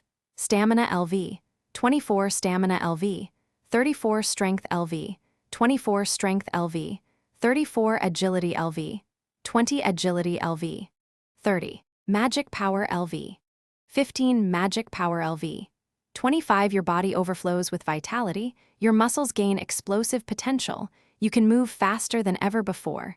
A mysterious energy surges from your heart. I would make up for my lack of skill with sheer stats. It would have been a hopeless gamble if Junghyeok Yu's carryover was complete. But at this moment, while his skill levels were still low, I had a chance. This wouldn't last, but all I needed was a small window. Exclusive skill, White Star Weapon Aura LV. 1 has been activated. White Star Weapon Aura has leveled up. White Star Weapon Aura LV. 1 White Star Weapon Aura LV. 2. The spark of magic power at my fingertips felt different. I didn't have to run at Junghyeok because he was charging at me. He must have sensed that I was in an empowered state. For the first time since we'd been fighting, he drew his sword. Character Junghyeok Yu has activated Sky-Breaking Weapon Aura LV. 2. Sparks flew as our blades clashed. Neither of us backed down one bit. I could sense incredible pressure in my hand gripping the hilt. His sword was ablaze with blue ether. It was beyond impressive. I was genuinely amazed. In the world of TWSA, a difference in the first digits of two people's stats meant an overwhelming gap in power. And right now, the first digit of my stats was 3 while Junghyok's was 2. However, he wasn't being pushed back in the slightest. If anything, I was one misstep away from being overwhelmed. I gritted my teeth. Exclusive skill, Omniscient Reader's Viewpoint LV, 2 has been activated. The moment my skill activated, a disorganized cacophony of Junghyeok's thoughts filled my head. I'm tired. How many more times? Do I have to repeat this? I flew into a rage. Is he already? Snap out of it. I blocked his blade with all my strength and threw a punch at his chin. It was a sloppy attack, but I was able to anticipate his movements due to Omniscient Reader's Viewpoint. Wham! My punch narrowly grazed Junghyeok's chin, and he reeled from the first blow he'd taken. Once regression begins, it's back to square one again. My companions will lose all their memories, and the history I've lived will be erased. You moron! Then everything will repeat all over again. As many people know, sunfish are actually quite tough in terms of physical bulk. The reason they have the humorous reputation of dying easily is because they are weak to stress. Just like the guy in front of me right now. The cinema master was able to control Junghyeok Yu because his mind was in an unstable state. Simulation's physical stats were weak, but he had top-tier skills for attacking the mind. If Junghyeok Yu's mental barrier skill was at least level 8, it wouldn't have come to this. For what reason must I? Junghyok's eyes were glazed over. Listening to his thoughts of short-sighted, juvenile self-pity, I was filled with anger. You call yourself the main character. As the reader who stuck with TWSA for all 149 chapters, I had every right to be pissed. You're acting like this after just 3 regressions? I smacked him in the head again with all my strength. Is it a miracle? His movements seemed to slow down. I used this chance to kick him in the chest. Do you really think that? Have you already forgotten what you resolved after you regressed for the first time? I'm the only one in this world who's truly alive. He sounded bitter. You swore you wouldn't get all sentimental like this. Parrying his next strike, I yelled at the top of my lungs. You swore that even if everything felt meaningless, you'd still push on for the greater good. Exclusive skill, the 4th wall is unstable. Who was I really talking to? Fiery sparks exploded every time our blades clashed. My eyes stung, and my skin felt hot. Perhaps, even as I yelled at him to come to his senses, I too was losing my mind. I'm all alone, as if I'd become Junghyeok Yu, as if I'd lived Junghyeok Yu's life. My chest felt tight. All alone? Do you know what we went through to make it up here, and you think you're what? The skin on my palm was torn from the repeated impact of our blades. Blood flowed and flesh was rent. I swung my sword again and again like a madman. I gnashed my teeth until they cracked. How dare you say you're alone when you got yourself killed like a dumbass in the cinema dungeon, when you were blubbering over your sister's dead body, and when you croaked after being betrayed by the prophet, even when you had a child for the first time with your loved one. Though I was reciting events from Junghyok's life, my mind was thinking of different memories. Memories from my own life. Memories of TWSA, word by word. When that child died, and you lost yourself. The memories of my complicated family life and getting beaten up by bullies in my teens. When you fought the Demon King and faced off against the returnees. The nightmare of my military service, the relentless harassment I endured from my superiors. When you helped the Otherworlders and battled the reincarnated. When you finally stood before the constellations. Struggling to get a job, desperately sucking up to the higher-ups to keep that job, living day to day just to survive. As I watched you struggle to push on, but knowing that on the commute home, I'd get to read my favorite novel. My sword hand was trembling. I got way too carried away, damn it, all I had to do was stall for time. I struggled to control my breathing and looked up, but something was off. Did I imagine that? For a brief moment, light had returned to Junghyok's pupils. Sometimes, even if you can read someone's mind, you're unable to truly understand them. My heart sank when I saw Junghyok's expression. The 4th wall is unstable due to excessive immersion. Junghyok's eyes were looking directly at me. Who are you? What are you? I was taken aback by the sudden changes in his thoughts. Did he regain consciousness because of what I said? Was that possible? I was a bit thrown off. I hadn't been counting on this to happen. The Cinema Master simulation panics. The Cinema Master simulation reinforces his control over character Junghyeok Yu. Arg. Junghyok's eyes glazed over again. I knew it.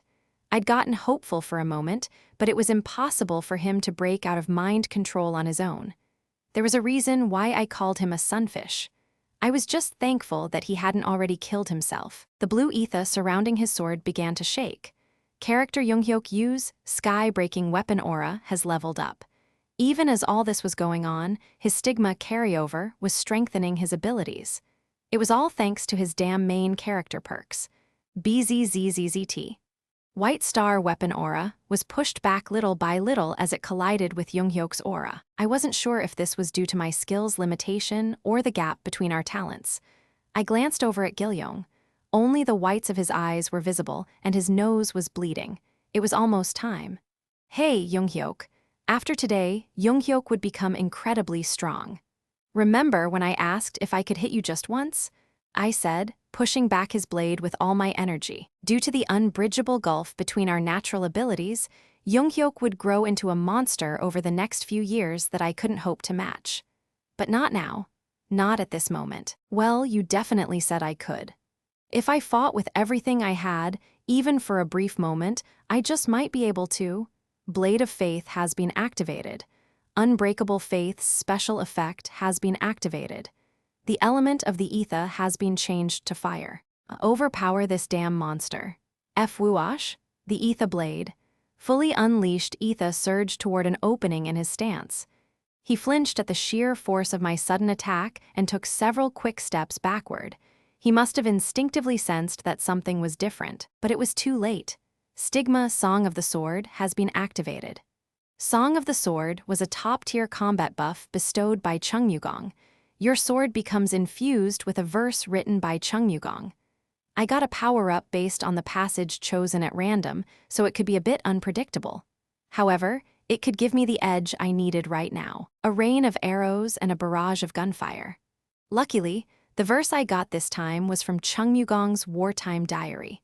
An incredible amount of magic power was drained from me, and the ether flaring around the blade of my sword instantly coalesced into a single point. I swung it straight at Junghyok's direction. Fell upon the battlefield with the fury of a thunderstorm. Fiery ether shaped like arrows rained down on Junghyok. I could only sustain it for a brief moment due to my limited magic power, but that was enough. Arg! Junghyok's body was covered in red-hot wounds from all the arrows. This damn world, where everything had a coin value and the constellations determined how the future unfolded, still needed Junghyeok Yu in it. So I will save you today. He was immobilized by the flames engulfing his whole body. Due to his fire resistance skill, he wouldn't sustain any serious damage, but this would be enough to incapacitate him.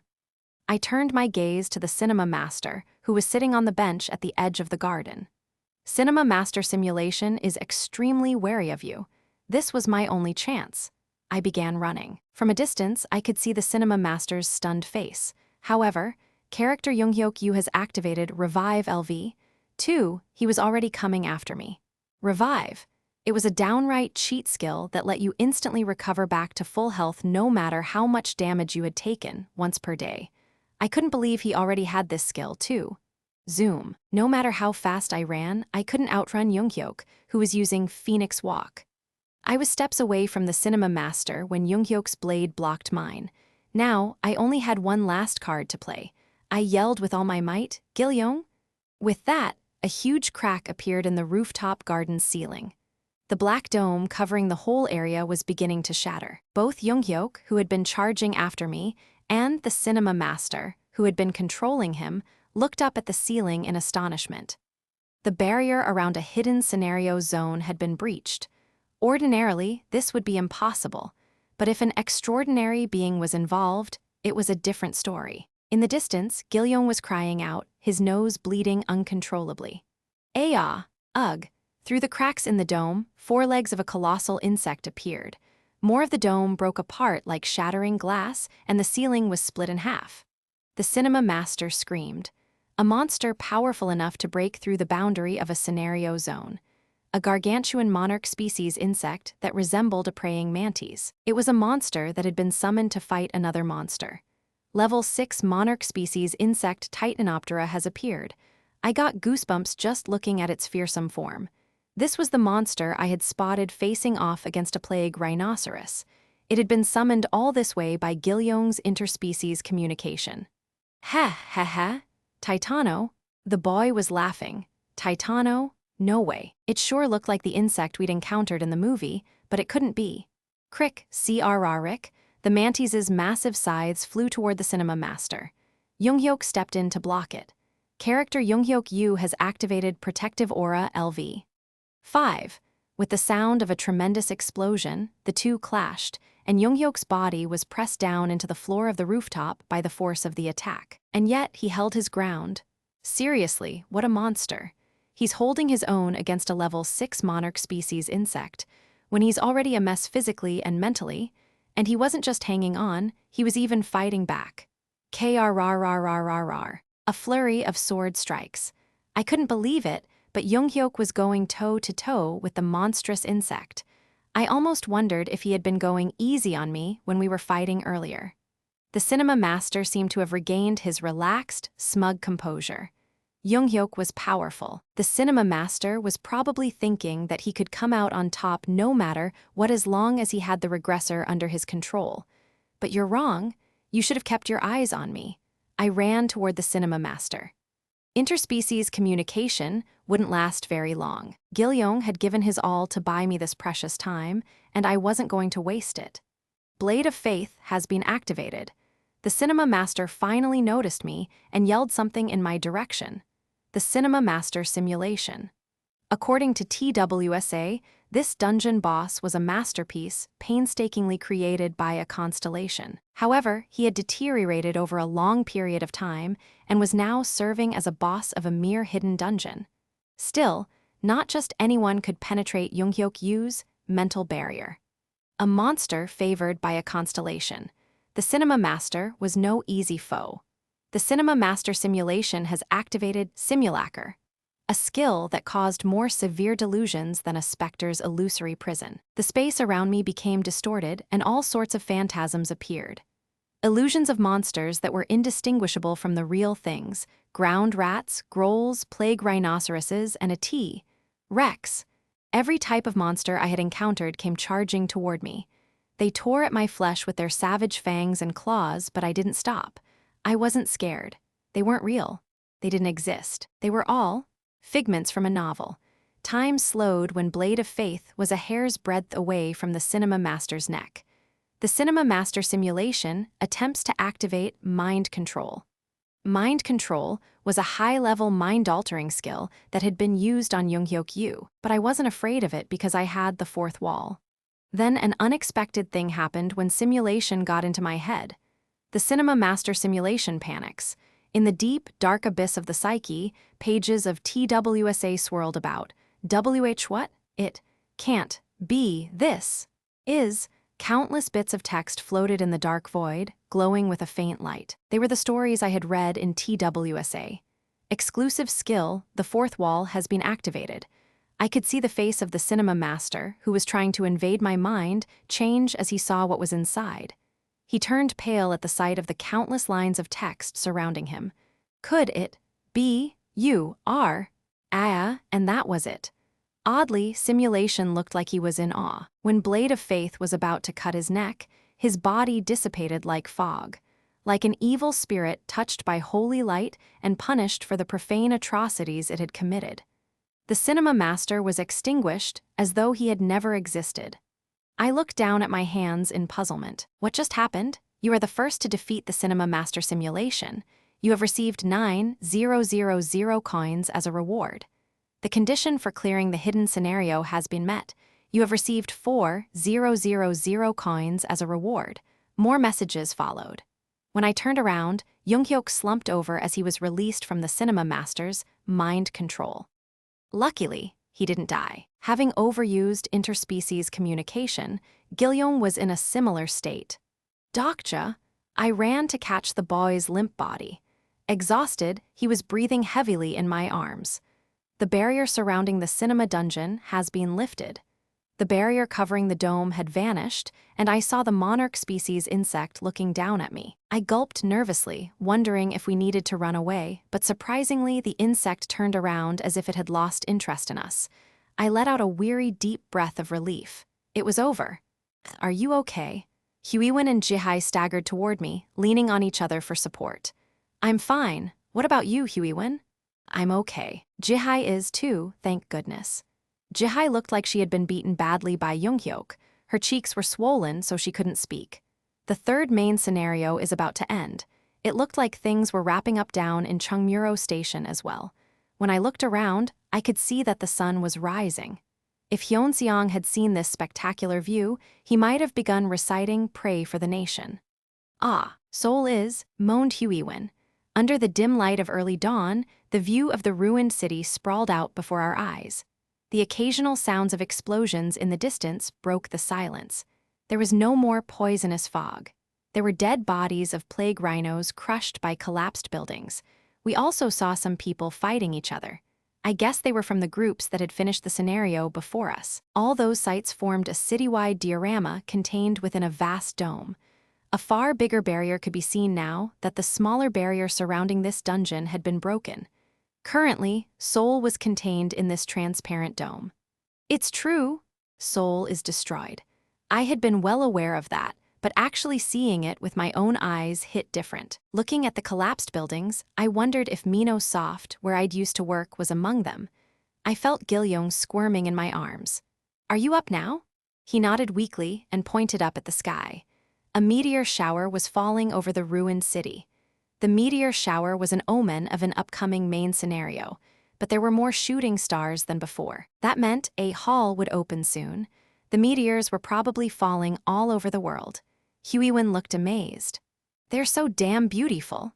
But she couldn't have known what terrible nightmares those beautiful shooting stars would bring upon the people unfortunate enough to be near where they landed.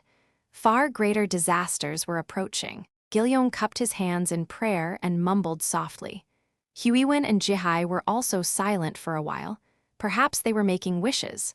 I couldn't help but notice how funny this was, making wishes upon seeds of calamity. Humans were probably the only beings in the universe who did such a thing. A moment later, Gilyoung opened his eyes and looked up at me. Aren't you going to make a wish? I looked down at him for a bit and answered, I did. What was it?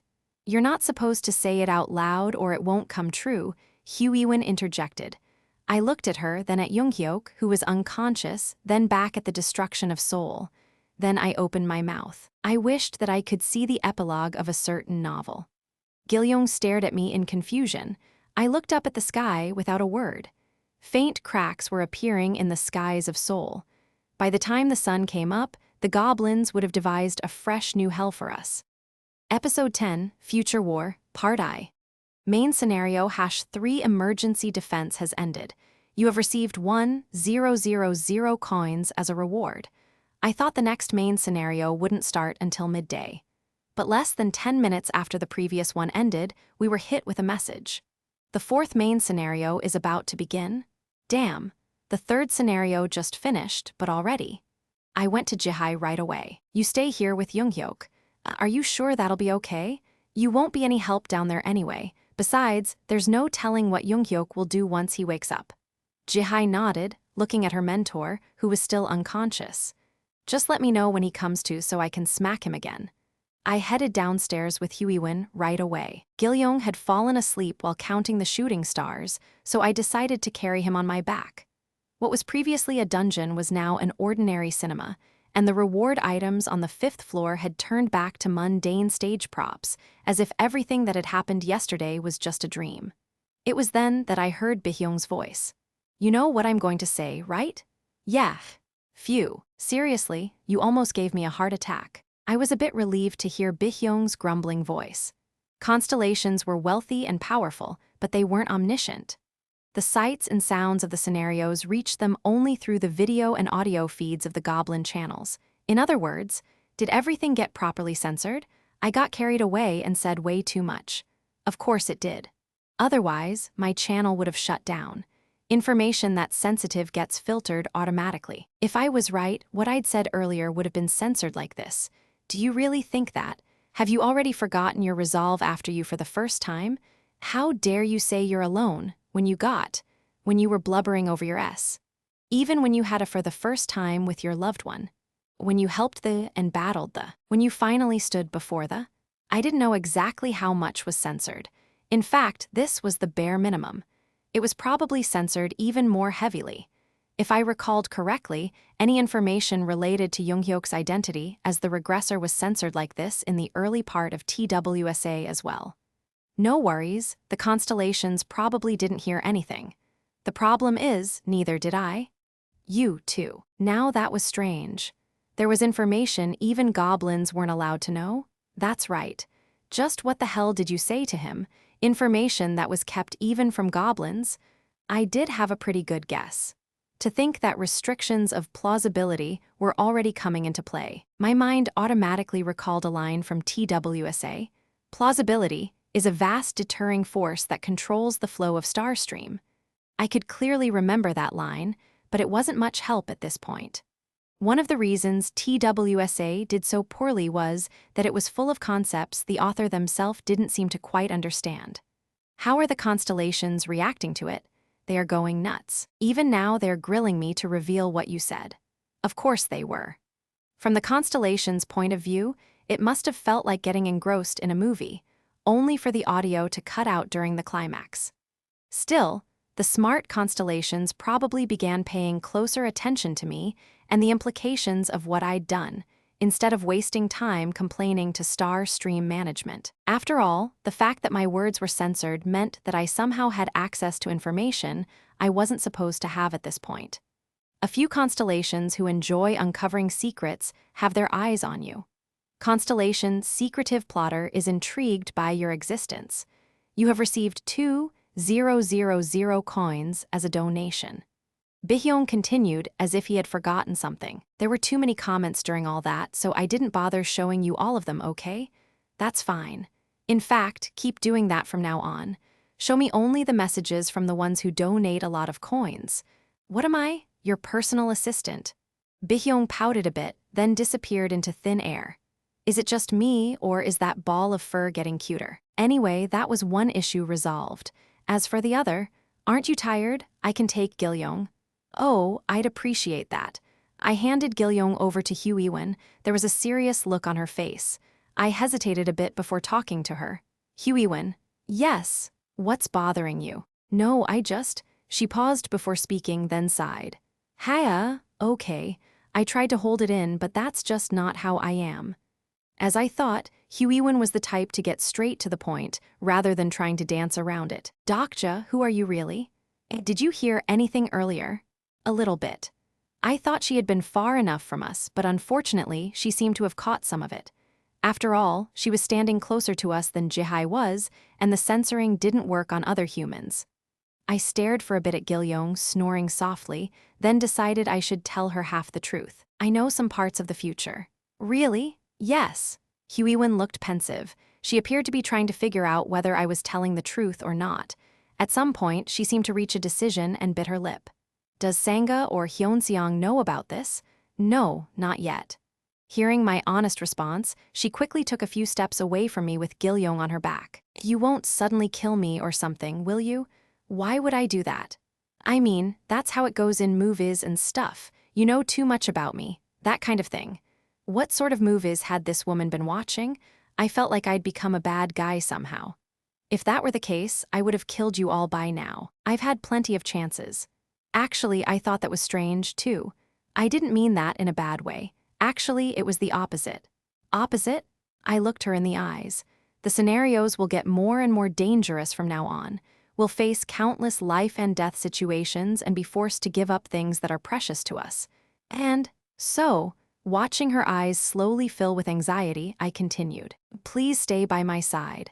What do you mean by that? I'm asking you to be my companion.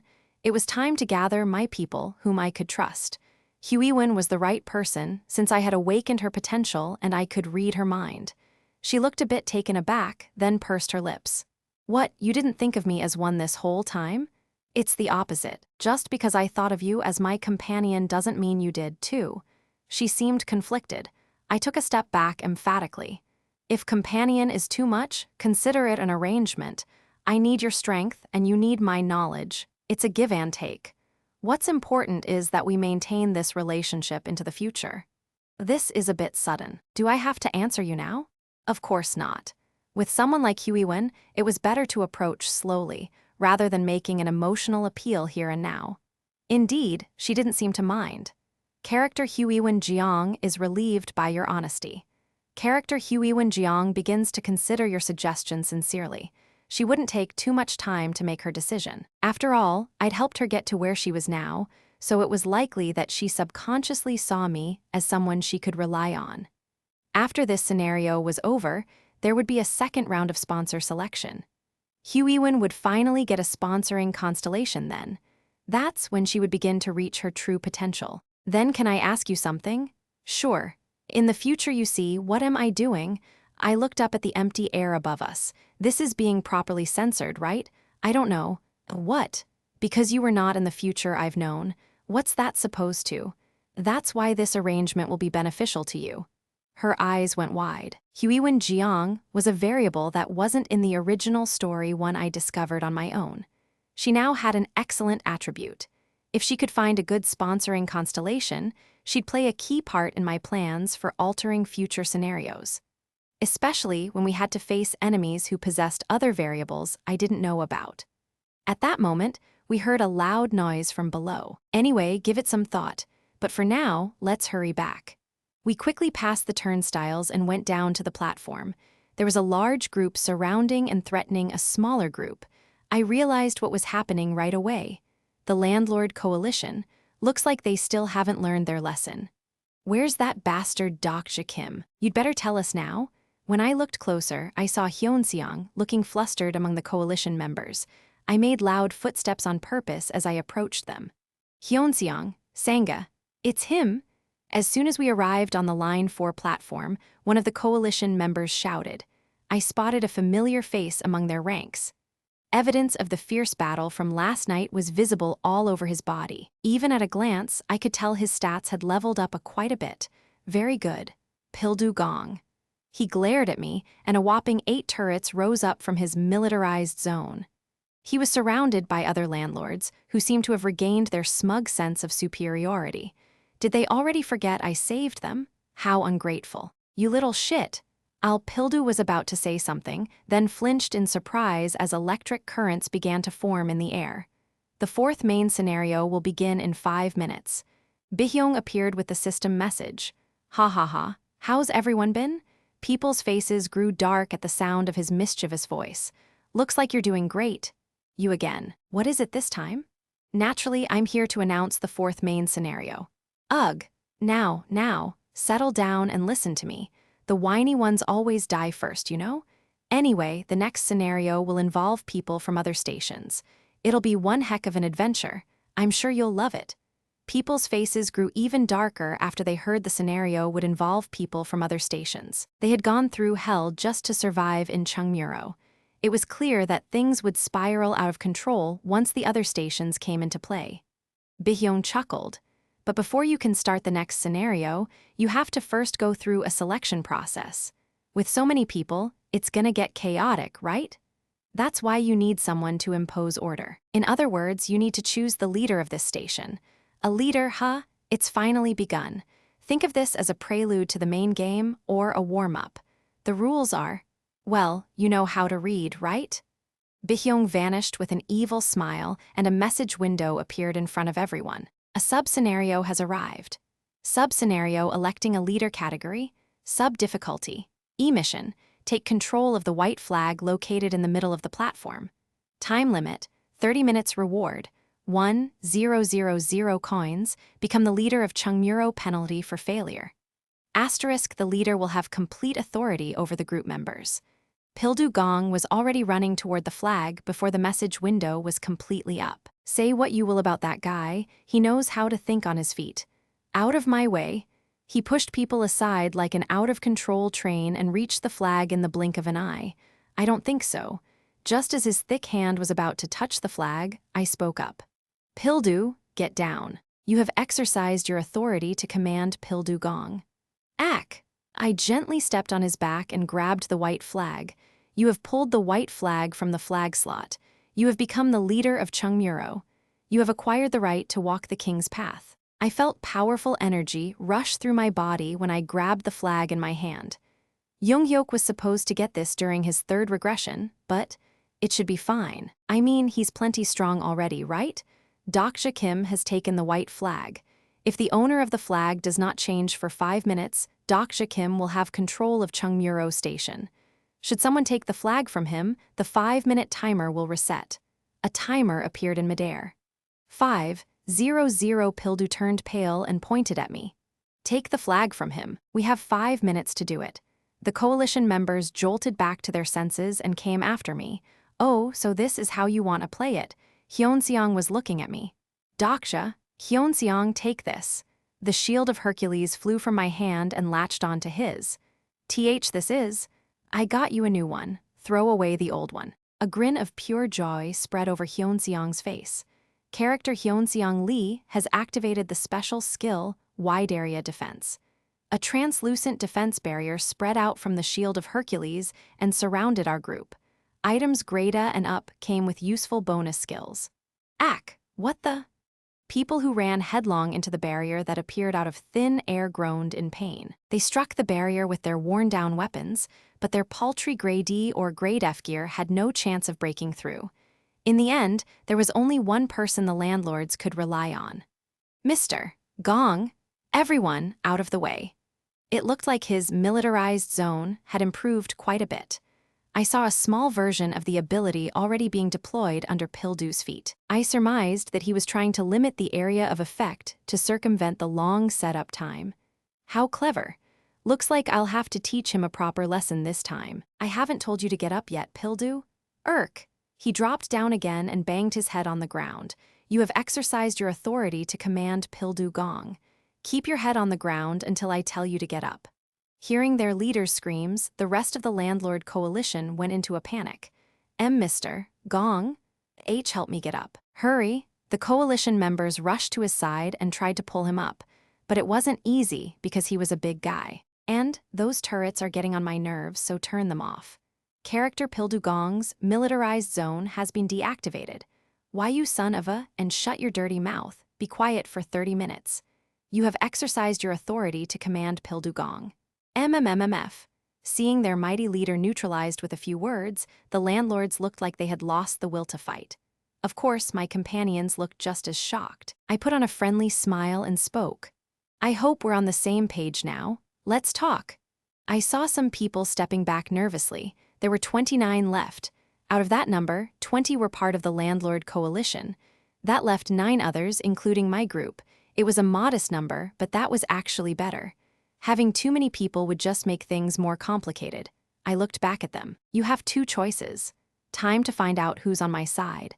Leave Chungmuro and take your chances at another station, or stay here with me. Why so suddenly? Just give me an answer. Will you stay with us or try your luck elsewhere? You should decide before the main scenario starts. Otherwise, your life will be in danger. People's eyes darted everywhere. Some looked at me, while others looked at Pildu Gong or the tunnels connecting other stations. I could easily guess what they were thinking based on their looks. I won't stop you if you want to leave, but if you decide to stay, you'll have to do as I say. Do as you say? I won't allow anyone to act like the landlord coalition. Also, I won't allow a small group of people to act like tyrants. A small number of people began coming over. They probably had a rough time under the coalition's rule and decided it couldn't be worse with me. Some of the coalition members were yelling, "I knew it, you're gonna act like a king." I won't deny that, but unlike a certain someone, I won't collect taxes or survival fees. Can you guarantee our safety if we join you? One of the coalition members asked me. It was natural to worry about that since they had bullied the tenants. I'll protect you from outside threats as best I can, but I won't interfere with what happens within the group. You'll have to sort that out among yourselves. That's? I'll give you 1 minute, you must decide by then. I didn't even have to wait that long. Everyone had already made their decision. Some of the coalition members looked solemn and lowered their heads. They were relatively young members. I know we've done some bad things in the past, but I hope you'll forgive us. Welcome, though I'm not the one you should be asking for forgiveness. Some of your group members showed trust in you. However, some people made the decision to leave Chungmuro. They tried hard to pull Pildu up. I turned to speak to them. Oh, you can leave him behind. He's my property. What the? If you've made up your mind, leave here now. My cold declaration made 5 of the coalition members frown and step back. Mr. Kang, you really aren't coming. Nothing good will come of you staying with that bastard. Are you really going to work for him? You already saw what kind of nutcase he was. Everyone, let's go. But there were no more deserters. The 5 men who swore at us glanced back several times, looking like they weren't so sure about leaving. They then headed to the tunnel toward Myeongdong Station. They probably planned to go to another station to become new landlords there, but unfortunately, their plan would fail. Drifters like them were prey for predators in the 4th scenario. 5 minutes passed and system messages came up. The sub-scenario has ended. You have received 1,000 coins as a reward. You have become the true leader of Chungmuro Station thanks to the power of the white flag. The current size of your group, 24. You have insufficient fame to gain the title of a king. King, huh? Well, it was hard to get the title of a king with the white flag. To go through the king's path properly, I'd have to keep changing flag colors. But with the white flag came certain authorities. The power of the white flag grants you the authority to command the Chungmuro group. You have the ability to punish members who disobey. 5 people escaped from your group. I was briefly tempted to give the deserters a taste of punishment, but decided not to. Reign of Terror was effective to rule people, but it didn't suit me. Let's work together. I made eye contact with everyone. Hyunseong looked at me with trust in his eyes. Huiwon and Sanga seemed relieved. The rest of the people looked at each other with similar expressions. We still needed to work on some things, but it wasn't a bad start. Bihyung soon appeared overhead. Ooh, a leader has been selected. Then let's get back to the main game. The 4th main scenario has been activated. Main scenario #4 capture the flag category. Main difficulty, C mission, hidden because the list is long. Time limit, 12 days reward, 2,000 coins penalty for failure. I tapped on the mission. A message containing a long list came up before my eyes. Mission 1. Each station possesses a flag that can be planted in a flag slot. Asterisk, the flag can only be held by the leader of each group. 2. You must defend your flag slot from other groups. If a flag from another station is planted in your flag slot, you will lose your station. The group taking over the station gets to decide the fate of the group that lost the station. 3. You may plant your flag in another station's flag slot, but only the station leader has the authority to do so. If a leader dies, their authority will be transferred to the person who retrieves the flag first. If a flag is captured by another group, they get to decide the fate of the group that lost their flag. 4. You must plant the flag in the flag slot of your designated station before the time limit. Failure to do so will result in the deaths of everyone in your group. 5. Your group's designated target is Changsan Station. Huiwon thought for a bit, then opened her mouth. Guard our flag and flag slot, and at the same time, plant our flag in another station. At least I think that's what it means. Did I get it right? That's how I understood it as well. And Changsan Station is where we have to plant our flag, Hyunseong added. Should be about right. Good to see we're on the same page. Huiwon narrowed her eyes and shot me a look. That was her way of reminding me that she knew that I knew. Since she found out I knew the future, she might find that annoying. I beamed at her. Sanga crossed her arms and spoke softly. Do we have to fight other people again?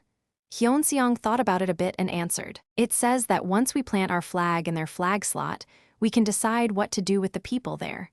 So if things go well, we may be able to finish without any casualties. Oh, you're right.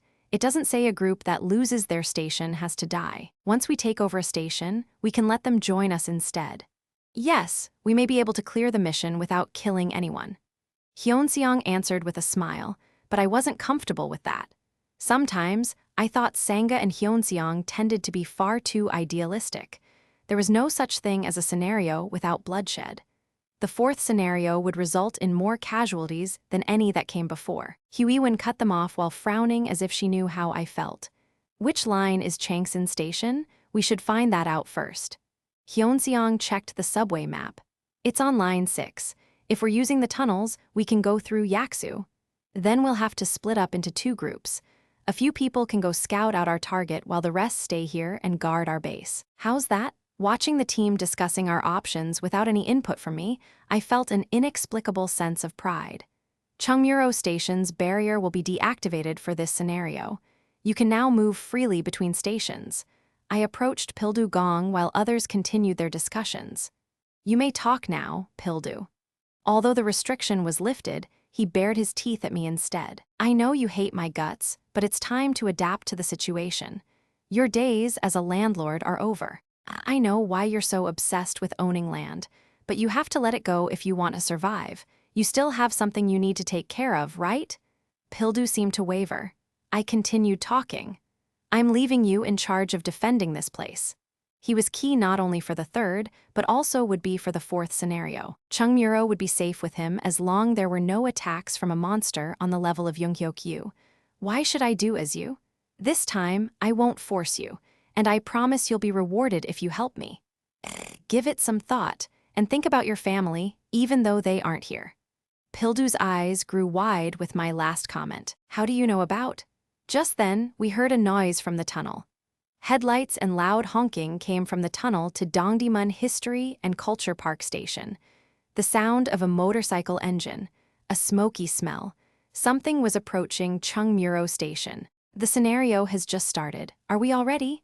I thought back to the original novel, but I couldn't remember if the invasion happened this early. There must be some unknown variable at work. The headlights turned off soon, and in the dark, we started hearing people's voices. Ah, looks like Chungmuro's finally opened up.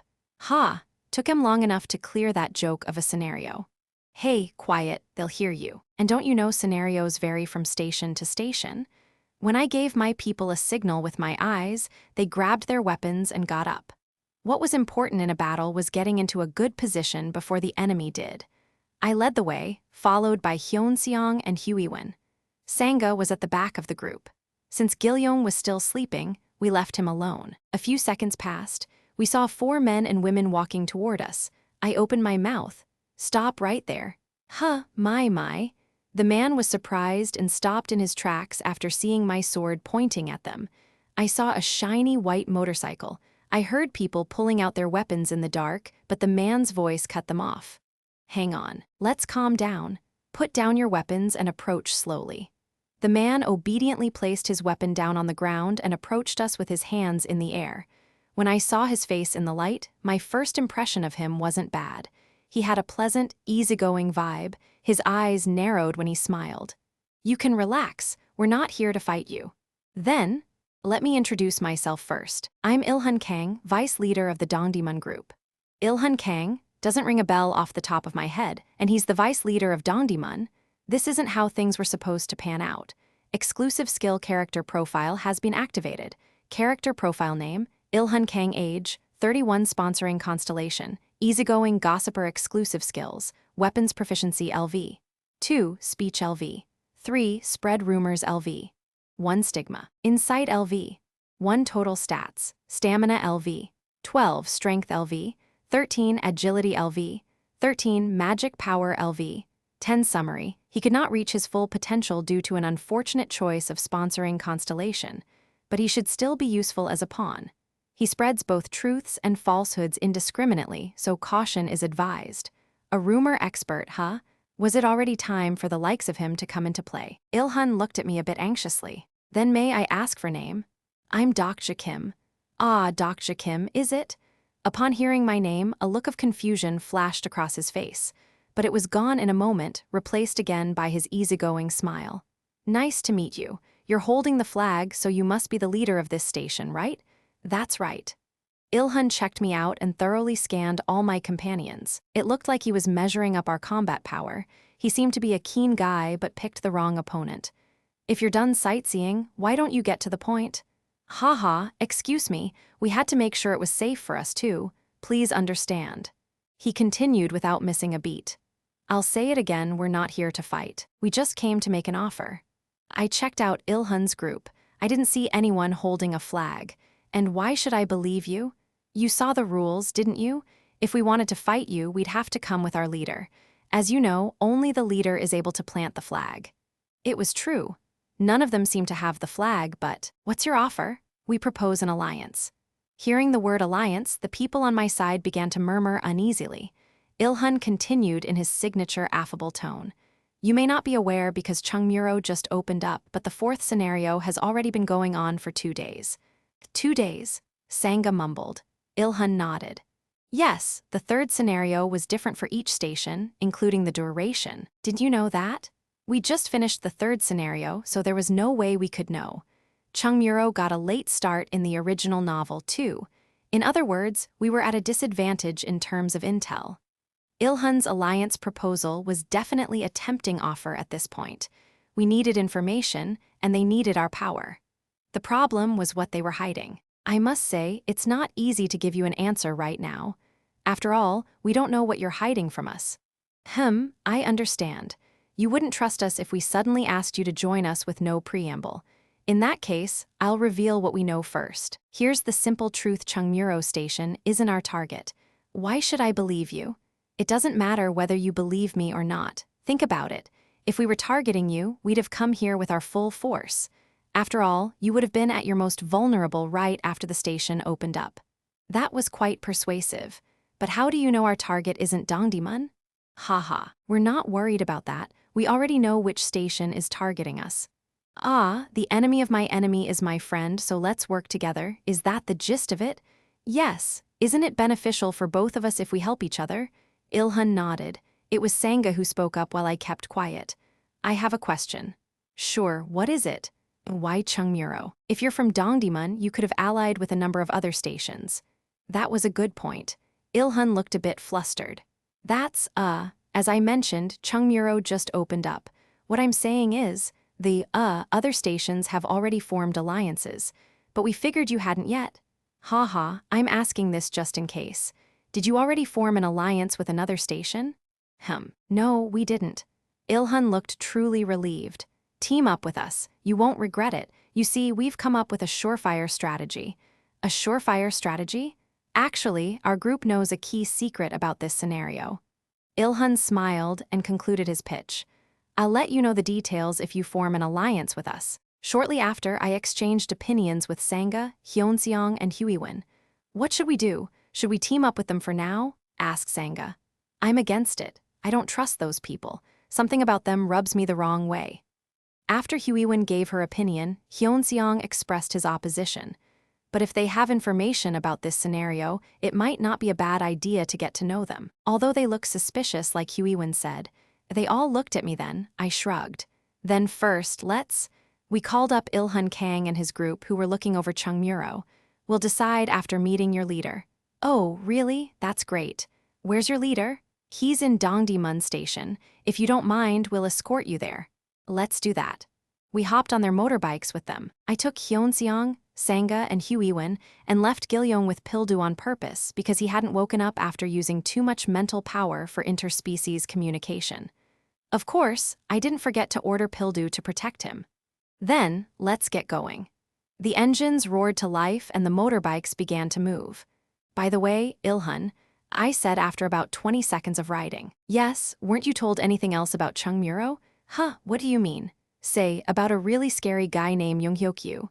Haha, I don't know what you're talking ab with my signal. My companions jumped out of each bike's backseat almost at the same time. Sangha now. Sangha's lashing thread stretched out and tied up the wheels of 4 bikes at once. The bikes lost balance and loudly collided into each other. Crash! Aak! The Dongdaemun group members fell off their bikes screaming. Luckily, my team was safely dangling in midair while holding onto the thread Sangha attached to the ceiling. They were like a safety belt. What a great skill. If someone had told me her sponsoring constellation was Spider-Man, I'd have believed it. Ilhan Kang was covered in dust as he tumbled on the ground. What do you think you're doing? I should be asking you that. I continued while looking down the tunnel. You'll need better stealth skills if you're going to ambush us. I didn't even have absolute senses, but I was able to catch them. After realizing something had gone wrong, Ilhan barked out a command. Get em! People who were hiding in the tunnel came out at once. I knew it. Their target was my flag. Character Huiwin Jeong has activated Time of Judgment. Constellations of the absolute good alignment have approved the use of this skill. Time of Judgment has been activated. I was worried it might not work again. Is it just random? Huiwen smiled as if she hadn't expected this. So hard to find certified bad guys. Huiwen was running all over the tunnel. The only thing I could see were her demon-slaying, red eyes glowing. Someone cried out every time her shiny red blade moved. WH what the? She's crazy. Ahak. There were about 10 people on the other side, but she cut them down with ease. It was great to see how much her abilities had leveled up since the hidden dungeon. I easily defeated Ilhun, as well, with my white star weapon aura. I had fought Junghyeok a few hours ago, so it was no sweat dealing with this small fry. Dokja, Chungmuro is. I whipped around at Hyunseong's cry and saw that Chungmuro was in the middle of a battle as well. Some people must have attacked the station as soon as we left. I asked Sangha to tie up Ilhun, then ran straight to Chungmuro. A fierce battle was raging on the platform, but I decided to observe the situation first because there was something I needed to check. Who the hell are they? Dozens of Myeongdong group members were using their weapons against my group, but the enemy's weapons looked familiar when I looked closer. That's the weapon Mr. Kim used to have. It looked like the former coalition members who had refused to join our group and left Chungmuro had already been killed by them. Drifters who didn't belong to a group were little more than bags of coins for people like them. Among the enemies coming after us, the most noticeable one was a man who was wearing a red flag like a bandana. We can deal with them later. Once we plant our flag, it's over anyway. There he is, their leader. Clear a path to their flag slot. Based on the direction they were attacking from, I surmise they were the Myeongdong group. They must have been working with the Dongdaemun group. Hyuntae Kim, the leader of Myeongdong, uses the power of the red flag. He had already upgraded the color of his flag to red. The color of the flag was a crucial factor in this scenario. As the flag changed color, it gained increasingly powerful effects. White, red, navy, brown, purple, and then black in that order. The members of Myeongdong group have received a buff from the red flag. Their attack and defense have increased by 5%. The red flag meant they had already taken over a station or killed another leader and seized their flag. They looked like a fairly strong bunch. But, taking on Chungmuro, not a chance. Character Pildugong has activated the Stigma Militarized Zone LV. 6. Character Pildugong has activated the Skill Private Property LV.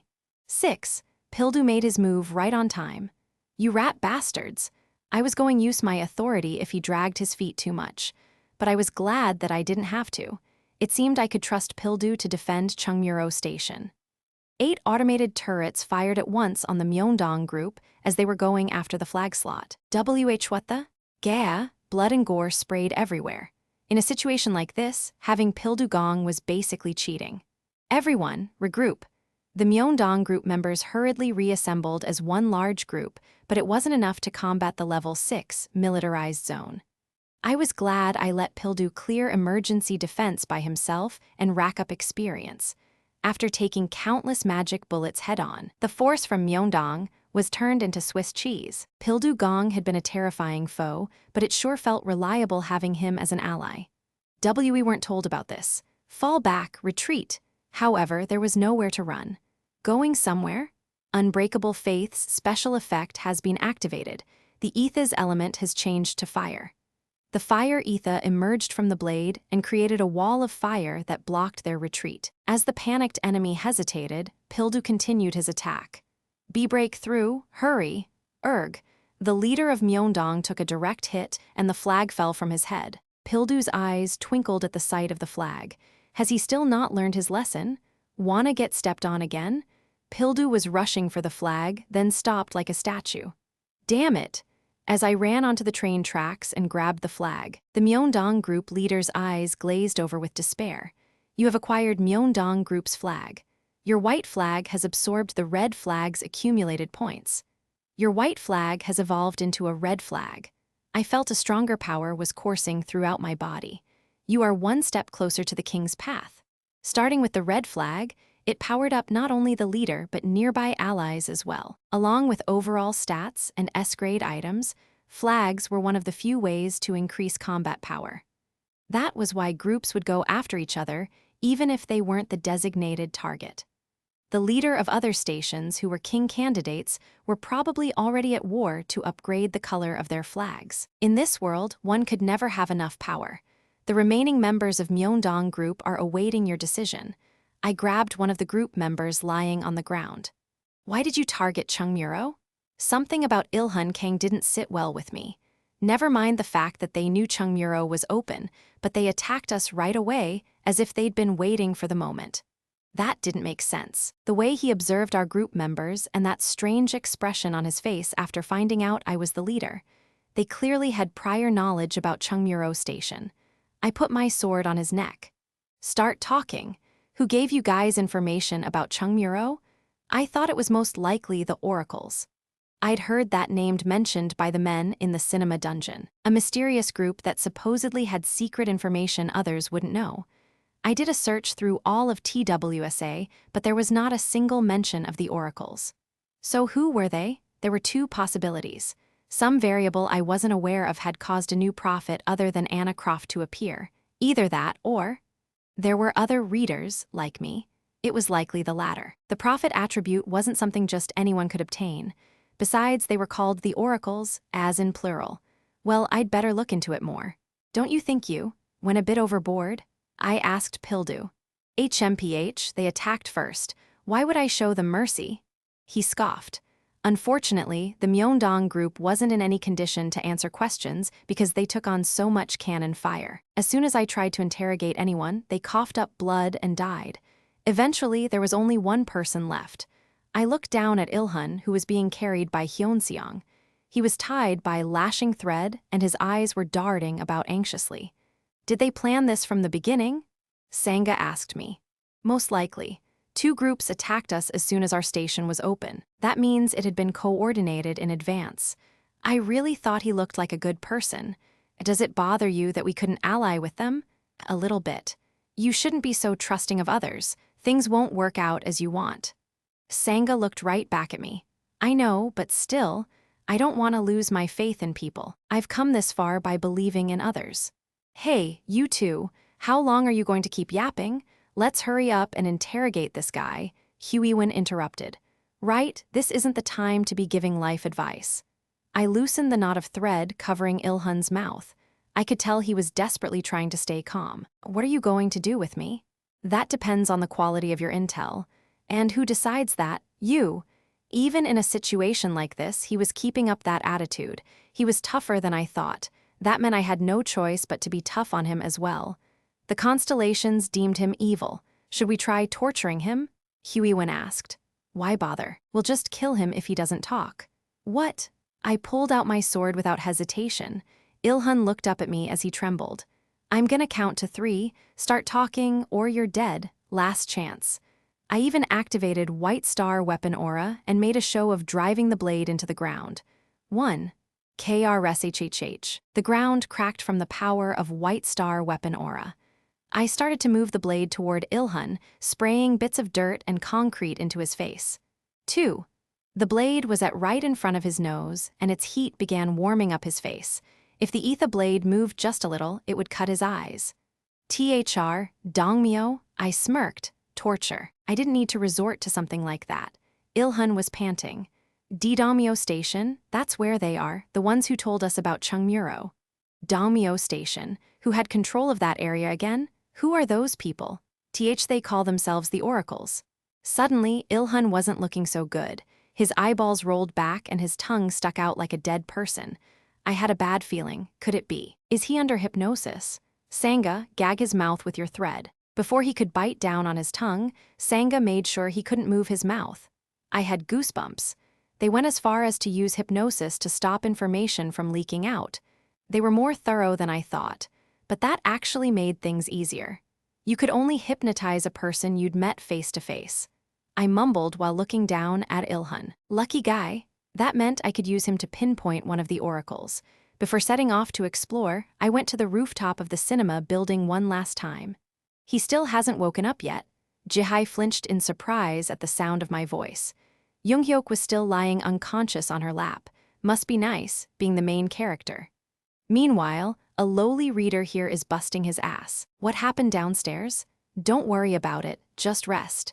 Is Master, Gonna be all right? He'll be fine, apart from some trauma maybe. A trauma? He's weaker mentally than you might think, but he should get better after a good rest, so bear with it a bit longer. You sound like you know a lot about him. I do, more than anyone else in the world. I answered her half-heartedly and wrote something on a piece of paper. I folded it and handed it to Jihai. Don't read it. Give it to Junghyeok when he wakes up, okay? Sure. She said that, but she'd definitely read it. Not that it mattered. I worded it so only Junghyeok would understand. Would this note also appear as to the constellations?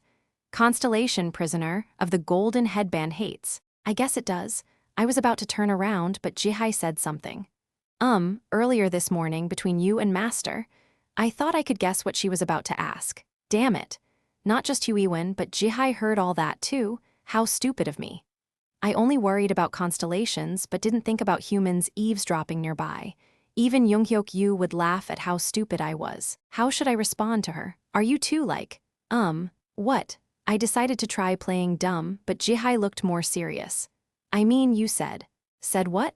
You swore you wouldn't get all sentimental like this. Jihai mimicked my voice. Hearing it from someone else's mouth, I felt like I'd cringed to death. Have you already forgotten what you resolved after your first time? That's not right. Just how did this girl interpret what I said? Why do you think I followed you here? Why do you think you're alone? I'm right here. Wait, hang on, I'll always be with you. Don't lose hope. Think of our child. I never said that. I came all the way here, for you.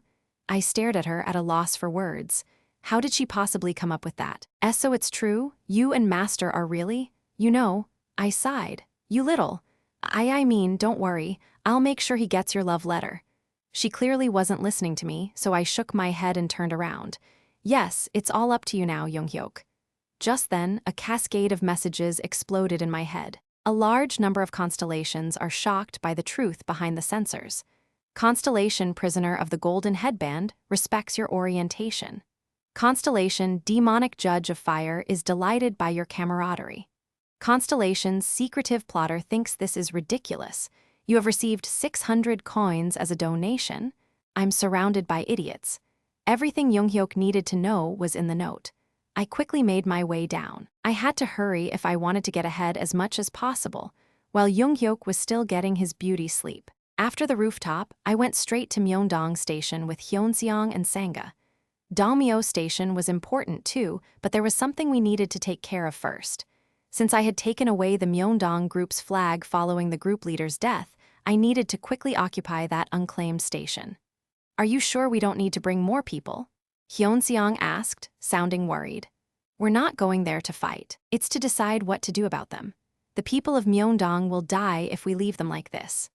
Unless they were extremely lucky, people who lost their groups, or drifters, would fall prey to other groups, like what happened to the former Landlord coalition members who left Chungmuro. But when we arrived at Myeongdong Station, an unexpected scene was waiting for us. Everyone had already been killed, in an extremely violent manner at that. Men in commando uniforms were standing around the flag slot. They flinched in surprise when they saw me, then quickly disappeared toward Hohyeon Station. They used motorbikes, so it was unlikely we'd be able to catch up to them. It looked like they had been prepared to escape at a moment's notice, as if they'd known I'd come. It was all very suspicious. Who are those people? What happened here? Hyeonseong asked. I'm not sure. Even Dokja doesn't know. Hyeonseong swallowed nervously. The one bit of good news was that Myeongdong Station's flag slot was empty. Myeongdong Station is currently unoccupied. Will you take over this station? I took the flag from my back and planted it into the flag slot. Then the same flag as mine appeared in its place. You have taken over Myeongdong Station. A station you have taken over cannot be seized by others unless someone captures your flag or takes over your headquarters. Currently occupied territory, Chungmuro, HQ. Myeongdong, your red flag has accrued more points. The red color of the flag got darker. You have expanded your territory by taking over another station. A hidden scenario has arrived. King's Path has begun. Hidden scenario King's Path category, hidden difficulty, a mission, occupy at least 10 stations within the given time. Time limit, 10 days reward. The King attribute penalty for failure.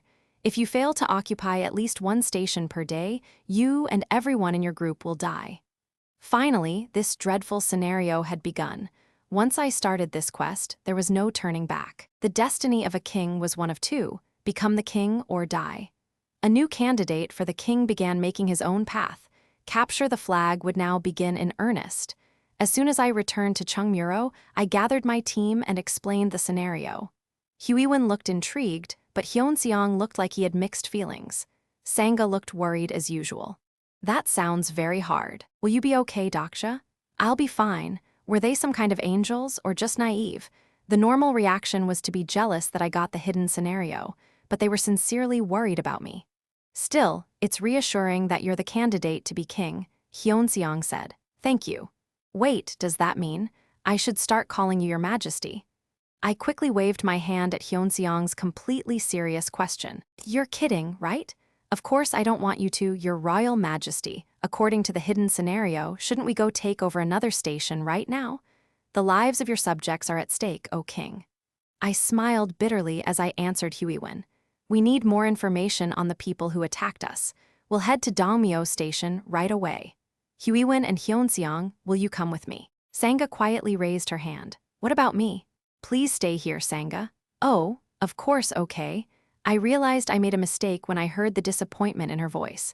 Sangha was probably questioning her own worth. She didn't have Huiwen's attack power or Hyeonseong's stamina, nor did she have an impactful ability like Gilyoung's.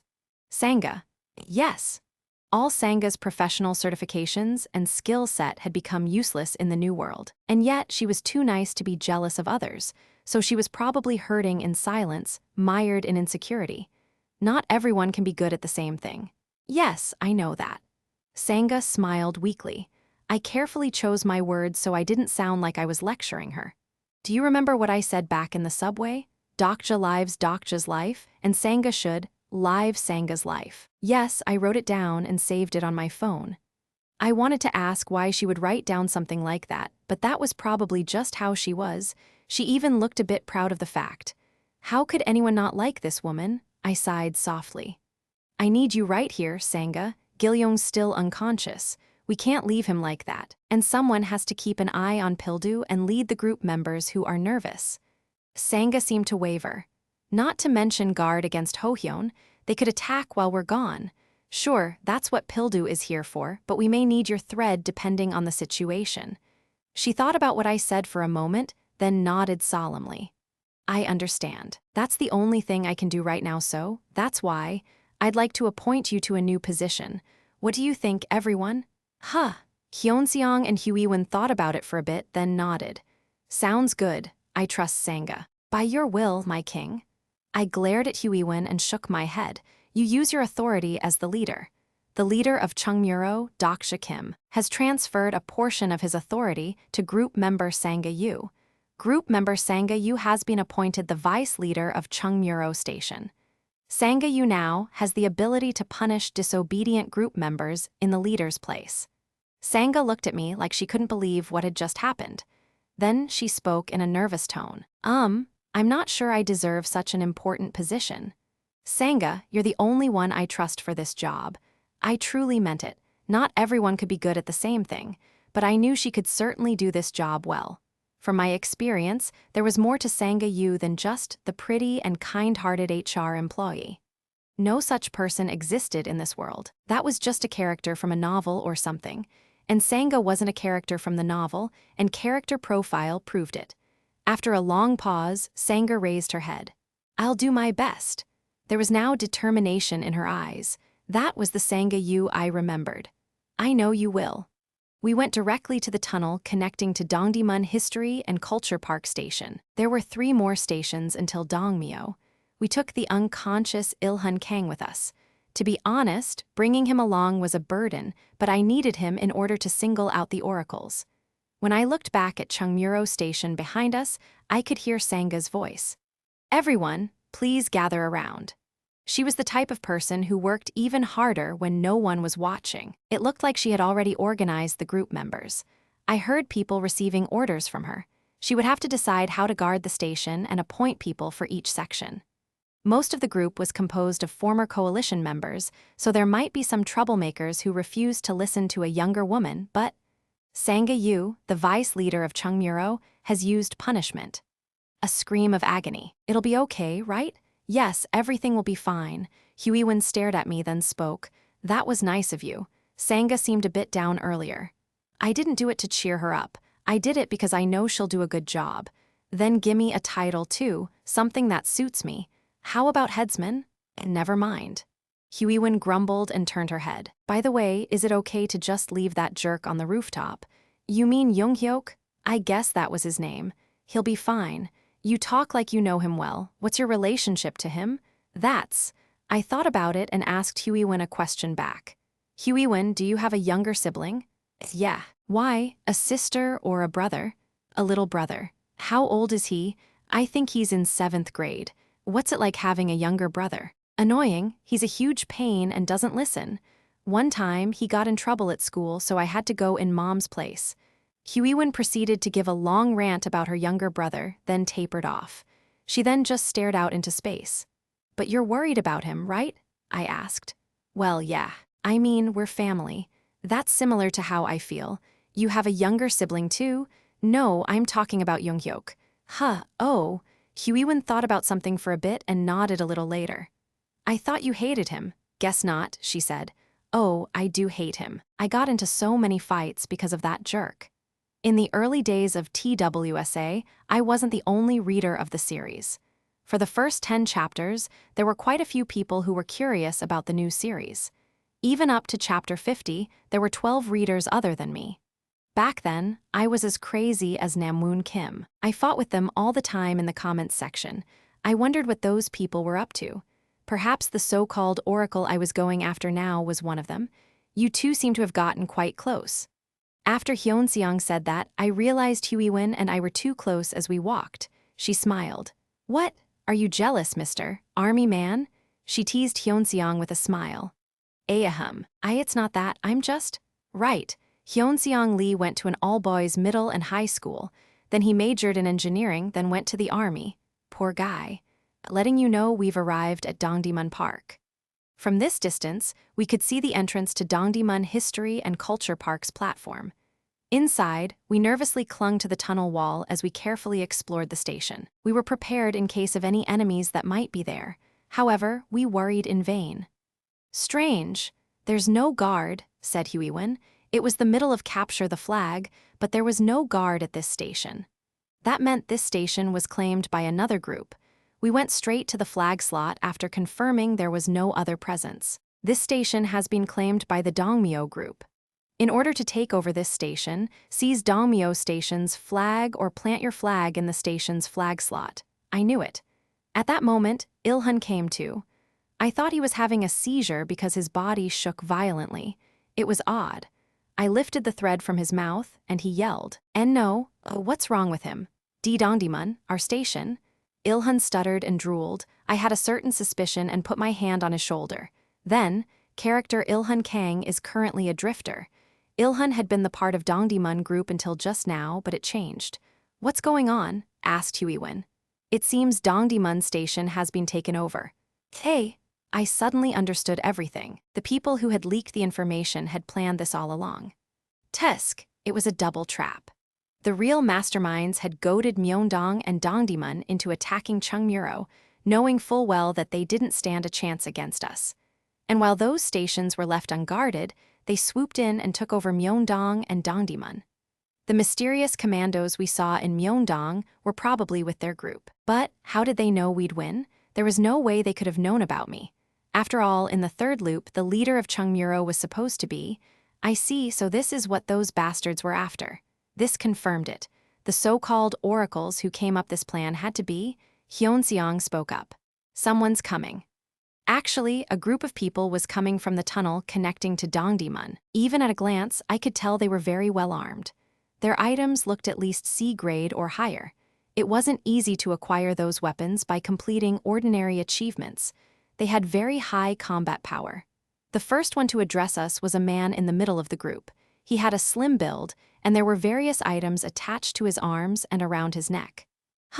Il-hun Kang. My, you've brought some unwelcome guests. Il-hun trembled and then fainted with foam coming out of his mouth. So he must be the one? Exclusive skill character profile has been activated. I received a surprising message shortly after. This character's information cannot be viewed via character profile. This character is not registered in character profile. Oh, the man looked at us. Aren't you going to introduce yourselves? Or, with that, the others in the group pulled out their weapons. I moved forward and answered. We're from Chungmuro. Chungmuro? Just then, sparks flew into the air with a crackling sound. Someone is using search attribute on you. Exclusive skill, the fourth wall has blocked search attribute.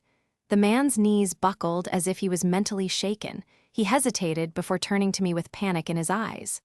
Pardon me, may I ask your name? I looked at Huiwen and Hyunseong. Then I smiled and spoke with the coldest and deepest voice I could muster. I am Junghyeok Yu. Omniscient Reader's Viewpoint will continue in Volume 3.